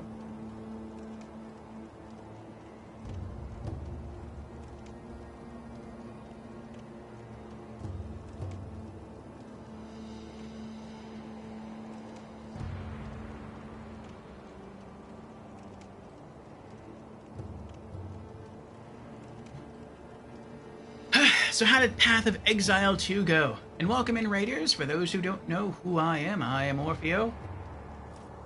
Variety and RPG streamer.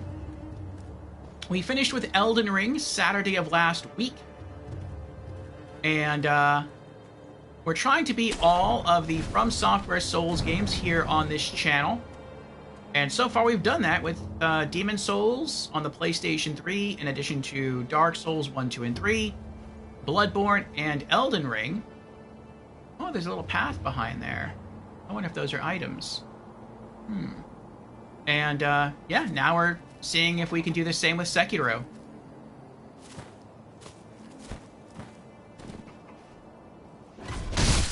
Oh!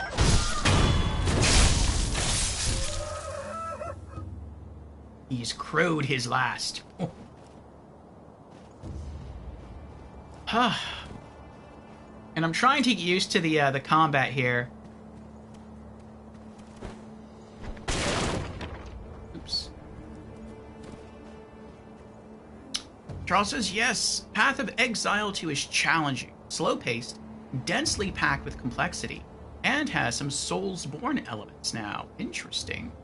Sometimes a little too challenging, but I've been getting used to it.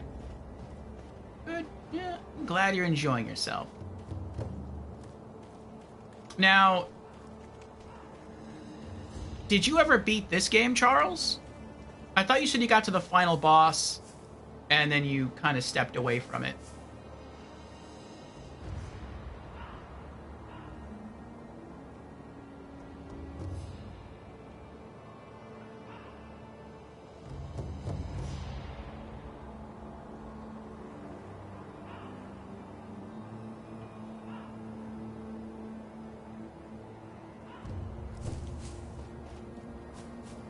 You know, I'm gonna leave and come back.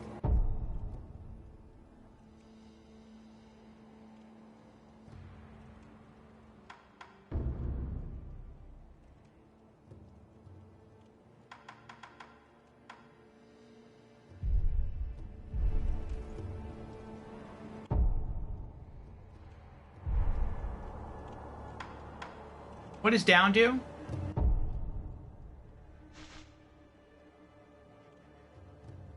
Eavesdrop or touch remnant. Up is use item and left and right is cycle through. Okay.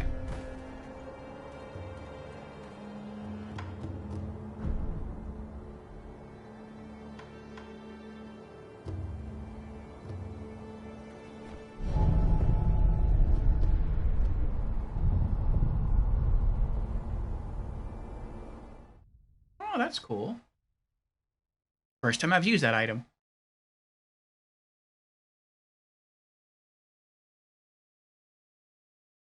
Hey, Gimp Ninja Gaming, haven't seen you in a bit. Hope you've been doing well. Games. New training option available. Good. I could use more training.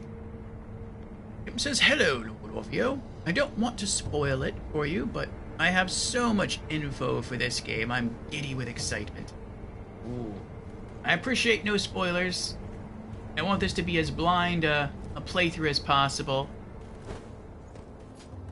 And, we'll see how far I manage to get.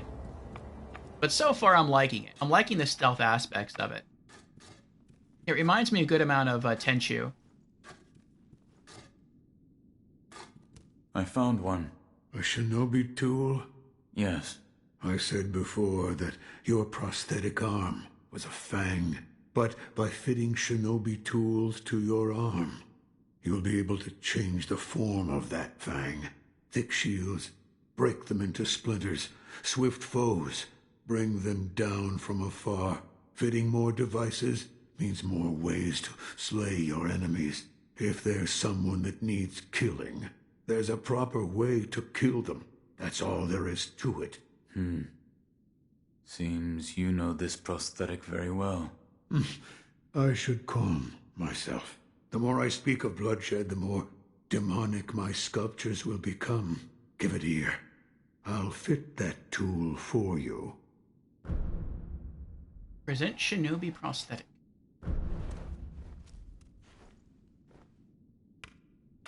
Fit new prosthetic tool. Fitting prosthetic tools. Regular Shinobi tools found in the world can be specially adapted to the Shinobi prosthetic via the Fit Prosthetic Tools menu. Loaded Shuriken. A Shuriken wheel prosthetic tool fitted to the Shinobi prosthetic costs spirit emblems to use. Pull a Shuriken loaded into the wheel and launch at a target in a single flowing motion. The swiftly thrown Shuriken damages enemy vitality and posture, particularly against those with a tendency to take to the air.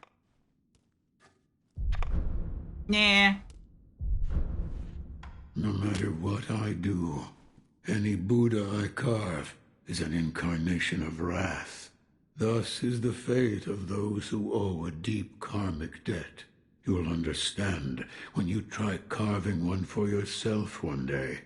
So, need something?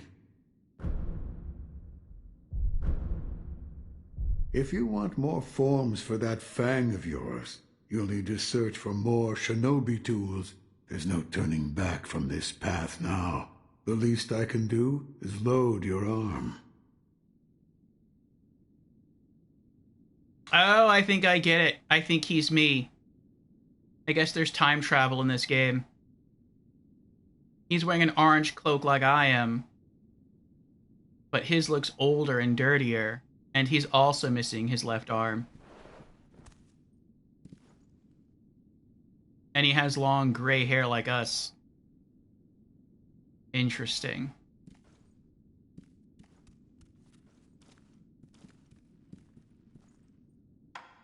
Okay.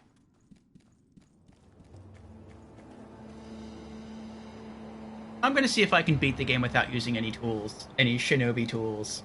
I'll treat this like Tenchu.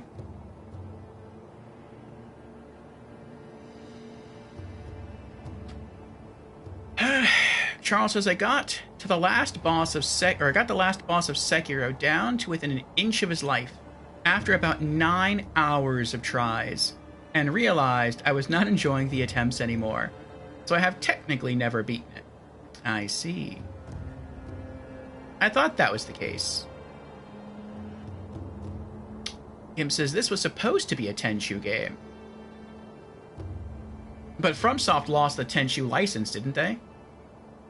Charles says, I'm glad you were liking it. It was meant to be a Tenchu sequel, but they made a decision during development that they didn't want to be hemmed into the Tenchu story. And Dread is here. Welcome in, Dread. How you doing?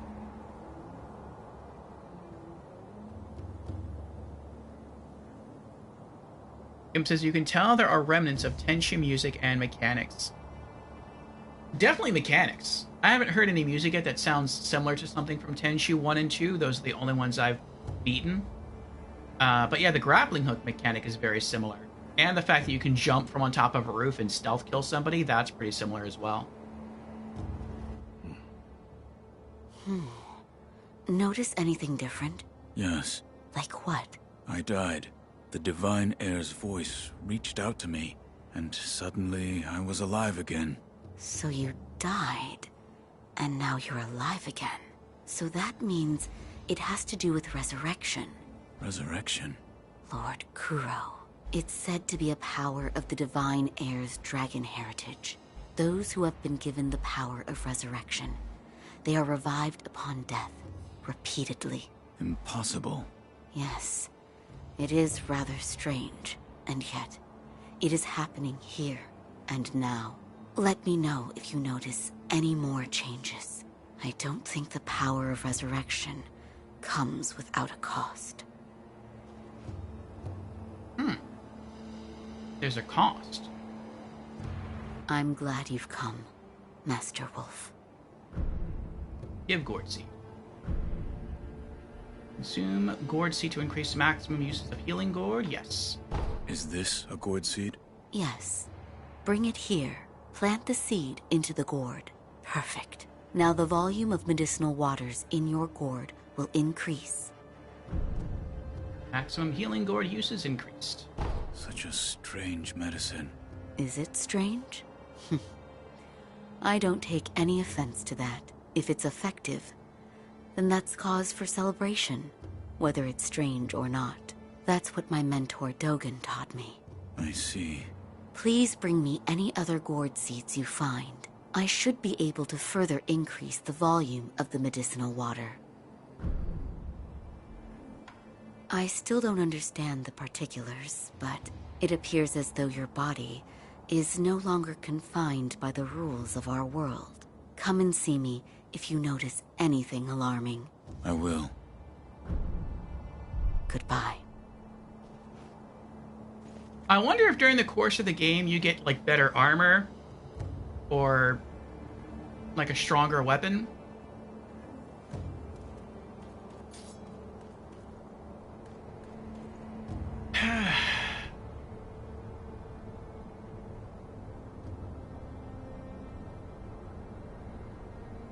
Dread says, I'm doing good.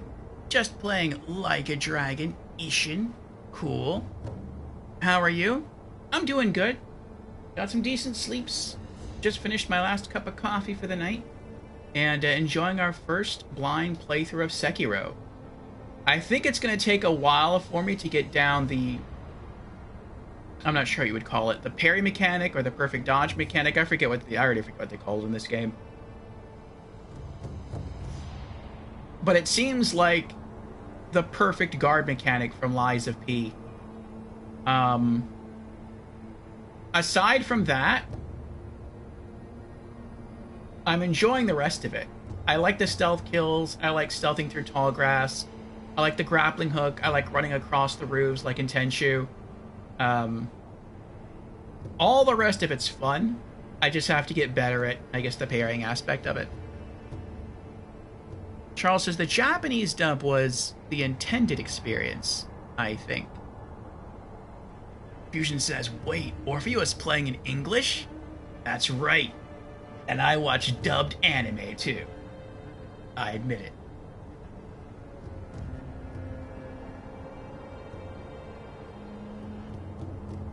it. Disgusting.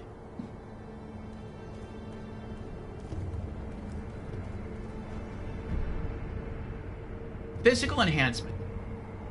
The enhanced physical attributes option has been unlocked in the Sculptor's Idol menu. Here you can spend 4 prayer beads to create a prayer necklace, which will permanently increase your maximum vitality and posture. Okay. And let's travel. Ashina outskirts. Outskirts wall, gate path. I like that fast travel is unlocked from the beginning of the game.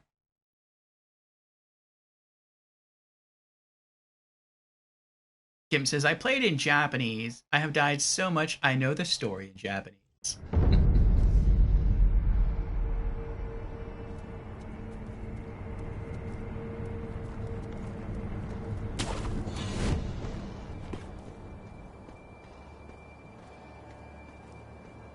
Oh, he stays gone. Awesome. I was wondering about that. I mean, he wasn't a boss. He was just a mini boss. But I was wondering if you kill him if he stays gone, and I guess they do. So that's really cool.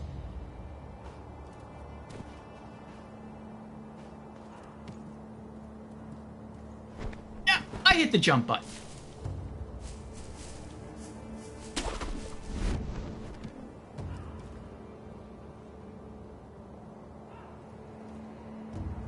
Well, now it's kind of too late. Let's see if he can hear me. Nope. They all saw me, though. No! No! Run! What are you doing? Get up! Please get up! Oh my goodness, what are you doing? I'm gonna have to jump. What was that? L3 is crouch. They saw me. I hit circle to dash away, and then he went to a crouch. That's the second time that's happened. Oh my goodness. I don't know why it does that. Is that something I'm doing on accident, just not noticing?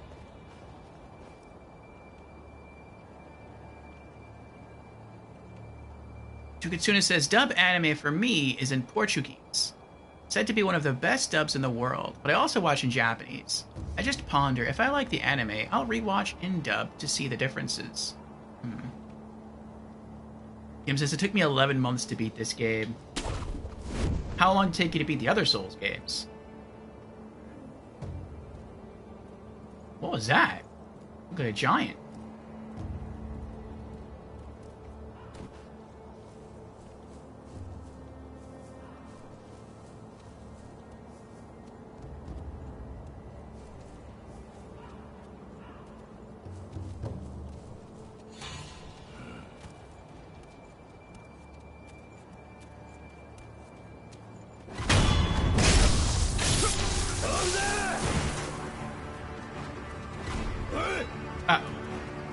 Hi.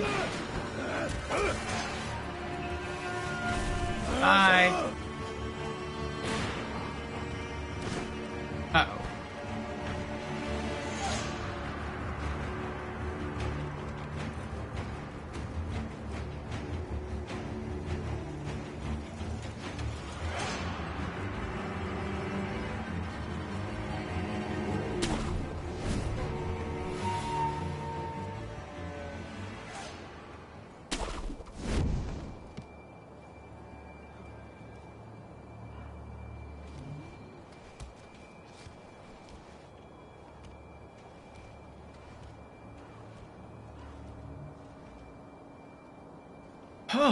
Oh, you haven't beaten any of the other Souls games?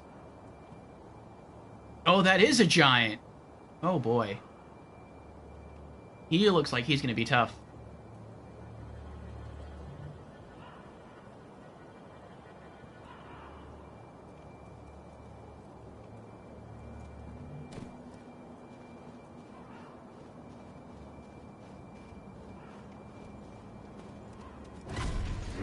What? No! I did it again!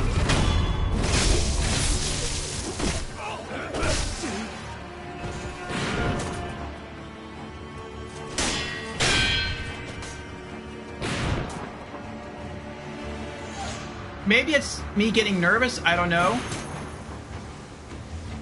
But for some reason, when they get close, I press L1 to attack, even though L1 is parry.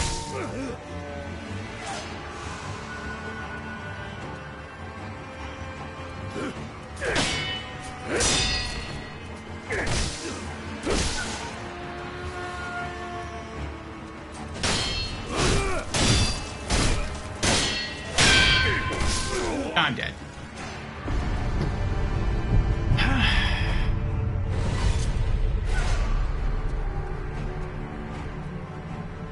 I keep feeling like I'm pressing the... When I do press the parry button on purpose, I feel like I keep pressing it too soon.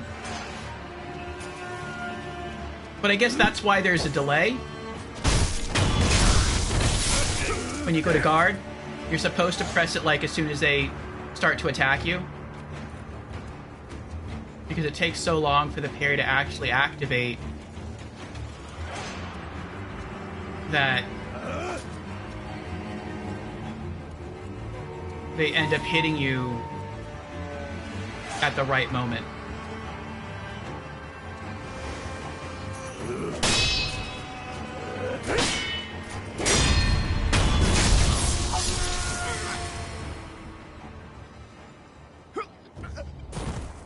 Oh.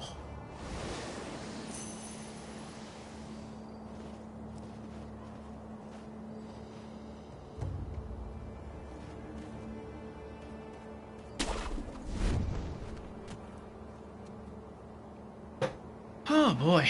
Charles says, by the way, did you see that you were #1 most watched streamer this year? Oh, was I?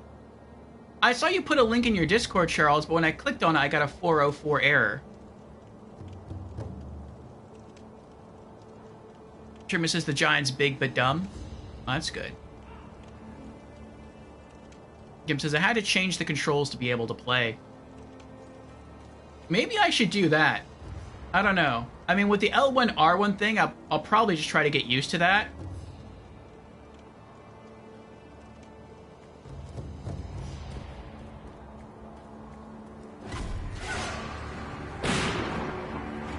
Oh, there he is! I didn't see him.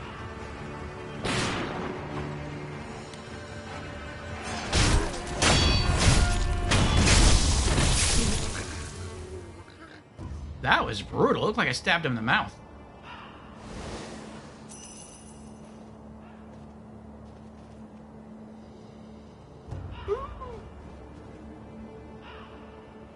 I really don't want to fight him unless I have, like, heals. Which, I mean, I guess technically I have heals. I have pellets. Light coin purse. Purse filled with a small amount of sen can be used to acquire the sen inside. Has a somewhat satisfying weight to it. The sen in this purse is not lost upon death. I still don't know what this is for. Now, at first I thought sen was like souls to level up. Let me eat some pellets. But it seems like prayer beads are what's used to increase your poise and your stamina. So if prayer beads is your upgrade system, then what does sen do? I wouldn't think you can use it to, like, buy new weapons like you can in Souls. Because, so far as I'm aware, you can't buy new weapons in Sekiro. You just have to use your katana. And, I mean, if there's a durability on the weapon, which I don't think there is, but if there is, the game hasn't explained that to me yet. So I don't think it would be used for repairs. Charles says, the link didn't work. Ah, well, it is true. Well, thank you, Charles. I appreciate that. Mrs. Sen is money.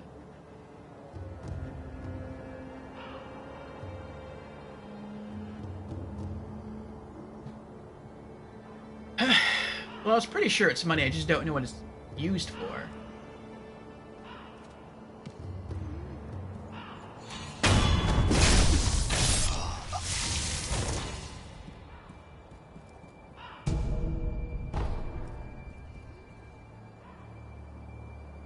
Oh.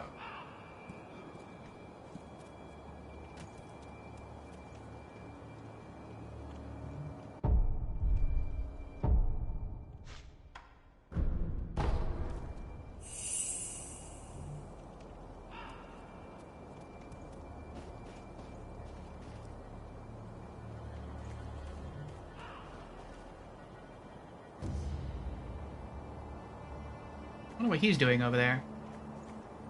I'll be back for him. Nope. Curiosity has gotten the better of me. Oh, he's like on his own little platform over there.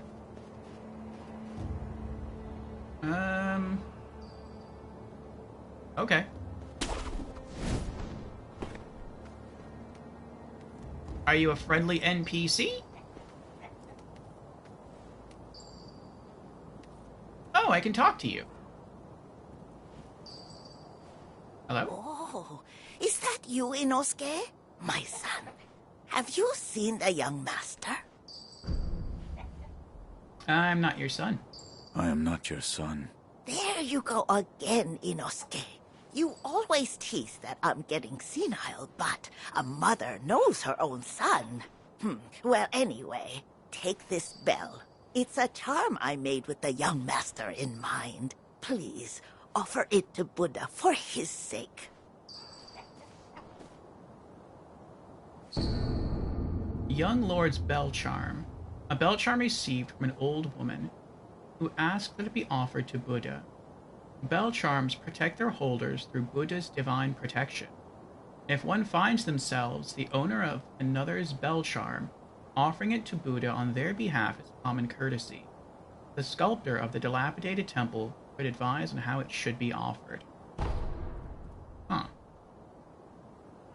Inosuke, my son, have you offered the bell charm to Buddha? Have you tried the rundown temple with that stubborn sculptor in it? I'm sure you'll find Buddha there. Alright, well, I'll do that later. Inosuke from Demon Slayer. I haven't seen that anime.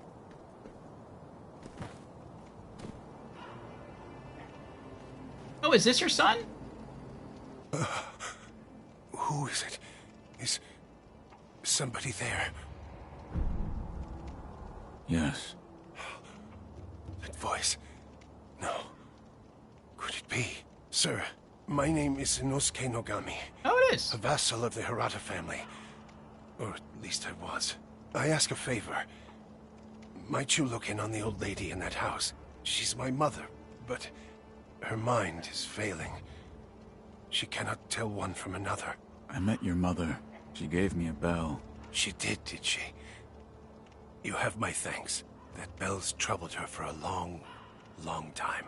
She kept muttering incoherently. Something about offering it to Buddha.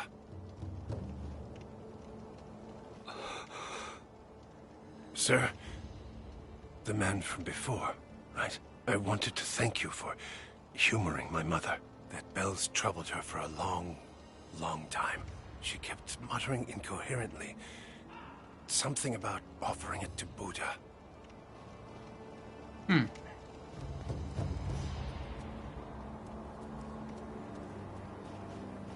Oh.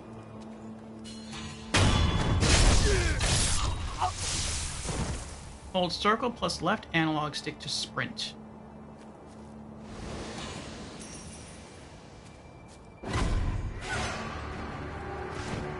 Did I draw aggro there?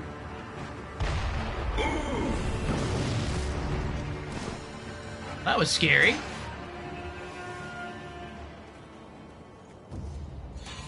I thought that music just kicked in whenever I started sprinting.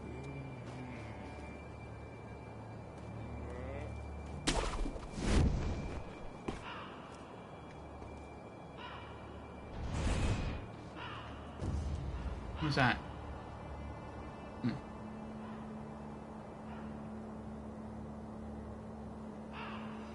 I don't know how to level up Vigor. The game hasn't told me that yet.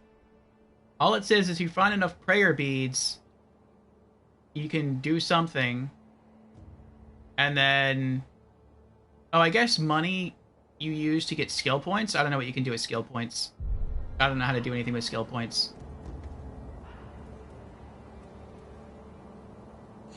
Oh...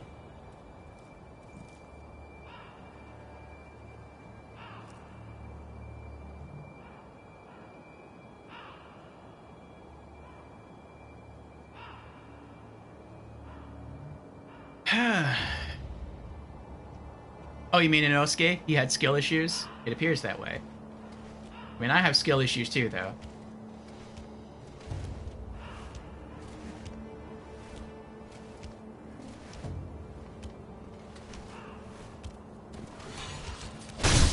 What? Well, so much for a quick kill there. Oh, look, money.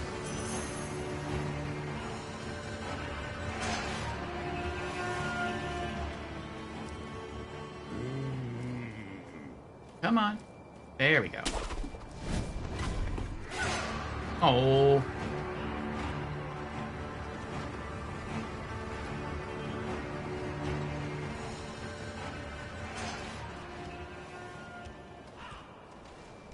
Kim says, attack equals X, deflect equals Y, left bumper, switch prosthetic, right bumper, interact. This is the setup I used if you decide to change. That sounds similar to Souls. Kind of. Oh, he's really being careful there.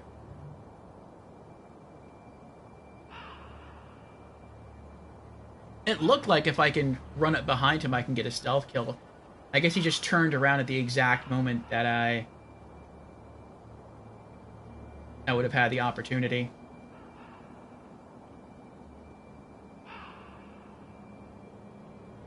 Now I wonder if he's going to stay that way.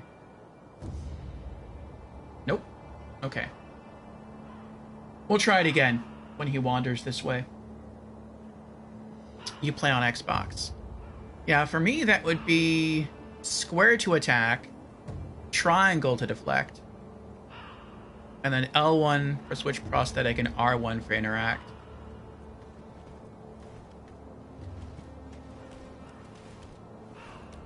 Be locked on.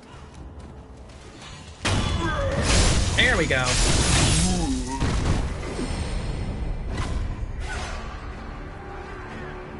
That was weird. Why did he disappear? Uh-oh.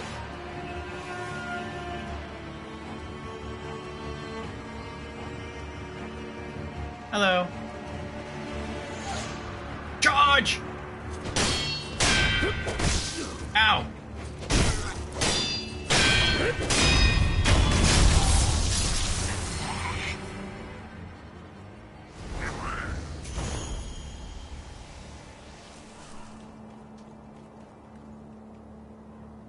You know, even though I don't really care to hold down a button to absorb money and items from a fallen foe, I have to say it does kind of make me feel like Shang Tsung from Mortal Kombat.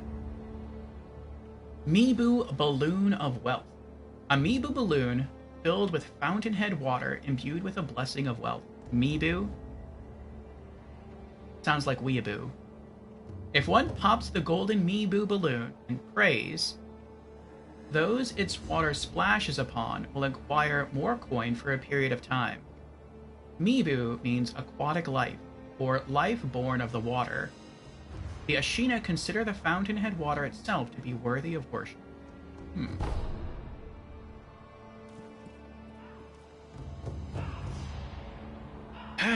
Gim says I call it the Batman Arkham setup. I see. Yeah, I don't know why instinctually I'm pressing L1 to attack sometimes, and like R1 to guard, because that's not a setup that's ever used in any other Souls game. R1 has always been attack, and L1 I think has always been guard. So I'm not sure what it is about this game that's reversed the controls in my mind. I'm trying to think, like, is it Tenchu? Is that why I'm doing it? But it wasn't even like that in Tenchu.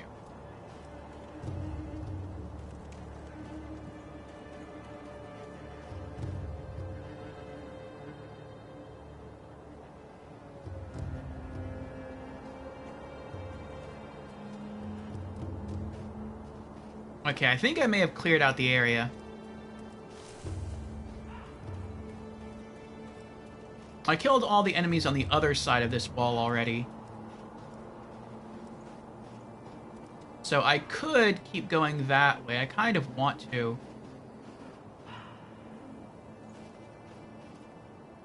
But eventually I have to backtrack.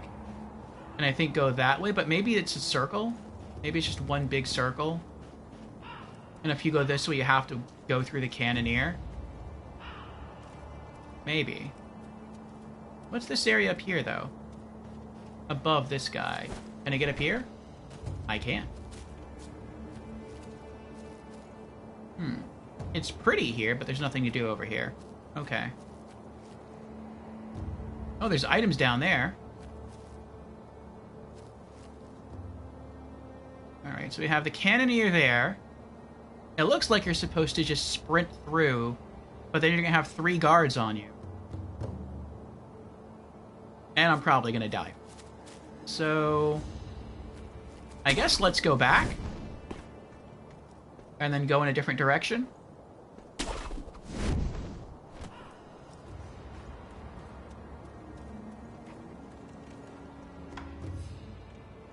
It also feels weird to navigate your menu using left and right. As opposed to... And I want to press square to use items, too. It feels weird that I have to press up to use an item. Like, it's always been square in other Souls games to use an item. I wonder if I could... Can you change that?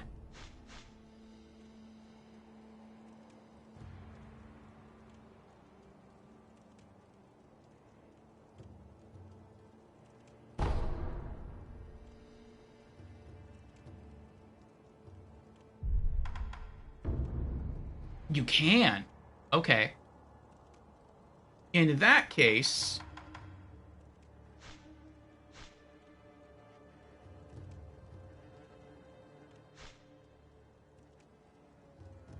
let me use...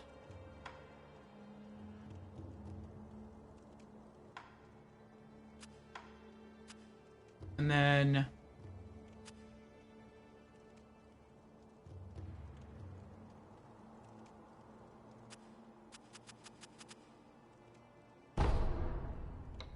okay.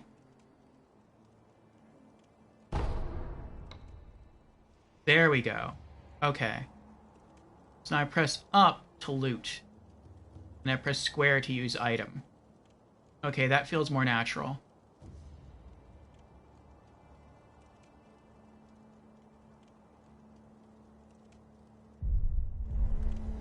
Okay.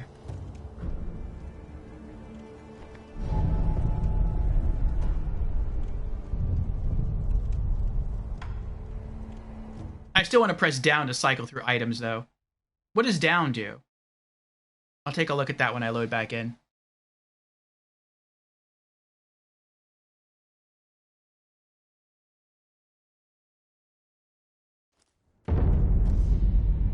Shall you have a glass of Campari to accompany the Sekiro adventure?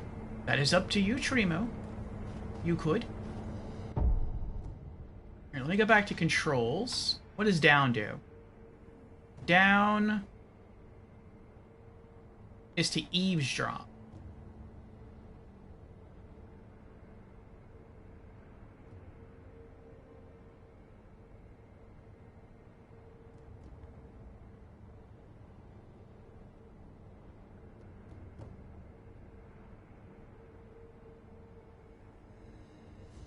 Okay, let's change that. Controller config. I want to...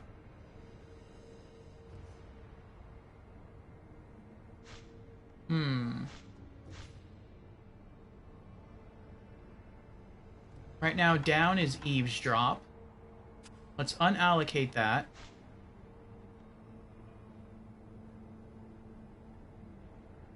And let's unallocate that. Okay. I'm only going to ever use one button to go through my tool belt. You know what? Let's unallocate that as well. And then... yes. Down. And then... let's go with eavesdropping to the right. Okay.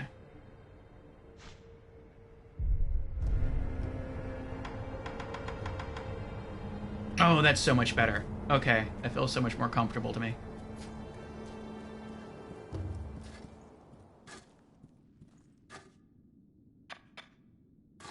I can hear the ring of a bell chime. You mean this old bell? An old woman asked me to offer it to Buddha. That bell. Have you seen it before? No. It is unfamiliar. It appears the bell disagrees. I think it's trying to tell you something. What? Give it as an offering. The kind-faced Buddha near the wall is different from the Buddhas I make. It was carved by the hand of the true sculptor. No matter what I do, any Buddha Okay. Right. Oh, cutscene.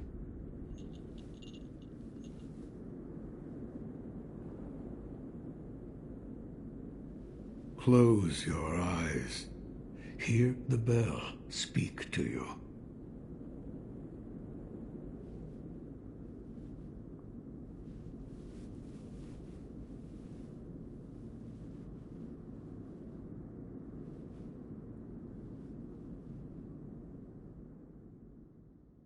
The bell's chime will stir your thoughts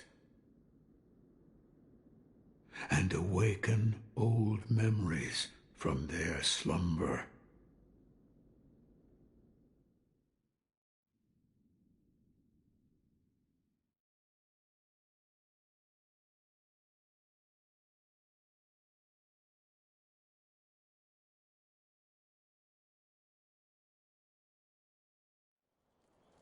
3 years ago.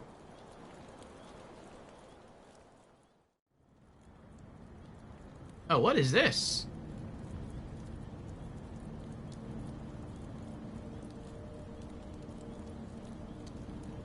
Huh.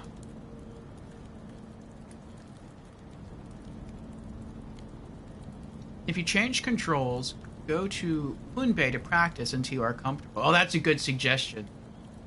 I mean, I didn't like change around any of the offensive or defensive stuff, but yeah, that is a good suggestion. That is called bad weather. I guess we're like in a flashback sequence.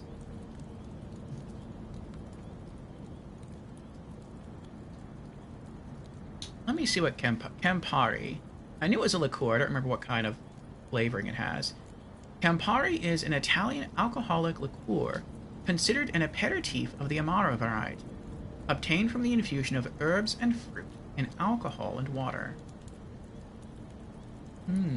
Yes, but what flavor does it have? It is a type of bitters characterized by its dark red color. It still doesn't tell me anything. Well, it doesn't tell me what I want to know, I should say.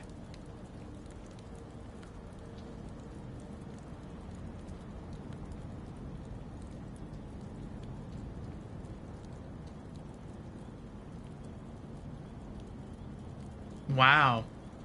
On the wiki, it tells you everything about this beverage, its history, what kind of cocktails it's used in, when it was discovered, by who it was discovered.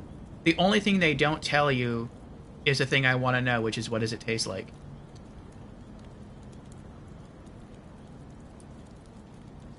Though maybe they do. They say it's a type of bitters, so I'm guessing that means it tastes bitter. But that can't be right. Why would you just have a glass of bitters? I mean, I guess some people have a glass of bitters.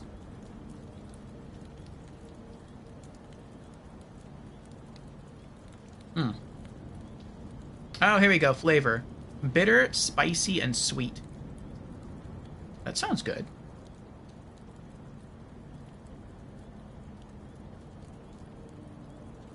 Trimo says it tastes like orange peels. Very bitter orange peels.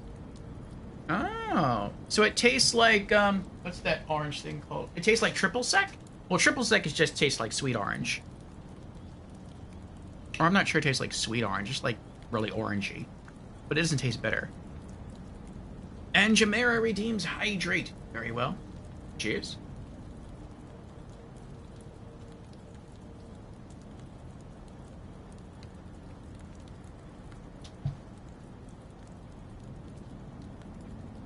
And you have some in your hands. Enjoy it. More pellets. Alright, well, I guess we...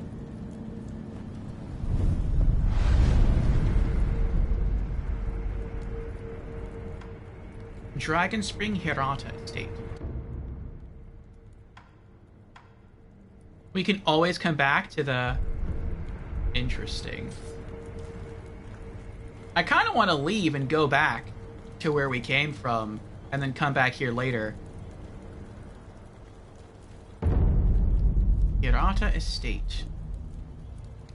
I feel like we're going to have to fight our way into the fire area and then, like, perform a boss battle.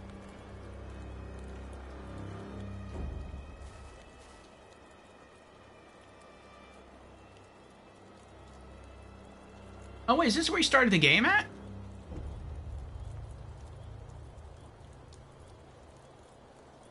Maybe?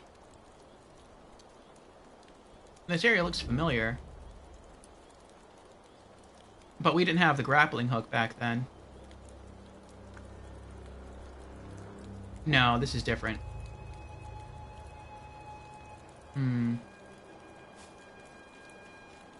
Alright, well... I'll come back here later.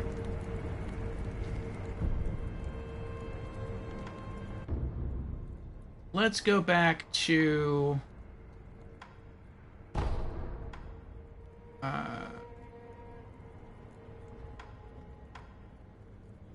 Ashina outskirts.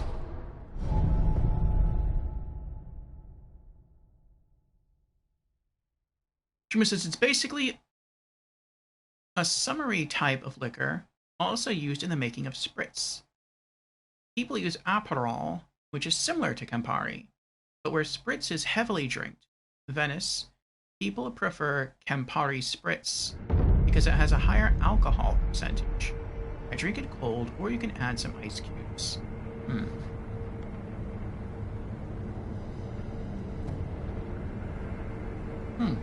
It's heavily drunk in Venice, like in Italy? Okay. Alright, so it looks like you can go over there from here. And that's what I would prefer to do.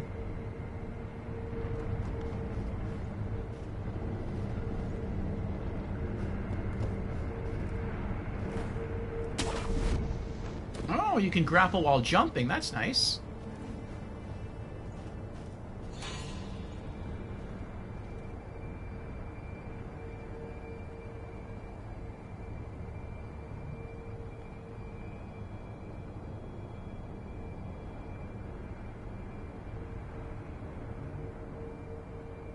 After I kill this guy, I think I'm gonna go take another bathroom break. And probably get some more hydration. Actually, the next ad break's in like 6.5 minutes, so we have time. I'll just wait till then. Where'd the guy go?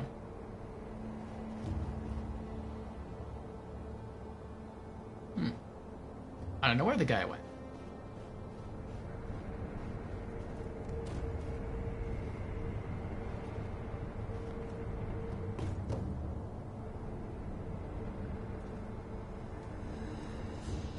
Oh.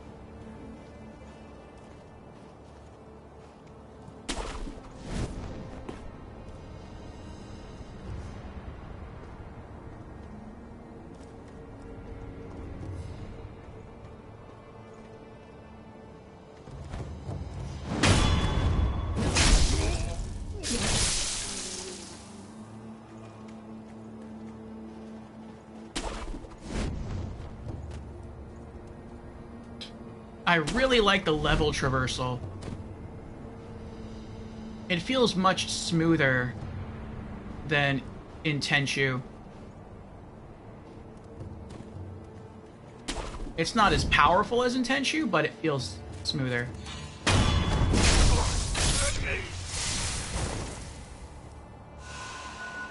Oh, I forgot! I forgot! I hit square to absorb the coins. Oh well. Well, now I don't want to continue if I'm like lacking one Estus and only have 2.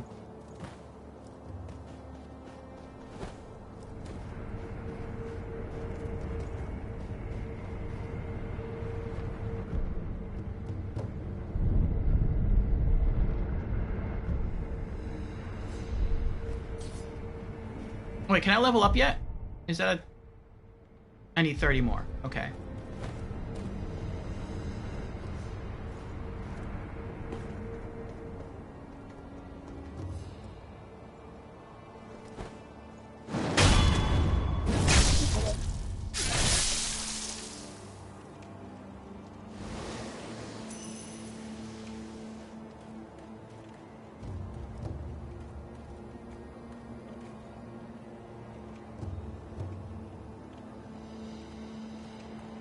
I was thinking for a moment, like, maybe I could just assign Square to do both. To absorb money and heal, but that wouldn't solve the problem. I would still be, like, healing unnecessarily. I'm gonna have to reprogram my mind now. That up is to loot.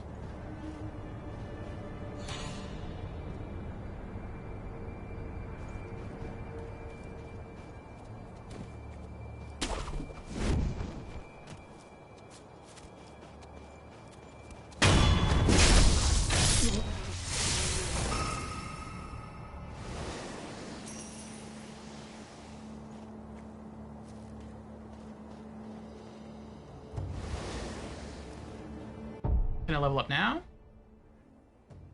Okay, now I have a skill point. So now that I have a skill point, if I die, will I lose the 12 in excess, or will I lose everything?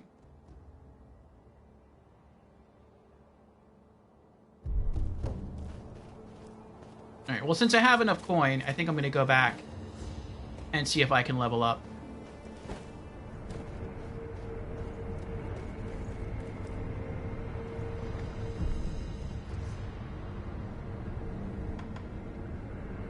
Consume prayer beads to increase max vitality and posture. But I don't want to do that. So you don't have to rest to use your money? Alright, well, how do you use skill points?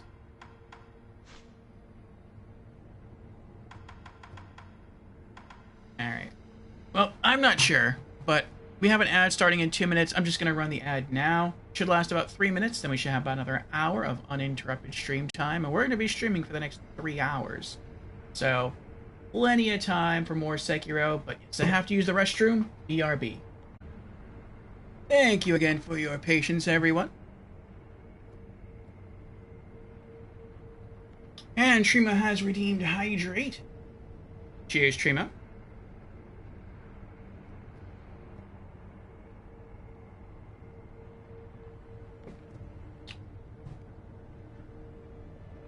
Thank you for the welcome back.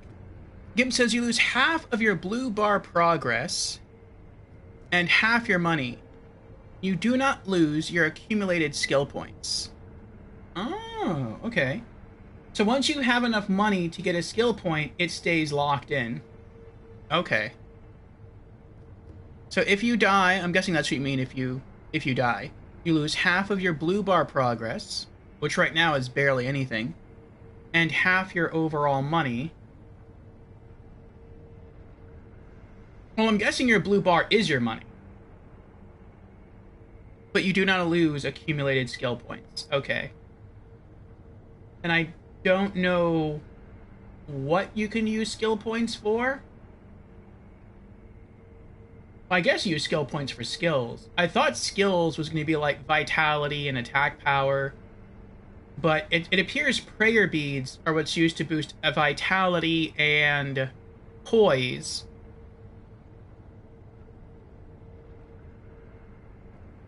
I don't know. Oh, I have 165 coins. So coins does not equal money. So I guess every time I kill someone, I gain experience, and that goes towards my next skill point level.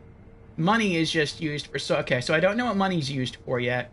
And I don't know how to use skill points yet. Okay. So I'm guessing it's just as I play, I'll eventually figure that stuff out. To unlock skills? Alright. Okay.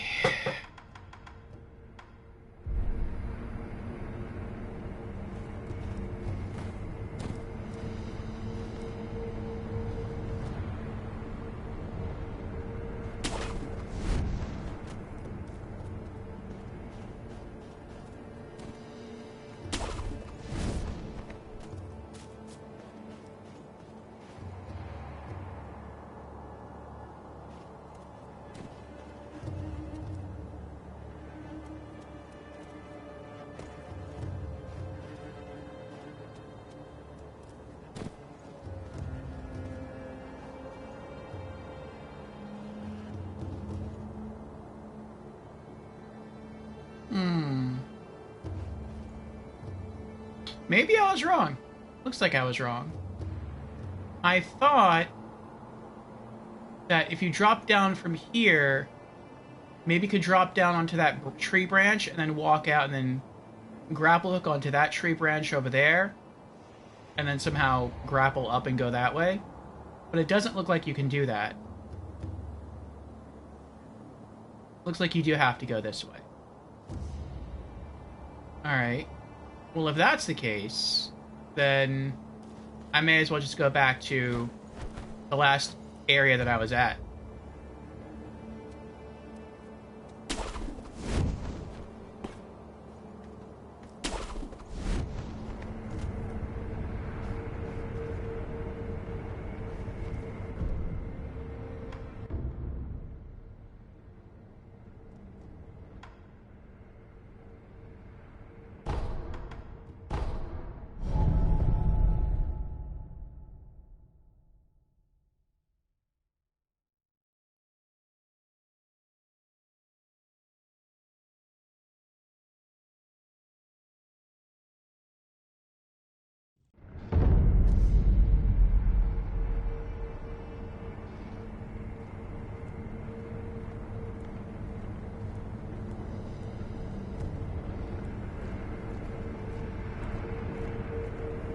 Though, I don't know. I don't know. The player was given the charm before going into the next area. So maybe we should do the flashback sequence first?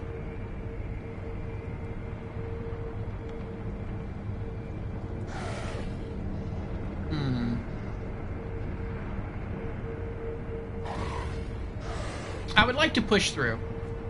Let's push through.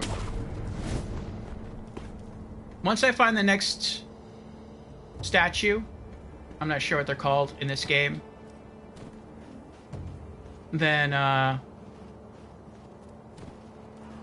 we'll backtrack and go into the we'll go the other way.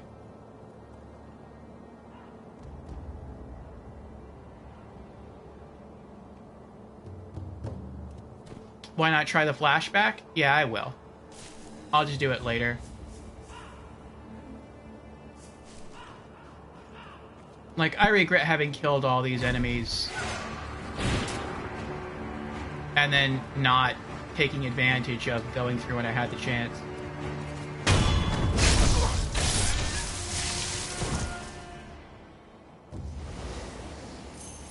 Uh-oh.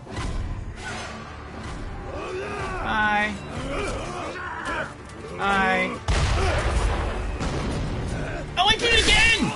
I kept hitting L1 to attack.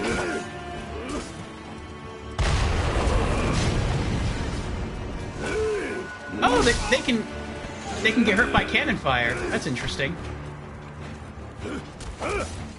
I did it again! Oh my goodness! I'm gonna kill. I'm dead. I'm dead because I kept tapping L1 to attack. I don't know why I keep doing that.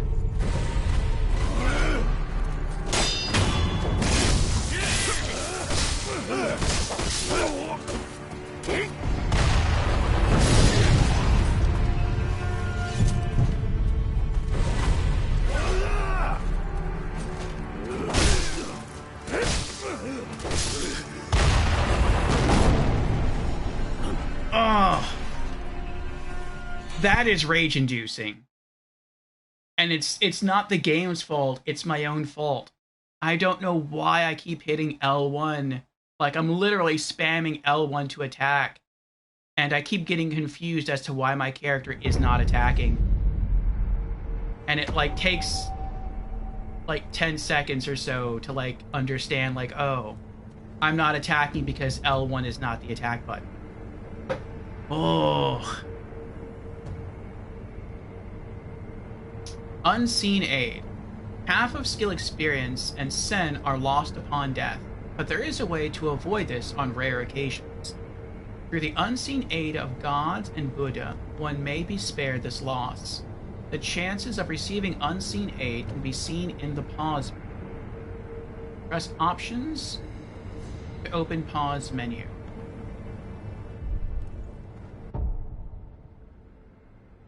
So I guess unseen aid means we have a 30% chance of not losing our money and souls. Okay. So as you play through the game, there's probably ways to upgrade that. Do I need to go into the options and change my controls?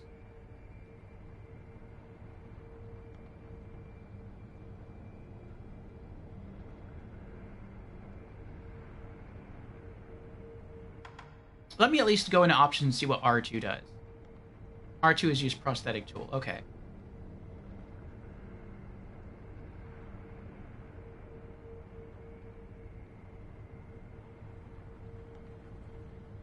I don't think switching the buttons would help me.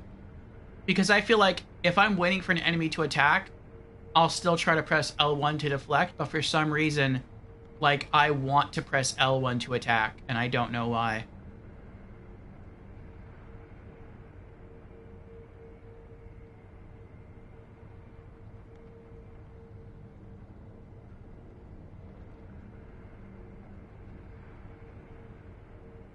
I think I'm going to change it.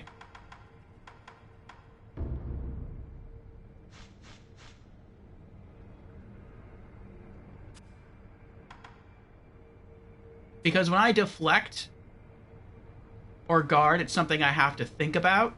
And if it's something I have to think about, then I'm going to remember that it's R1. whereas attack for me is just instinctual. And for me, for some reason, that's L1. I didn't mean to dash off like that.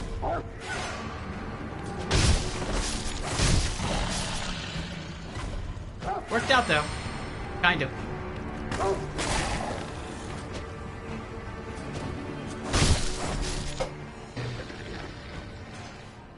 Ooh.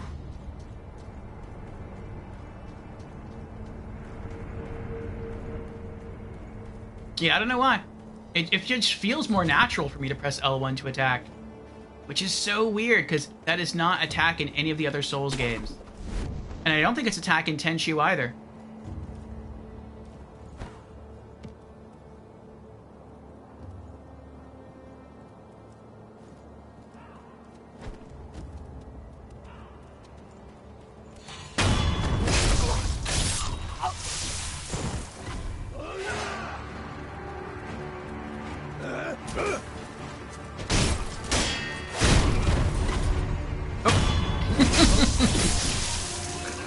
I hit R1 to do the critical.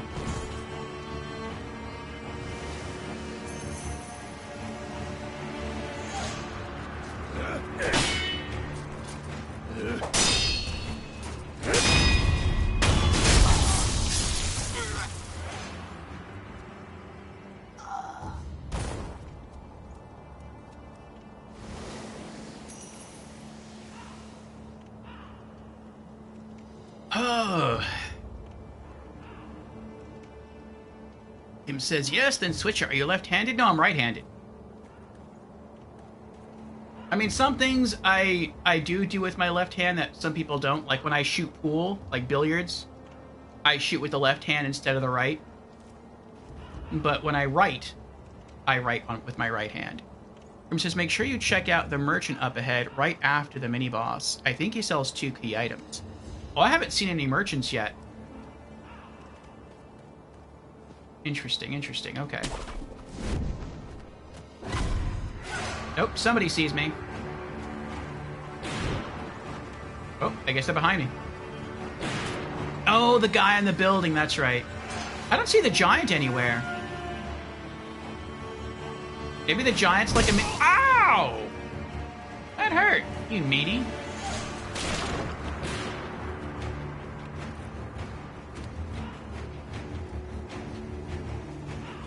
Oh, there's the cannoneer.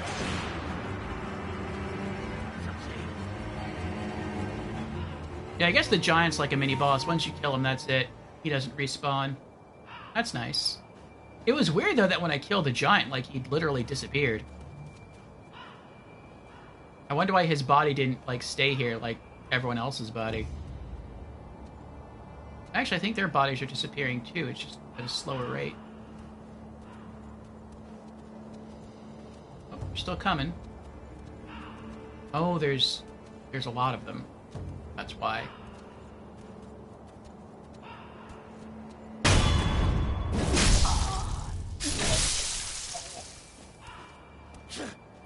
What happened?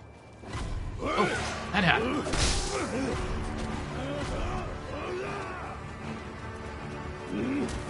Nope, this is bad. Gotta go.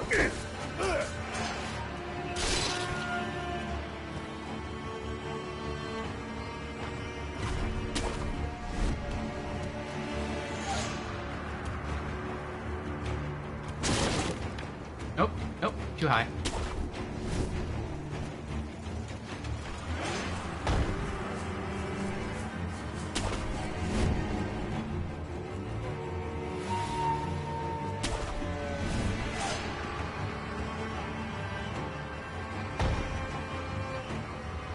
Oh, I feel kind of like Altair now from Assassin's Creed. Oh, the giant is back! Oh, and he's mad.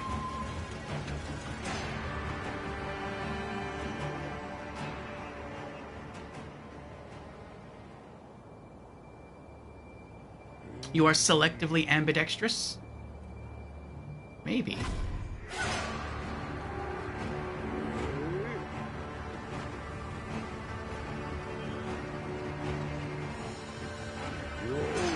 I wonder if I can stealth kill him from here. Nope.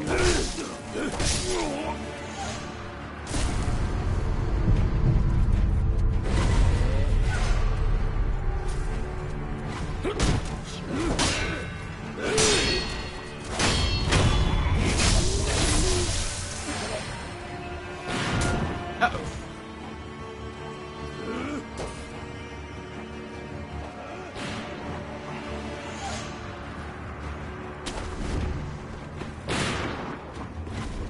Oh, didn't mean for that to happen. Worked out, though.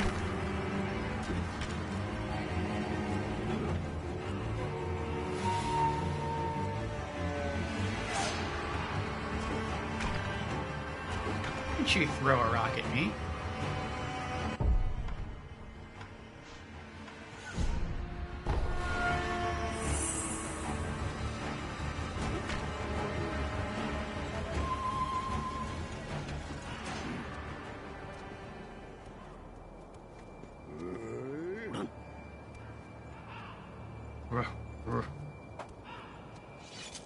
I like the grunts. There's nobody here.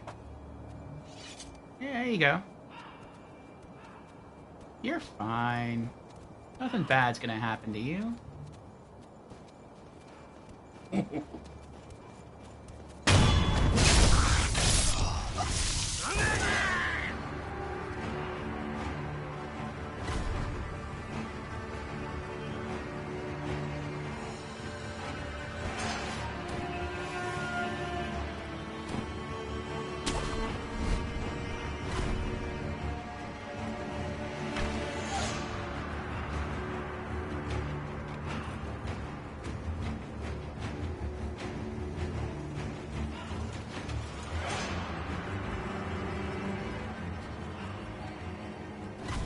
Oh.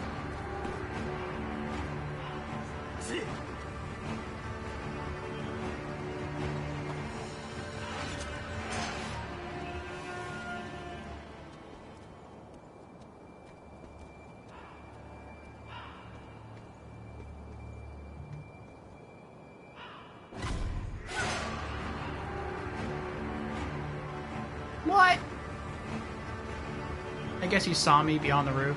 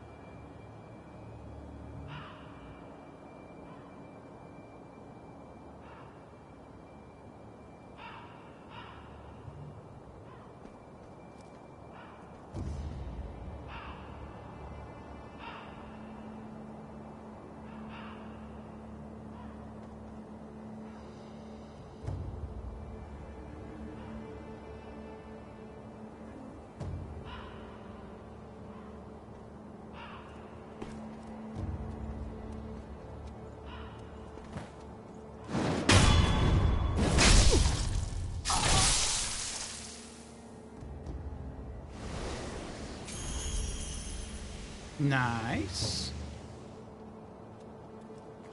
Alright, now it's just the giant. Jolly green giant. Well, he's not green, but...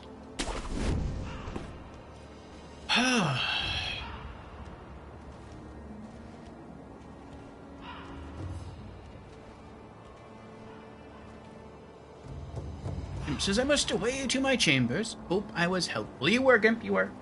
See you again. Thanks for coming in. Tuketsuna says, oh, just remembered, about 4 to 5 years ago, I was wanting to play Enigma of Fear.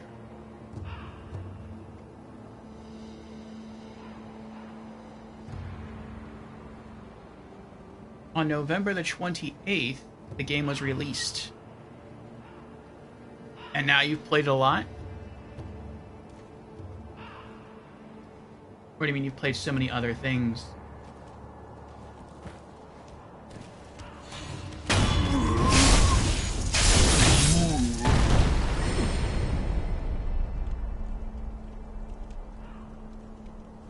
I wonder if just killing him gets you a lot of, like, level up points.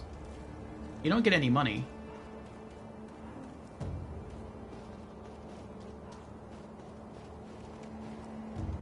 Let's see.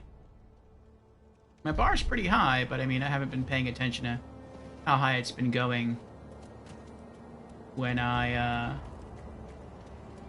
kill other enemies. I wonder if she'll have new dialogue now.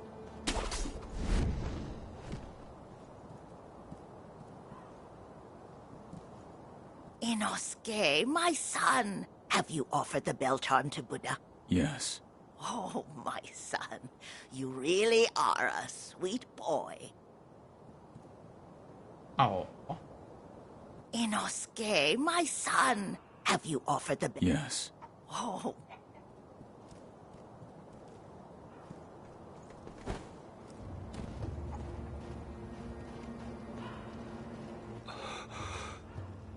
Sir, the man from before, right? I wanted to thank you for humoring my mother. That bells troubled her for a long, long time. She kept muttering incoherently. Something about offering it to Buddha.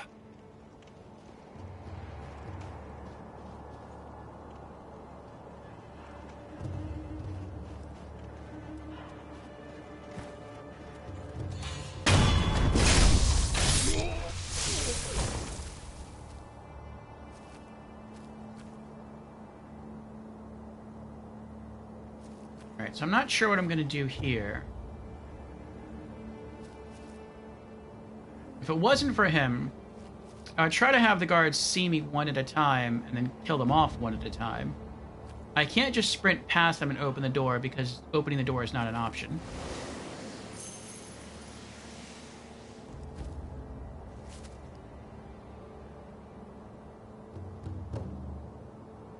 Oh, I can see. There's a wooden thing over there.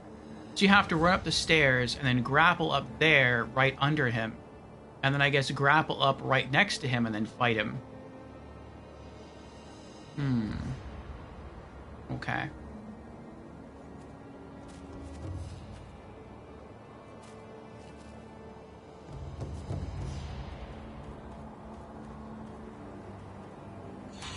Oh, man. Run.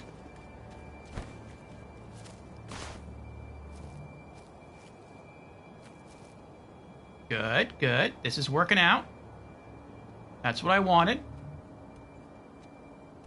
Alright. He's lost aggro.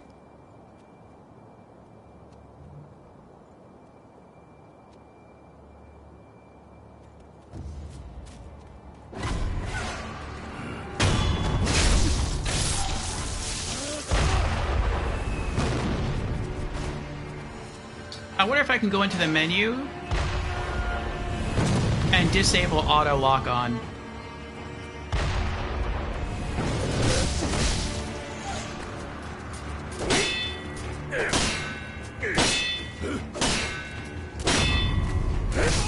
Wow. I guess I'm not the only one that has infinite stamina. I was waiting for him to stop attacking, but he just kept going.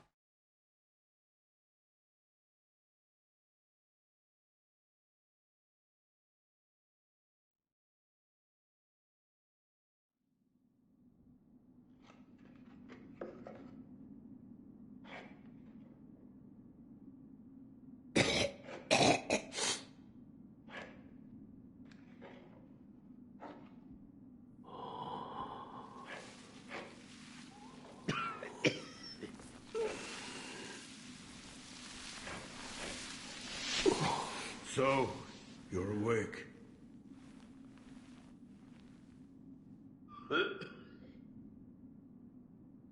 Your death is not your fate. Just yet.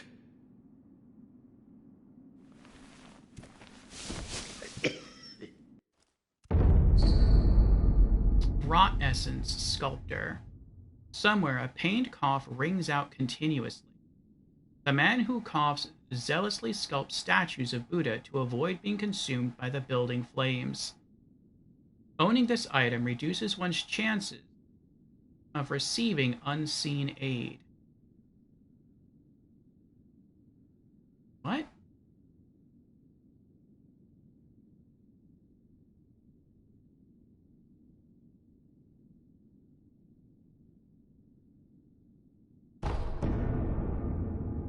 Rot essence timid maid. Somewhere a pained cough rings out continuously. The coughing and wheezing sounds of an old woman deeply worried about her beloved master. Owning this item reduces one's chances of receiving unseen aid. Dragon Rot. The more one with the power of the dragon's heritage dies, the more a sickness known as Dragon Rot spreads through the world. Dragon Rot is not caused by resurrection. It has a chance to occur only when the wolf truly dies repeatedly. The more rot essence wolf has, the lower the chances of receiving unseen aid.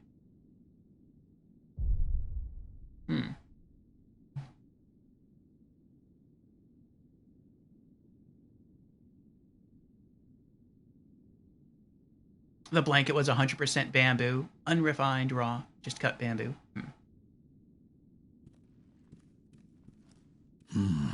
What is it? Seems to me your battle sense has returned. You're more like a shinobi than before, if only a little. Take this.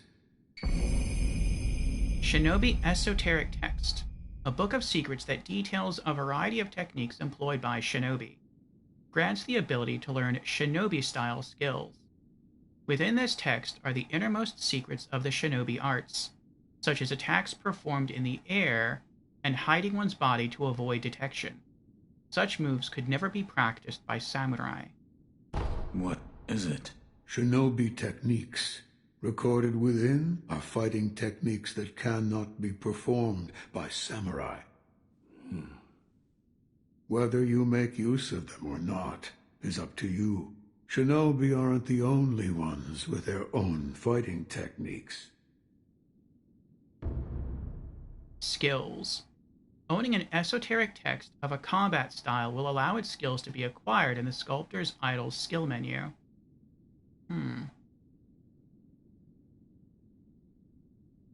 Each enemy defeated provides skill experience. Skill points are acquired once enough experience is gained, which can be spent to unlock skills. Some skills can also be learned by obtaining items or defeating enemies. Okay.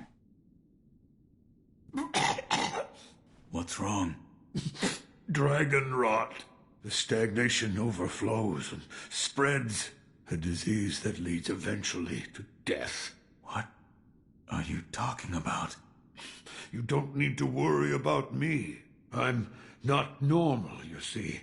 It's difficult for me to speak now. Ask Emma about the rest.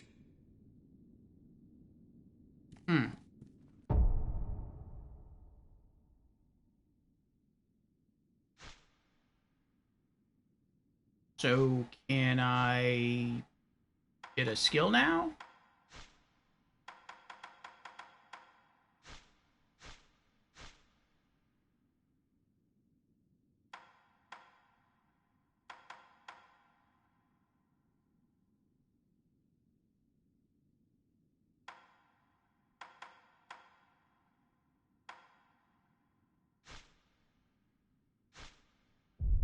Maybe I have to rest at a statue.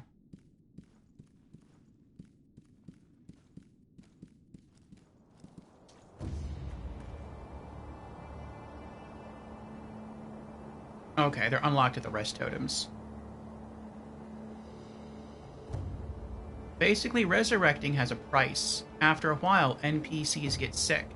They can be fixed with a kind of rare item, but when they get sick, their quests are put on hold. Oh. Emma has more intel on this matter. Have you seen the sculptor lately? Yes. He's... All I know is what Dogen told me long ago. That the dragon's heritage can bestow the power of resurrection. However, it is not any ordinary power. Repeated use leads to stagnation, which will eventually reach a point where it overflows. This causes those who do not have the power to become sick. A disease known as dragon rot. He knew much about it, but even so, he was unable to determine a cure. Forgive me. Is there a way to treat this dragon rot? I do not know. However, it must be stopped. I am unsure But the first step is to look through my mentor's research and see if I can discover a way. Thank you. This power, it comes from Lord Kuros. It's said to be a power of the Divine Heir's dragon heritage. Those who have been given the power of resurrection repeatedly. Let me know if you know. I don't think the power... Goodbye. Interesting. Okay. This is the same concept as Assassin's Creed. Well, Assassin's Creed, the books, the novels, not the video game.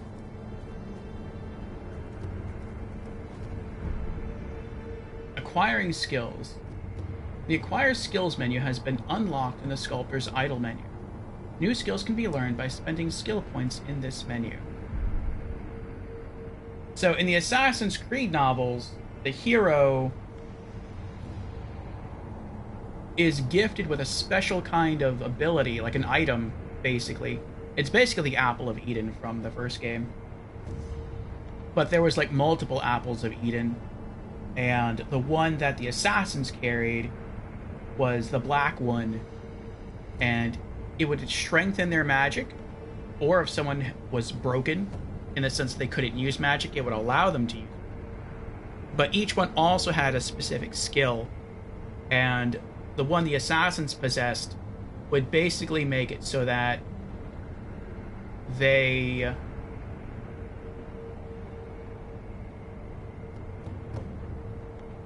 could resurrect. But there was a price.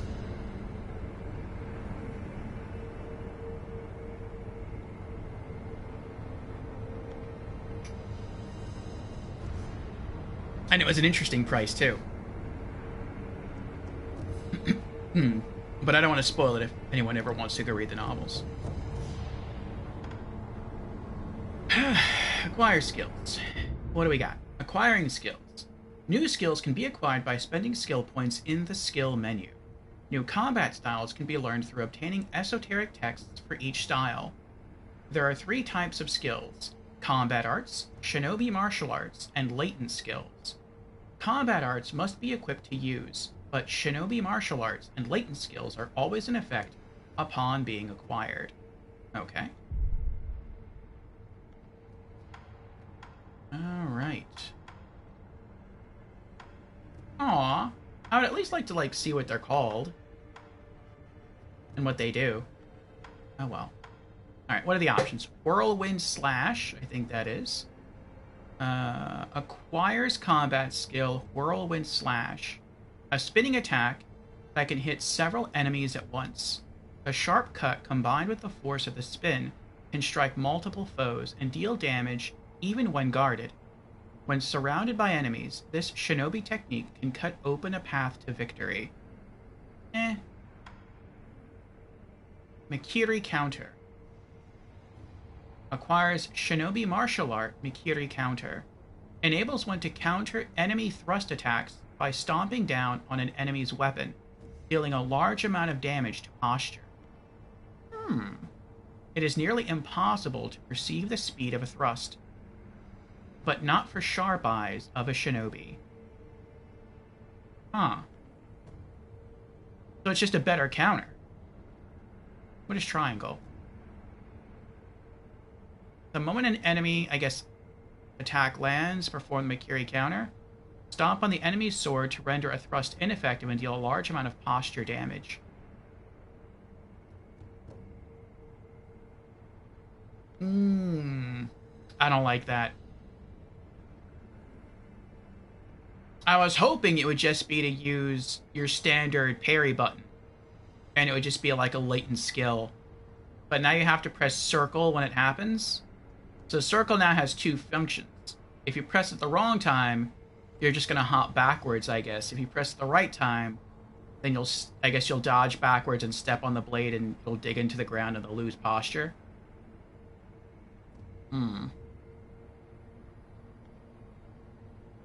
I mean, that seems like the better skill. I guess I'll try to save up my skill points for that. Okay, I need one more.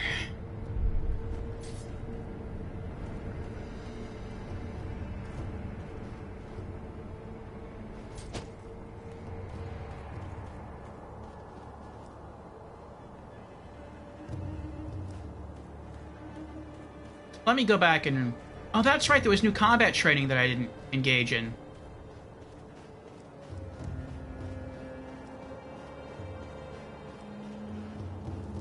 Oh, it's you. You may use me to hone your swordsmanship, if you like. New training option available. What do we have? Consecutive deflections, vitality and posture, countering thrust and countering sweep attacks. I'd kind of like to do everything again.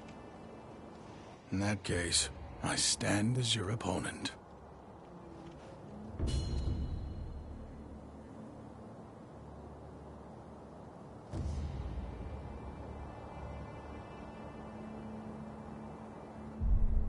Get used to my changed controls.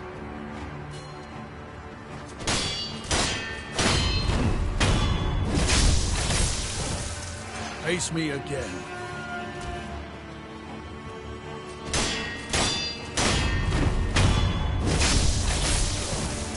Face me again.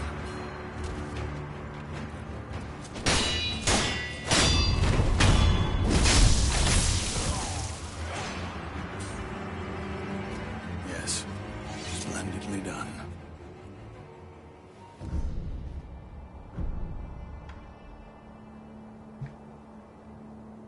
He's your favorite NPC? Deflect. In that case, I stand as your opponent.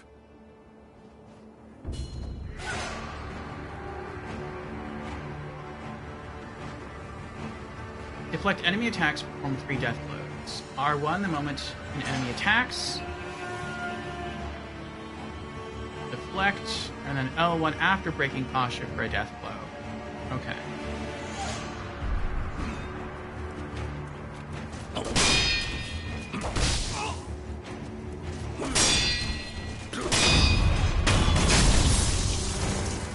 Again.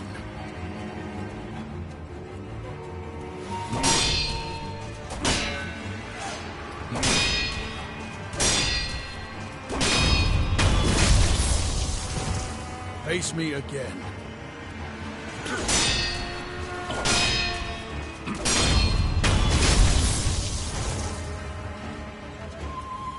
Yes, splendidly done.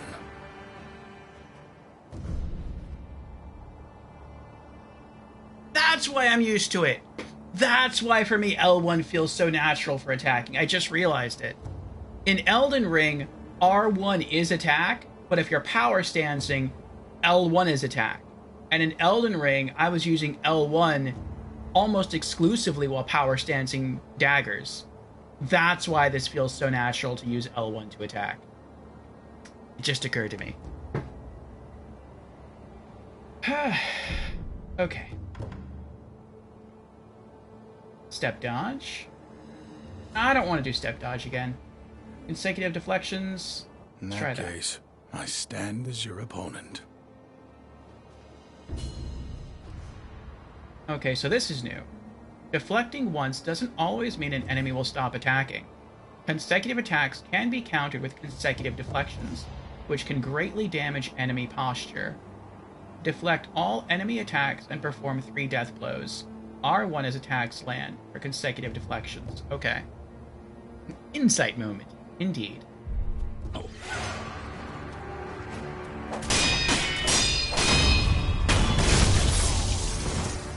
Again.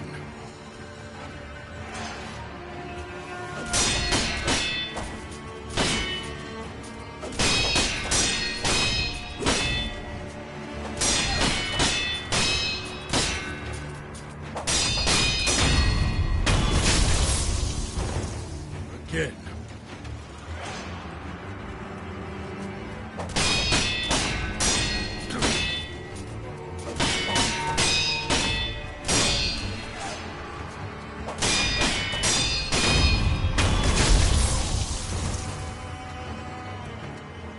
Yes, splendidly done. This is kind of cool. So every time you encounter something in the world, like the last enemy that killed me was using consecutive attacks, he basically can train you how to fight against that.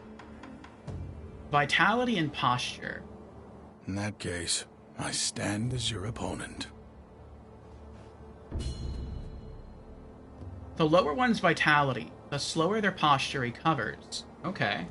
For enemies with seemingly unbreakable posture, use techniques such as dodge. Counterattack reduces their vitality, making their posture easier to break. Perform 3 death blows on the enemy. Circle to step dodge. L1 after step dodge to counterattack. Okay, so don't try to block, just try to dodge. Okay.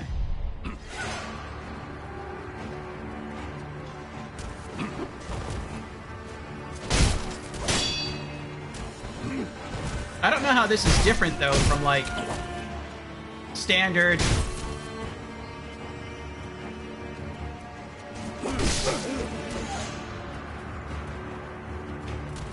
Something wrong? Enemies with low vitality recover posture slowly. Now focus on breaking posture and performing a death blow. Oh, I did it! I did it the wrong thing. I hit R1 to attack.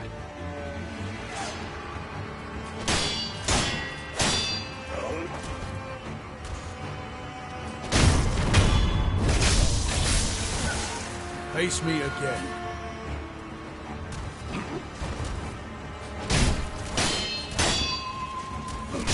I have to stop dodging backwards. Oh, I can't dodge forwards either. Yeah, I was right the first time. Dodging in this game feels... It feels... I want to say it feels completely worthless. Something wrong?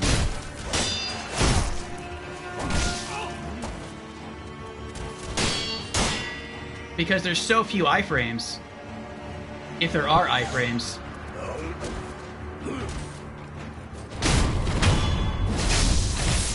Oh. Again. Okay, there are iframes.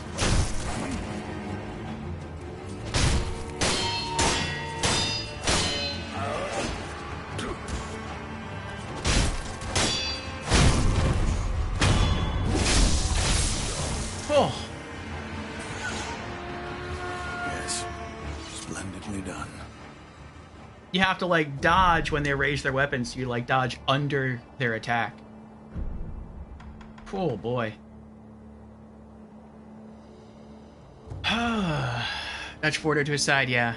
Hesitation is defeat. Countering thrust attacks. In that case, I stand as your opponent.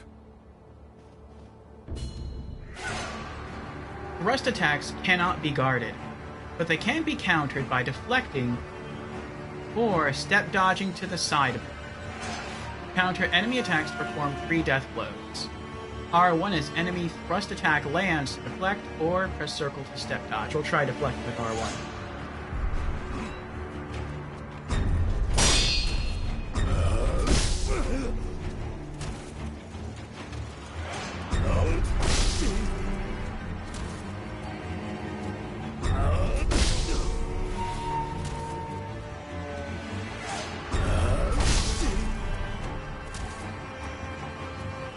Something wrong? I'm trying to press it when I see the light glint off his blade.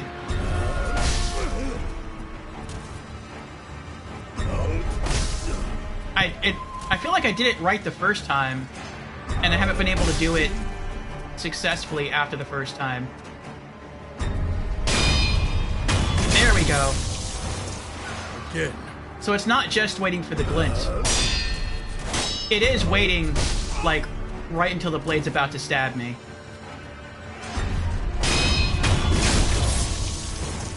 Face me again.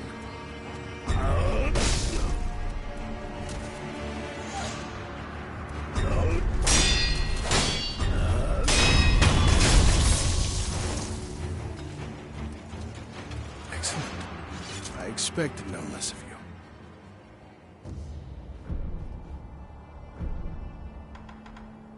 I'll try that again. I stand.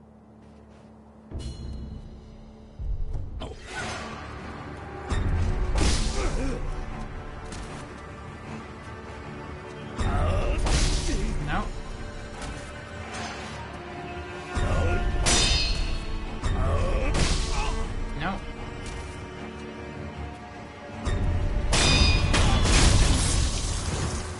Face me again. That takes really good timing.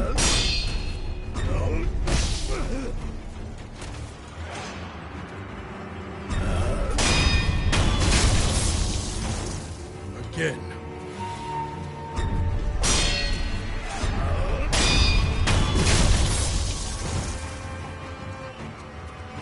Excellent.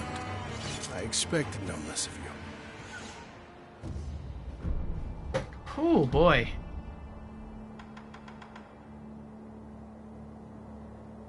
Countering sweep attacks. In that case, I stand as your opponent. I feel like maybe off stream I'm gonna have to do this more. Like I might just have to literally spend like an hour practicing certain things like over and over and over again to try to get down the timing. Sweep attacks cannot be guarded or deflected. They must be jumped over to be avoided. Jump kicking an enemy during sweep attacks deals heavy posture damage, often leading directly to a death blow. That's nice. Counter sweep attacks to perform 3 death blows. Jump, and press X in midair near an enemy to jump kick. Okay.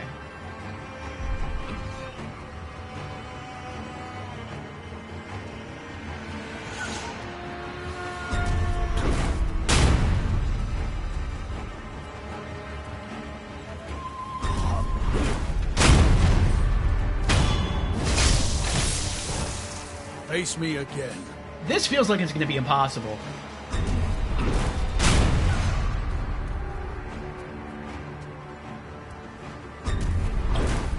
Oh, I didn't press the button.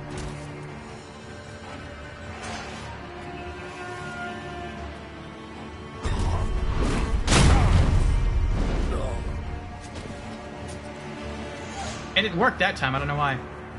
Something wrong? Oh, I didn't press it fast enough. Face me again.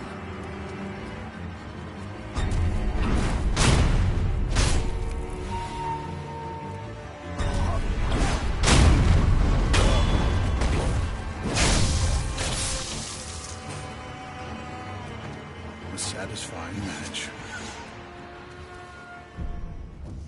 Free combat is now available.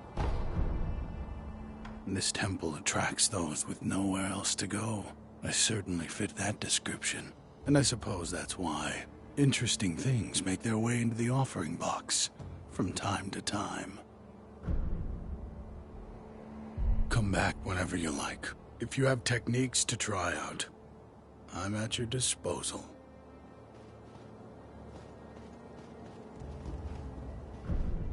Nope, still empty. I see you met your training dummy. Yep. Yes, we did. But it feels like this is almost going to be impossible to, like, learn how to beat this game. Like, it's not just learning how to do certain things, like learning how to perform the counters. It's, like, knowing when to do certain counters.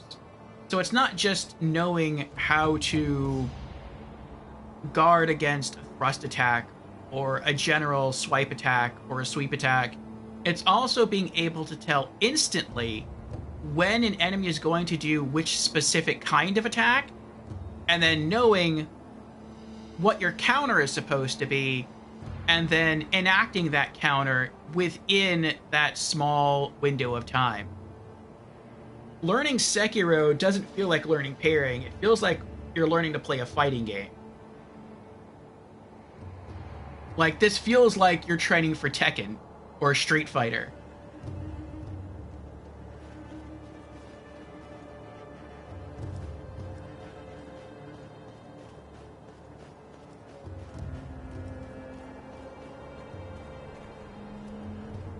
Oof.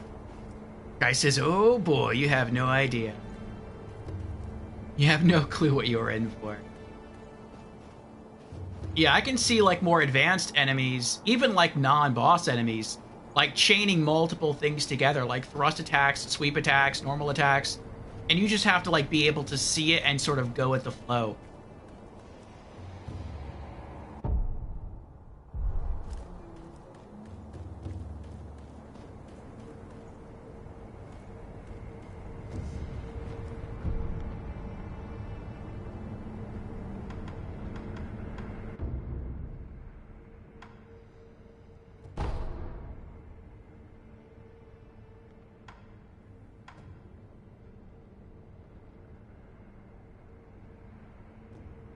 I really do want to get past this part, though.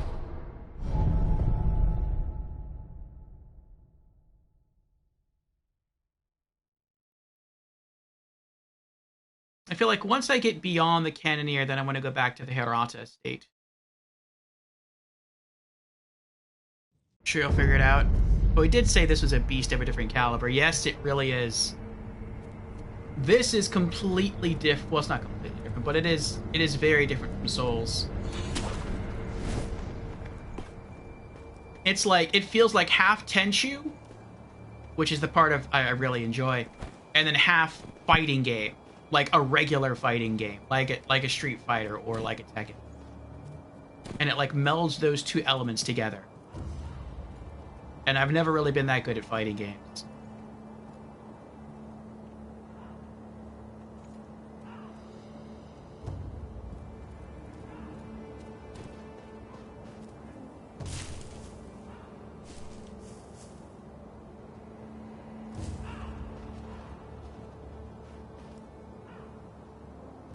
I wonder why there's land down here. Can I go down there? Kind of looks like I can go down there. Oh, you can go down there. I mean, I probably can't get down there from here. Wait, can I? Ooh, can I? Ooh. Will I take fall damage? Nope. I'm gonna guess there's no fall damage in this game. Unless, like, you would die.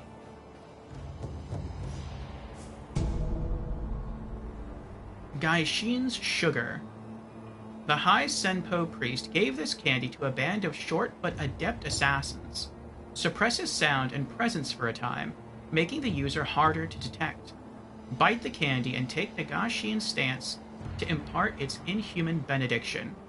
The assassins do Senpo's dirty work. Once hired guards, now extensions of the monk's will in their quest for undeath.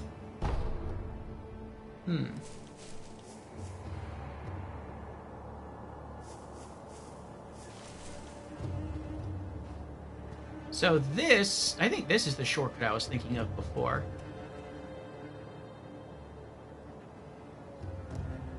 I don't know if I can reach that landmass over there, though. Oh, maybe I don't have to.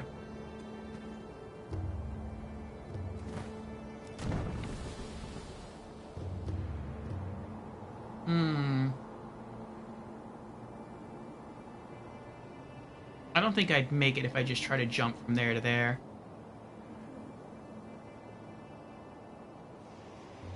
Though, I might make it if I sprint and jump from here. Let's see. Oh, that was kind of close.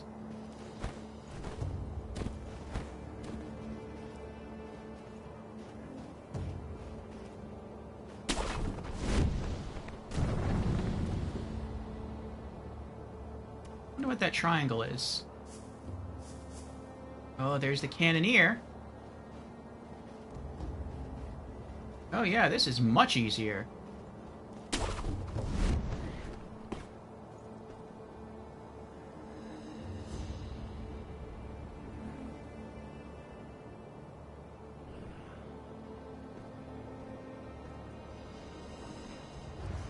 You are mine.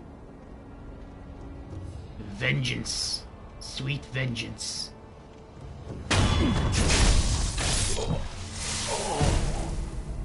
Black gunpowder. Black grains forming the base for gunpowder. Material used in alchemical prosthetic tool upgrades, including those of an explosive and occultic nature. Even the most mundane form of gunpowder has a wide variety of applications.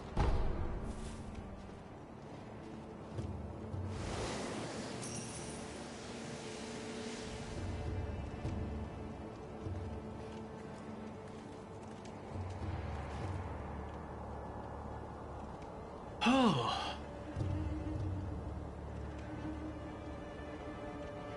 Consider this your final test for FromSoft games. Hashtag make Orpheus suffer.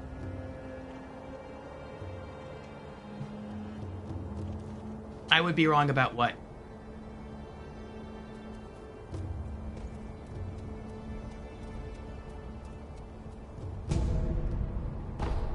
Now can I open the door? Nope.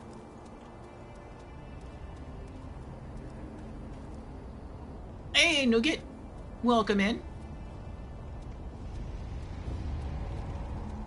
I was in Nugget's stream earlier today during his first playthrough of Dark Souls 3. How is that continuing for you, Nugget? Also, we have an ad starting in like a minute. Should last 3 minutes, and we should have another hour of uninterrupted stream time. But I'm gonna just start it now, because why not? And I have to use the bathroom again. So, okay, we're back. Or at least I'm back. Looks like we still have like a minute left of the ad.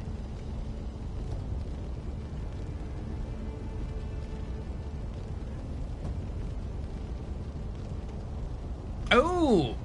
Guy says I would be wrong about fall damage. Okay. So there is fall damage.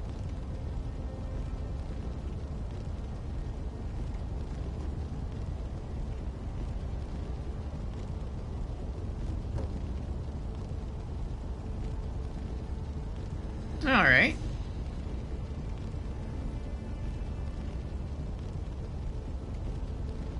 Let me pop my earbuds back in.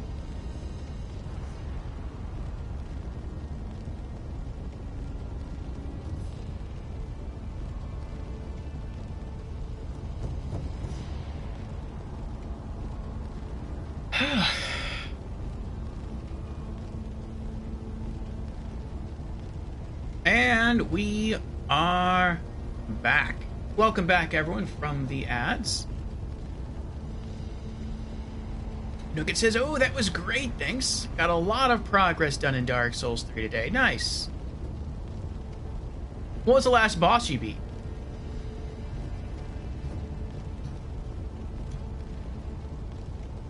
Let's give a shout out to Nugget.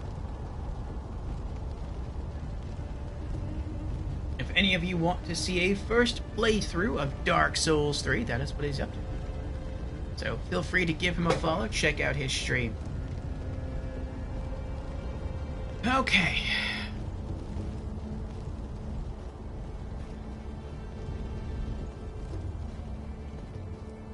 Alright, I came from down there.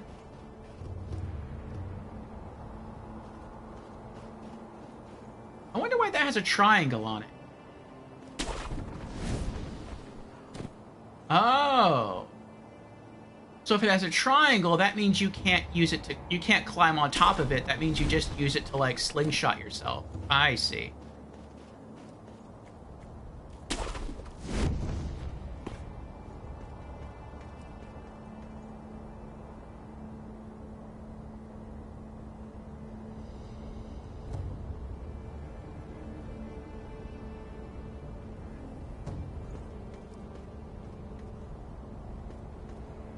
Oh, there's the next statue. Nice. Wait, what's that red glow?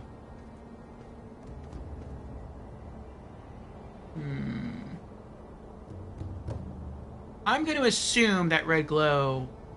No, I'm not sure. I was going to say, I assume that red glow is like a boss room. But now that I pan the camera back, it's just like a wooden hallway. And there's guards right there, so I wouldn't think that's a boss area. Well, let's go kill the rooster, and then see if we can touch that statue to establish a fast travel point. Maybe go try and explore over that way, and see what the red light's about.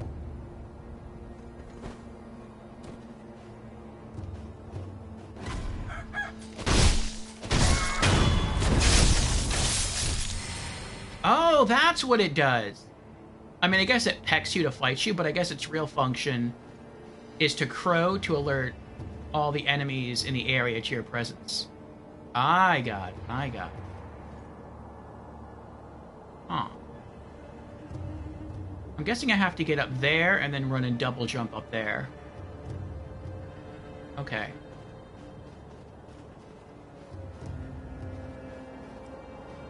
Oh, there's a person there. Hello? Ah, I know you. Do you? Yeah. You're that good Sir Shinobi, sir. Huh? Sure. Well, I haven't seen you since, well, since that night. That night? What night? Hmm? You don't remember? No. Oh, I see. You don't remember. Listen, sir, you and I, we've met before. I was a thief back then. But those days are behind me. Now, I'm an upright and honest merchant. He sounds like Only Patches. problem is, I'm broke. And being broke, I don't have anything to sell. So, good sir, would you mind lending me just a few coins to get my business going? I'll stock something useful just for you. You bet I will. And as a little bonus, I'll tell you all about that night. What do you think? Pretty good deal, right? I have the coin, sure. Purchase information for 10 cents. Paid. Here's some coin. Thanks, good sir. Now talk. Yes, of course. That night. So my gang broke into the Hirata estate. Now, as you're aware, the Hirata family is part of the Ashina. Now, normally they'd mop the floor with petty thieves like us. I mean, no sweat. But it just so happens we broke in during a battle. Yeah. Almost all the young samurai were away from home, and it was a prime opportunity. Then, we started a fire and cleaned out the place. That there's when I met you. You were looking for something. At least, that's what it looked like to me. Well, that's all I know about that night. I see. Yeah. That look you're making now. You had that same look on your face that night. You still looking for something? Listen, good sir. For a price, I might be able to tell you some other tidbits you might find useful. For a price, of course. I'm a merchant now, you know, so... Okay. Anayama the Peddler. A 20 cent. Sure. I'll buy some information. Thank you very much for your patronage. Since you're a shinobi, I'll give you some information about shinobi tools. If you could. Now, I've seen this tube. A tube with fire blasting out of it. Huh? When we broke into the Hirata estate, one of my pals nabbed one. That's the sound the fire makes when it blasts out. That was funny. Flame Barrel Memo. A tattered note written by Anayama. Seems to be from some years ago. Lucrative info number 36. When we broke into Hirata Estate, we found a barrel that spewed flame. The boys lit a roaring bonfire with it, and made merry with the drink. Must have been a shinobi's tool. A fire-shooting tube at the Hirata estate. I'll keep that in mind.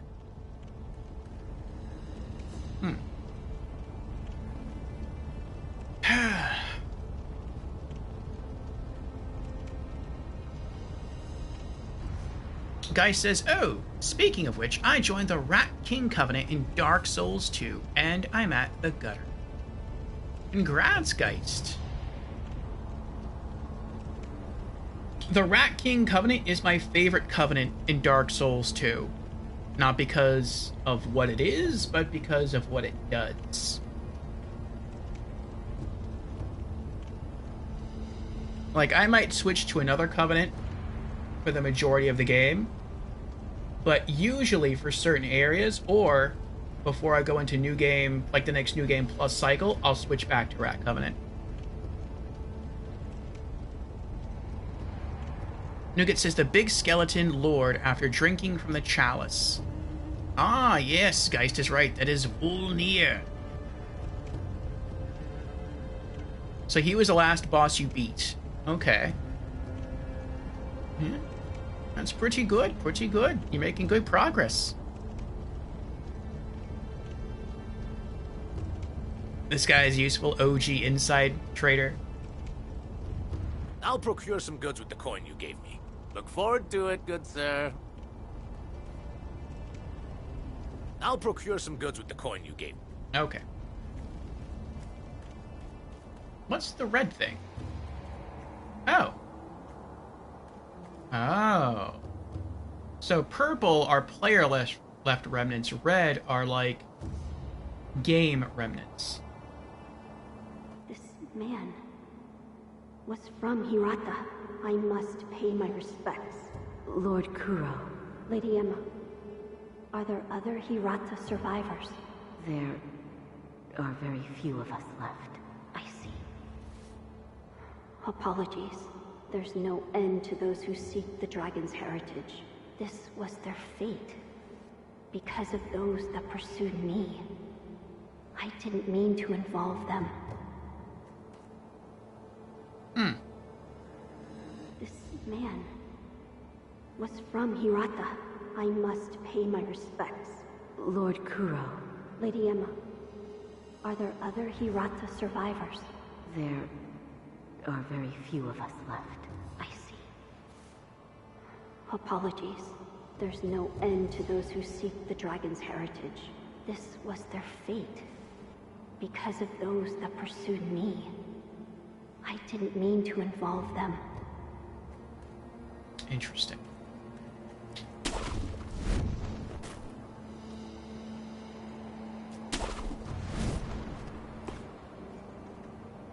Ooh, eavesdrop. I don't feel safe with that big bastard just tied up next to us. I'd rather not be gravely injured just before the war begins. Ah, if the worst happens, only choice is to use fire. Those red eyes fear fire. That's what the Lord's proclamation said. Proclamations? What a joke. Ashina sure has a funny way of preparing for war. So something with red eyes is weak to fire. Okay. Oh, there's an item there. You know what? Ignore it. We'll ignore it for now. I want to get the checkpoint. I'm not sure I'll make this. Oh, nope, nope, nope, nope.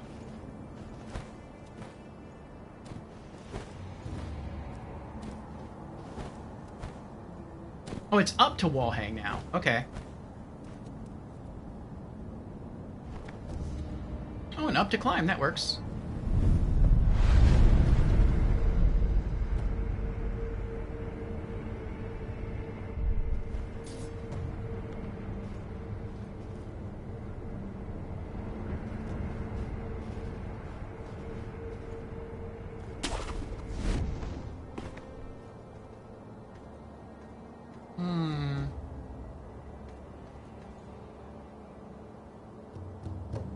There's no guards on the stairs. Oh, yes, there is. He's actually looking at me. I just haven't pulled aggro yet.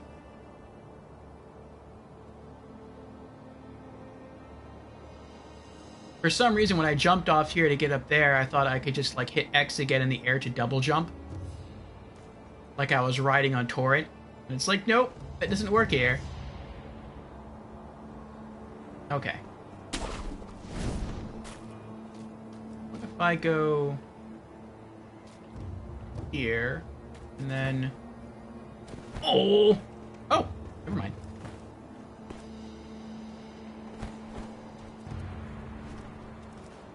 There we go. Oops.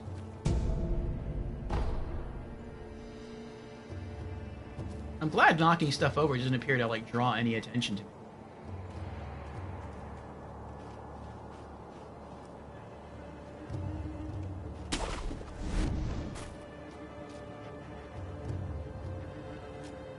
Alright, let me get out of here.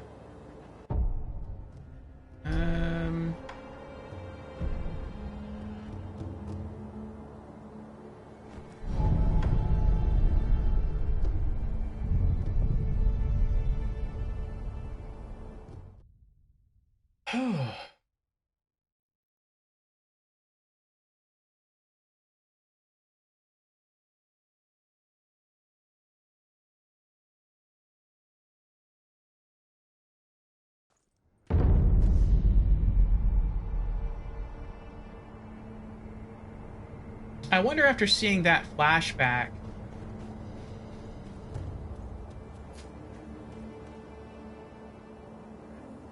if Dr. Lady has any new dialogue, but Dr. Lady's gone. Oh, she's helping him. What are you doing? Oh, I didn't realize you were here. The sculptor has been coughing blood. I took a sample of this blood for my dragonrot research. A sample of his blood? Yes, blood that he's coughed up. The color of the blood itself appears to be tainted, stagnant, but the sculptor's blood alone isn't enough to reach any conclusions. Is there anything I can do? Yes. Bring me samples of blood coughed up by others that suffer from the dragon rot. If I have more, I'll be able to learn more about the disease. If I come across anyone afflicted by the dragon rot, I'll ask them. Thank you. Goodbye. I think I have an idea as to why the dragon rot exists. If I'm right, and this guy is me from the future that somehow time traveled back here, which is how he knew about the prosthetic, then if I die too much, that jeopardizes his present because his past self is dying too much. And anyone that's linked, or anyone's survival that's linked to me being alive, will also start to get sick. Because if I die, then ultimately they would die. That's probably what the dragon rot is linked into.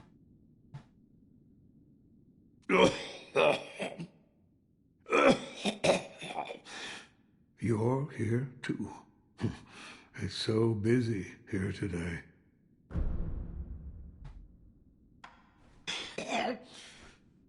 Sculptor. I don't need your concern. I'm not normal, you see. No mere dragon rot will kill me.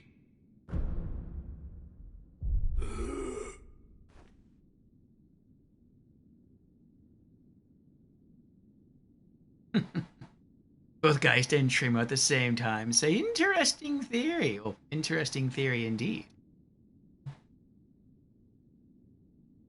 Nougat says, don't die. I'm trying not to die. Okay. So we got a bit further there. Now let's go back to the flashback.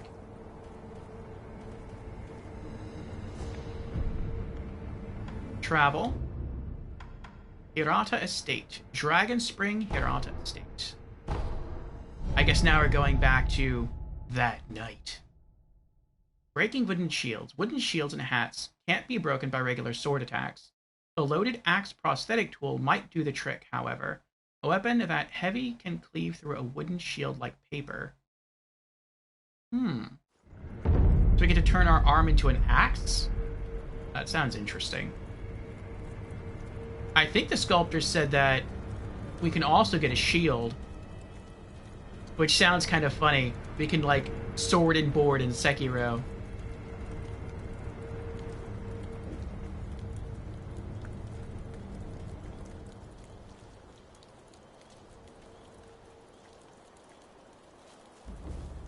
So it's the thieves who set the fire. I wonder if he's going to be the boss of this place, like the head of the thieves. And then instead of killing him, like, we grant him mercy.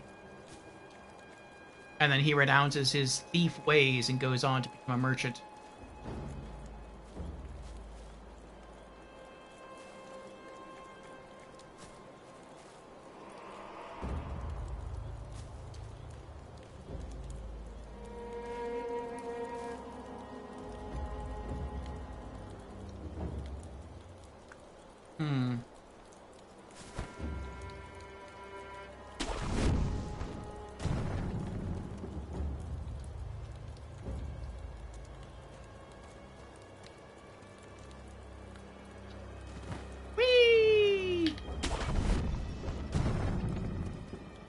So I guess that would have been fall damage. Had I just, like, jumped from the top of the cliff down to the ground, that probably would have killed me.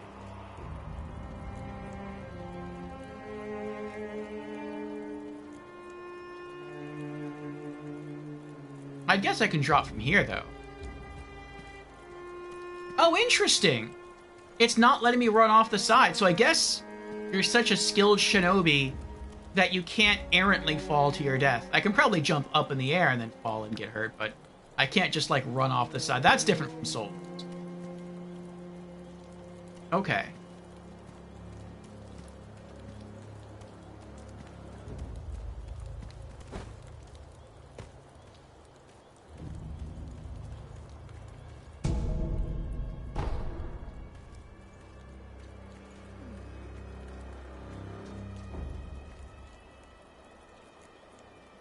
Hey, Carnage Barn, how you doing?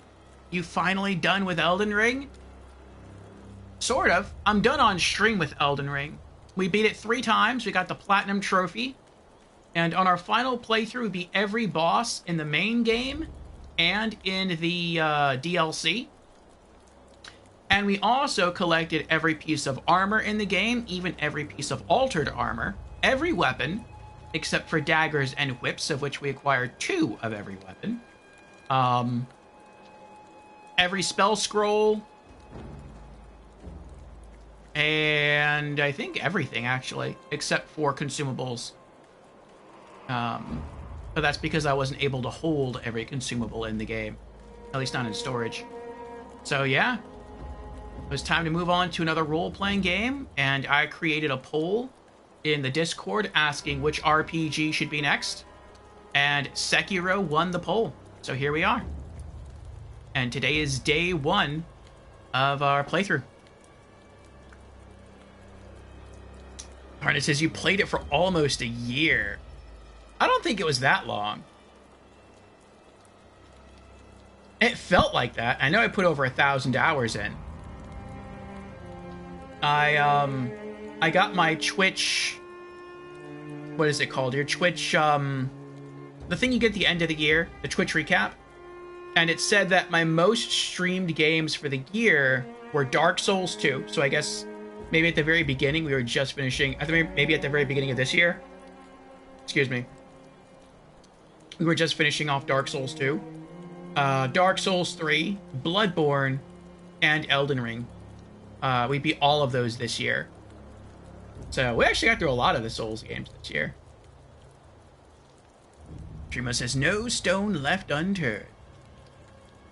Carnage says, you really are a hardcore completionist. I can't see myself 100% Elden Ring. I would go crazy. I don't have the patience. I beat it twice and did the DLC. I'm done. I don't know about being a hardcore completionist. For Elden Ring, I was. But I don't know about every game.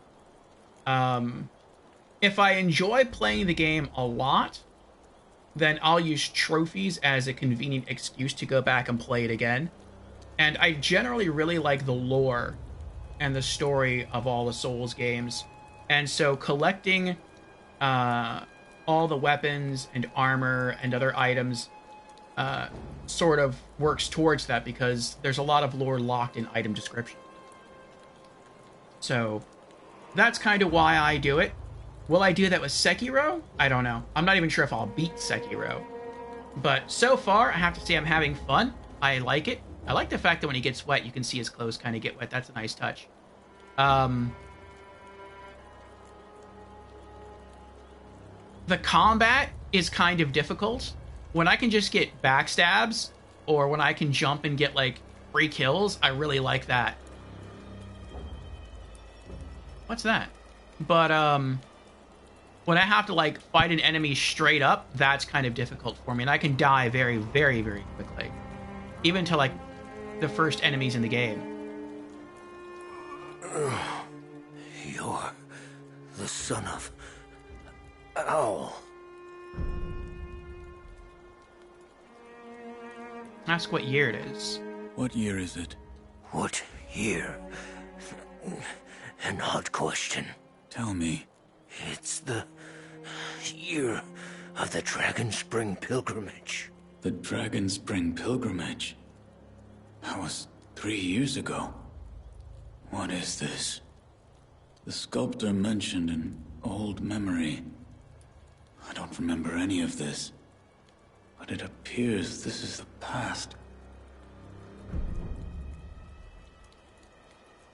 Oh, I wonder if that's how the sculptor traveled back in time. For me, this is a memory. But maybe for the sculptor, the game is his memory. Interesting. What happened? What happened? Thieves at Hirata Estate. You must hurry. The divine heir. Oh my. The Dragon Spring pilgrimage. That was 3 years ago. What is this? The sculptor mentioned an old memory. I don't remember any of this, but it appears this is the past. Hmm.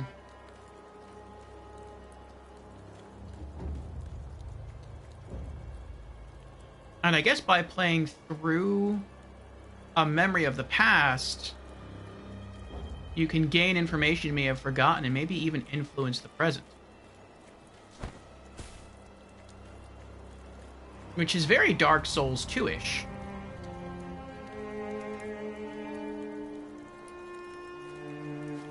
Dark Souls 2 had those kind of memories you could walk into and do stuff in those memories, but then doing stuff in memories would actually influence the present as well. Interesting. So Sekiro has that same kind of mechanic.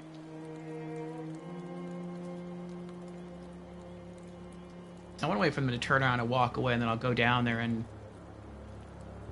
I'll backstab one of them, and I'll just fight the other one straight up.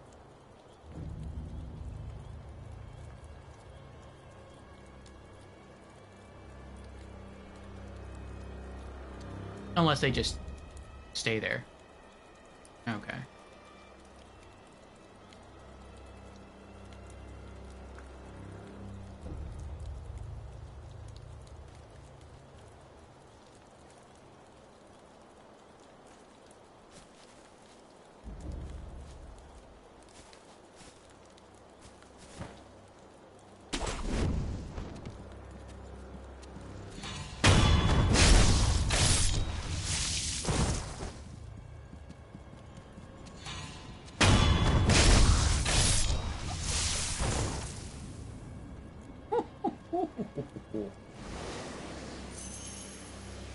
Yes! I Shang Tsunged it. Your money is mine.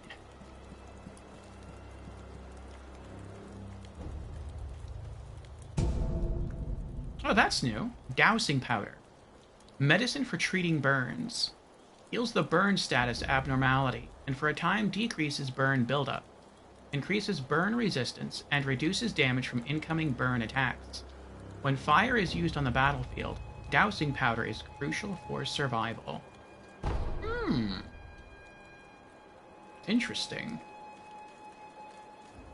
So it damages you instantly and over time. Interesting, interesting. Okay.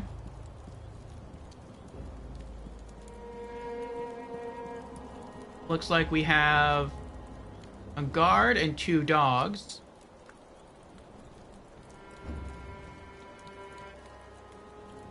Nope, 2 guards and 2 dogs. Nope, 2 guards and 3 dogs.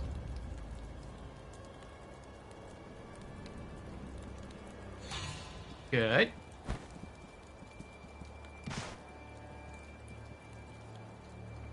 Yeah, come explore this way.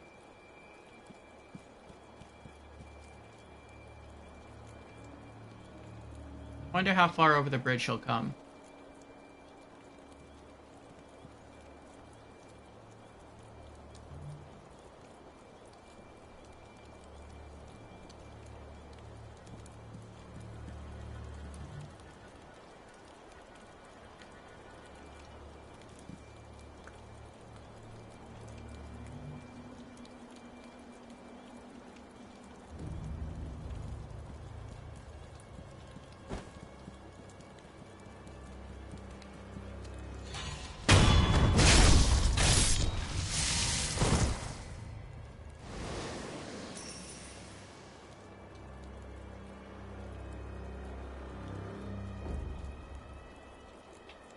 Okay. Oh, there's an item over there. I'm really curious if I could just jump in the water to avoid being detected. I feel like you can, because we swam earlier when we started the game. But maybe our character can only swim in shallow water. You know what? I'm gonna try it. We'll see what happens. If I die, I die. Cool.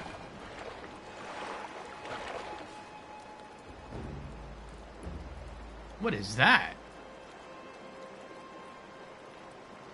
Alright, we're getting out of the water now.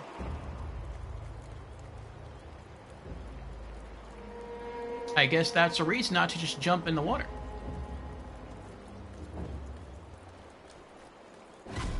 Oh.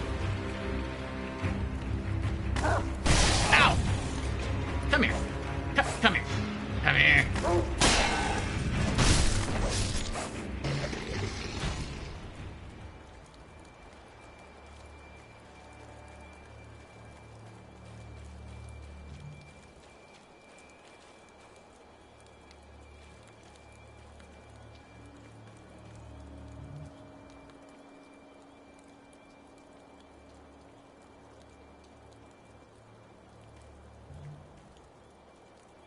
Oh, I bet he's gonna react once he finds the dead dog.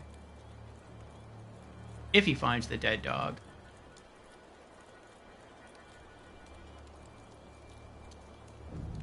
Nice.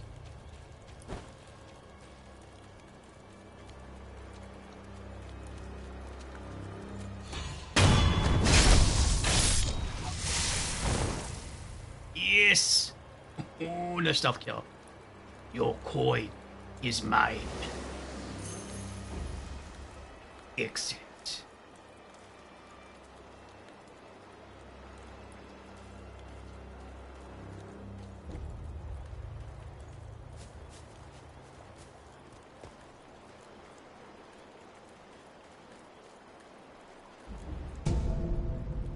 Mibu Possession Balloon. A Mibu balloon filled with fountainhead water imbued with a blessing of fortune. If one pops this vibrant green Mibu balloon and prays, those its water splashes upon will have a higher chance of obtaining items. Ooh. Mibu means aquatic life, or life born of the water. The Ashina consider the fountainhead water itself to be worthy of worship. So it's like a silver pickled fowl from Elden Ring. Okay.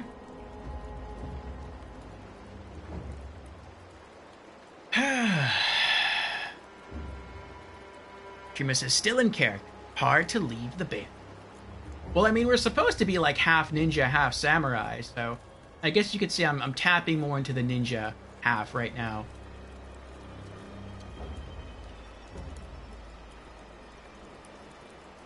I want to go get the item, but I'm worried about that thing we saw earlier. It looked kind of like a snail from Elden Ring.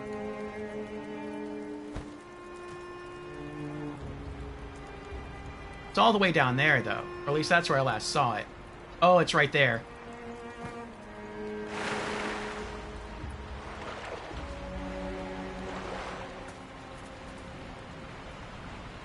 Oh, it's a fish?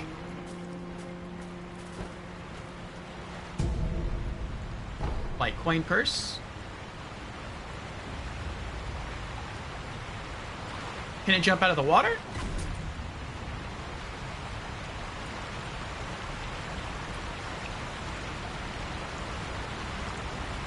Is it scared of me?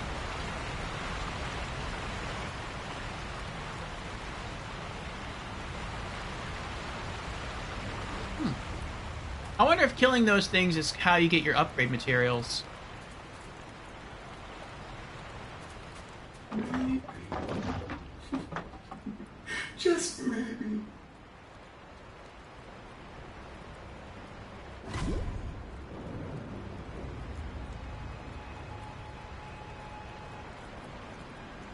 Yeah, that's probably it. That's probably how you get upgrade materials. Hello? Know about carp scales? Nope. The sparkling, shining scales of the Eshakar, bring them to me, and I'll reward you handsomely. What are you selling? Divine Grass. A secret medicine that fully restores vitality and cures all status abnormalities. Oh, like a blessing of Marika? One small part of Ashina is exceedingly old. The ancient soil, rocks, and water that pervaded the land are said to have attracted the attention of the gods. The Dr. Dogen studied the plants in this ancient place, resulting in the recipe for this special medicine. I wonder if that's Dogen in the jar. Withered Red Gourd. A curved, withered red gourd filled with medicinal water. The gourd's medicine refills upon rest. Reduces burn buildup and slightly increases burn resistance. It cannot heal the burn status abnormality, however. Mask Fragment Right. A fragment of an old dancer's mask. The original must have been broken into several pieces, and this fragment appears to be the right side of the mask. Floating Passage Text. Compendium on the combat art Floating Passage. Skill unlocked upon acquiring this item. Unleash attacks in a flowing dance-like form, overwhelming enemies in a furor of graceful aggression. This technique belongs to the Ashina Sword School, though it has been deemed heretical due to its foreign origin. Oh, that sounds like the Dancer of Rana. Interesting. Well, I would kind of like to get 7 skills first. Who knows what the mask actually does? Then I guess after that, go for the Floating Passage text. Bring me some scales next time. Maybe the fish can't hurt you.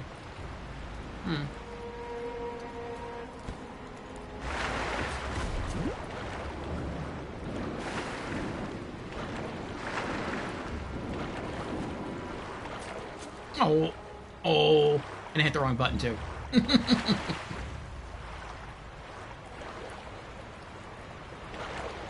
Hey, you there.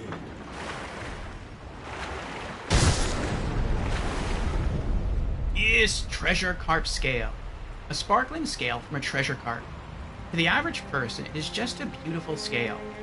But there are some who exalt a certain master who consider these scales among the most precious things in the world. For this reason, collecting them could be worthwhile. Alright, well, 1 down, 6 to go. I wouldn't think he'd respawn again. Though if he did, that would be pretty awesome. If he could just hang out here and just respawns over and over again, you could just farm him. I can probably go down there and kill another one. If it respawns.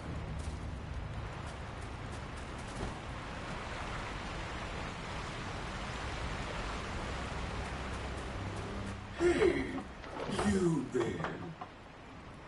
I know that I saw a really big fish kill Beezers at one point, and so I'm guessing now you really don't have to worry about that. But in the future, you probably do.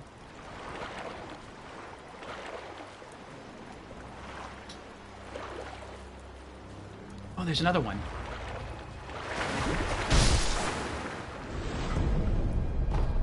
There's 2. Nice. Yep, there's a 3rd one over there. But I might have to just jump over the bridge to surprise kill that one, so I want to come over here first and see if we can take out the dogs.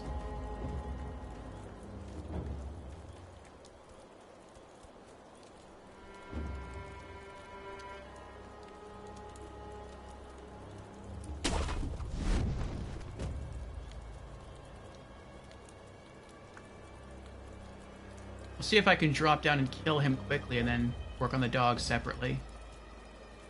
Is that a thing? Can I do that?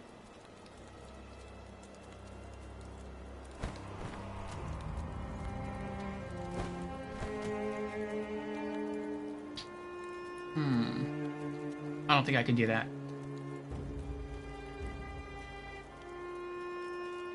Alright then, a question. Will the dogs be able to smell me as I get close?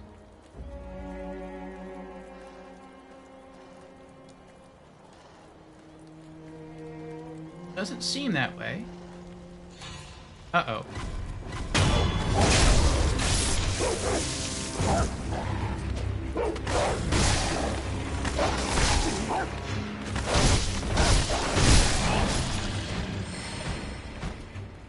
Whew.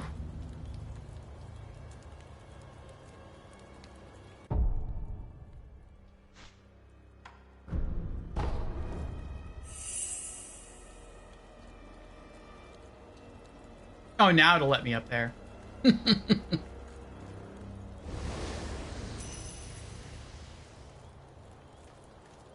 Oh, there's a statue inside. Nice, nice. What's my experience at?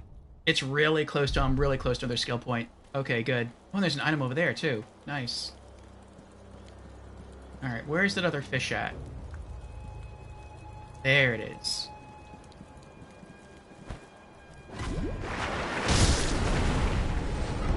Yes! There's 3. Any more? Here, fishy, fishy. Where are you, fishy, fishies?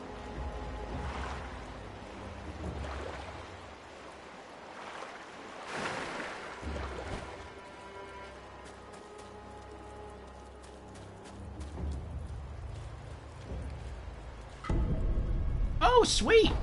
How many is that? 1 more. We're up to 4 now. Right. Wait, where are they?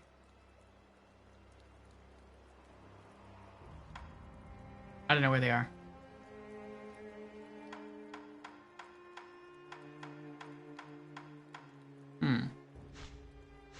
Oh. Key item. Is it key item? It is key item. Alright. 4. We need 3 more for the right half of the mask. Okay.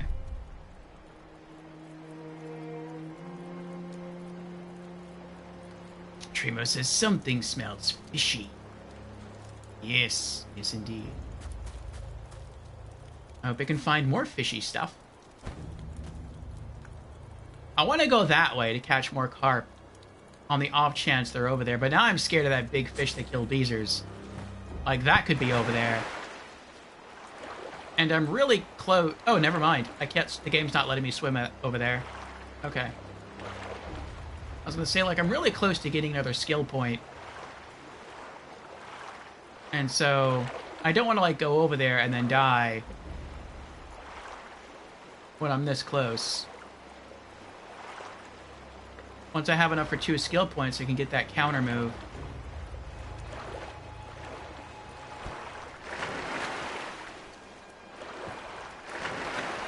I guess I'll just swim. I wish I could hold down the circle button to, like, swim faster instead of just tap it once to sprint. Actually, can I just tap it multiple times? Is that an option? Oh, that's an option. You can just spam the circle button to, like, speed up your strokes there. Okay.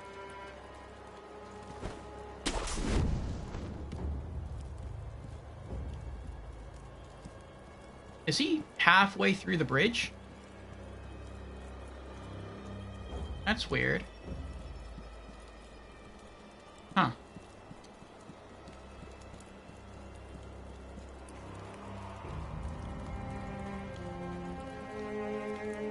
Can I just open the door? Nope.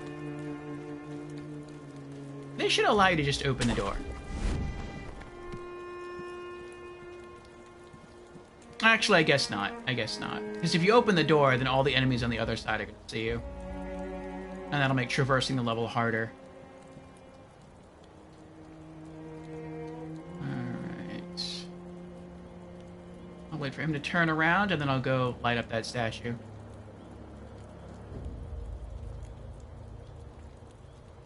Are you going to turn around? You will. Good. Okay.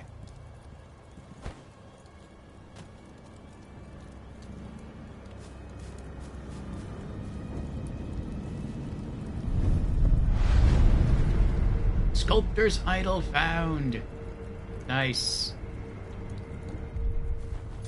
Alright. What's this? Another ceramic shard. I can see this being useful. Like, when he wanders this way, I can throw the ceramic shard over there. And assuming he doesn't see the ceramic shard fly from my location over to the opposite location, assuming he only travels by sound, he'll walk right past, and then I'll be able to, like, get behind him for a stealth kill. I'm not going to do that, though. I'll just wait till he comes back down here, turns around, and then I'll run up behind him and go for a stealth kill. And then hopefully they won't see or hear me.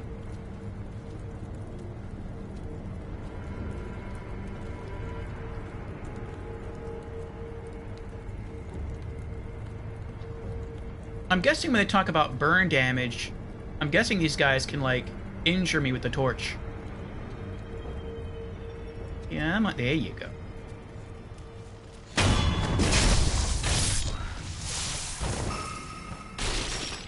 Oh, that was close.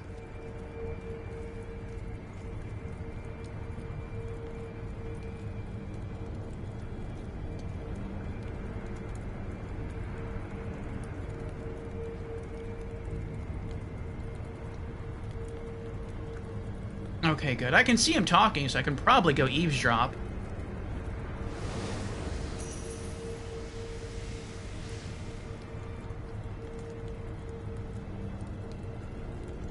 I'm not sure how I would do that, though. If I come from the rooftops over there...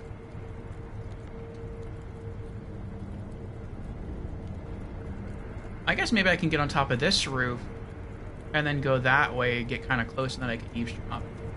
Alright, do I have 2 skill points now? I do. Nice. Okay.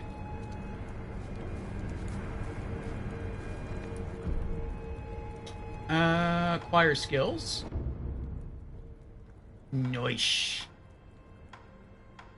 Alright.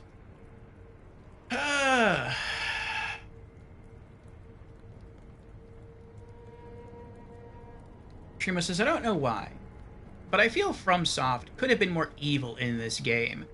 Basic stuff like invisible walls and step-by-step tutorials make me think Activision neutralized some of FromSoft's intended difficulty. I don't know.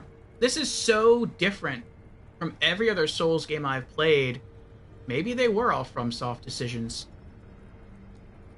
It's like at my job, I try to be FromSoft and they want to be Activision. Mikiri Counter. Acquires Shinobi Martial Art Mikiri Counter. Enables one to counter enemy thrust attacks by stomping down on an enemy's weapon, dealing a large amount of damage to posture. It is nearly impossible to perceive the speed of a thrust, but not for sharp eyes of a shinobi. Press circle the moment an enemy... I'm gonna guess it says at the moment an enemy's thrust attack lands. Mikiri Counter. Stomp on the enemy's sword to render a thrust ineffective and deal a large amount of posture. Okay. So your character probably dashes backwards and then lifts their foot and, like, steps on the weapon. Yeah. I would prefer that to trying to block. I mean, I guess it's riskier because at least if you block in... Well, no. Because you can't block thrust attacks. So even if you, like, hit the block button to parry and you mess up, you're still going to take full damage. So you either have to parry perfectly or you have to do this perfectly. If that's the case, I'd rather do this perfectly for more poise damage. Okay. Acquire Mikiri Counter? Yes. Nice. Alright. That opens up 2 more options. I wonder what this thing is at the end. I also wonder if these are the only, like... No, these probably aren't the only skills you unlock in the game. You probably find other texts that give you other skill trees.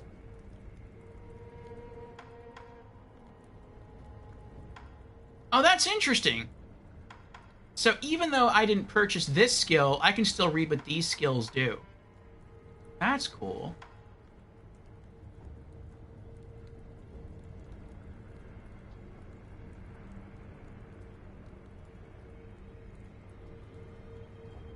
Oh.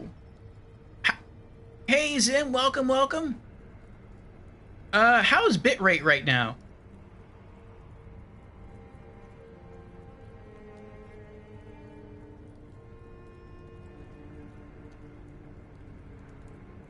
Are we speedrunning yet? No, not exactly.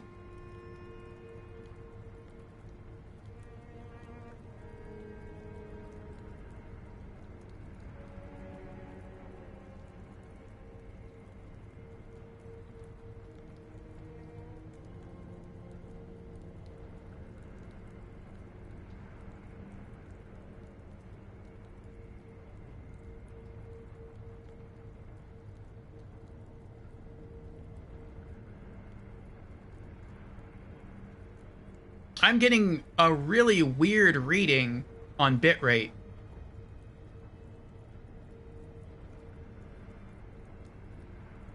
It says that it's way too high, and I'm looking at it, it's like really high. Usually it's like 3,000. Right now it's like it's 240,000. Like, I don't know how that works. Unstable average bitrate is too high. I've never had that issue. Well, at least it's still coming in nice and clear.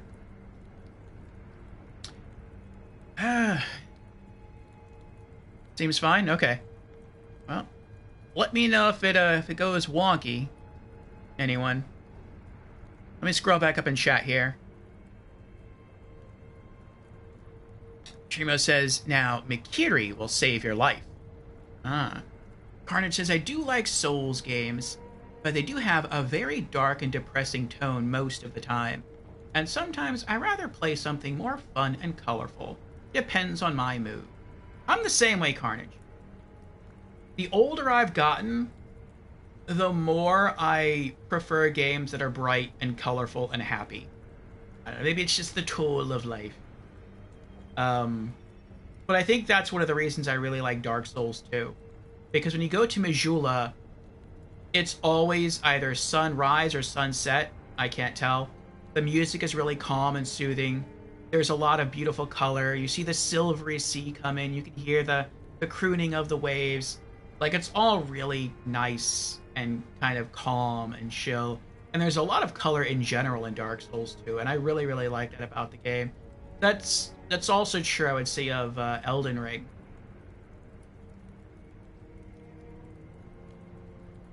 And to some extent, Dark Souls 3. I would say kind of.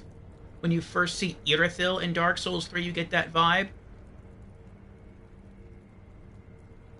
Nougat says, this isn't a Souls game, though. It's Sekiro. Yes. And welcome in, Zim. How you doing? And Zim has resubscribed. Seki boys. For 2 months in a row. Thank you, Zim. Thank you. Invader Zim, just like Sekiro's toughest bosses, you've shown up for another round, making it through 2 months of subscription. Your support is as legendary as a flawless Genichiro fight. I don't know who that is, but I guess I'll find out in the future. Let's keep the Seki boys' spirit alive and the Pog champs rolling. Yes, thank you again, Zim, for the generosity. Trima's stream is golden. Nice. Carnage talking about dark and depressing sounds ironic. Oh, because of his name.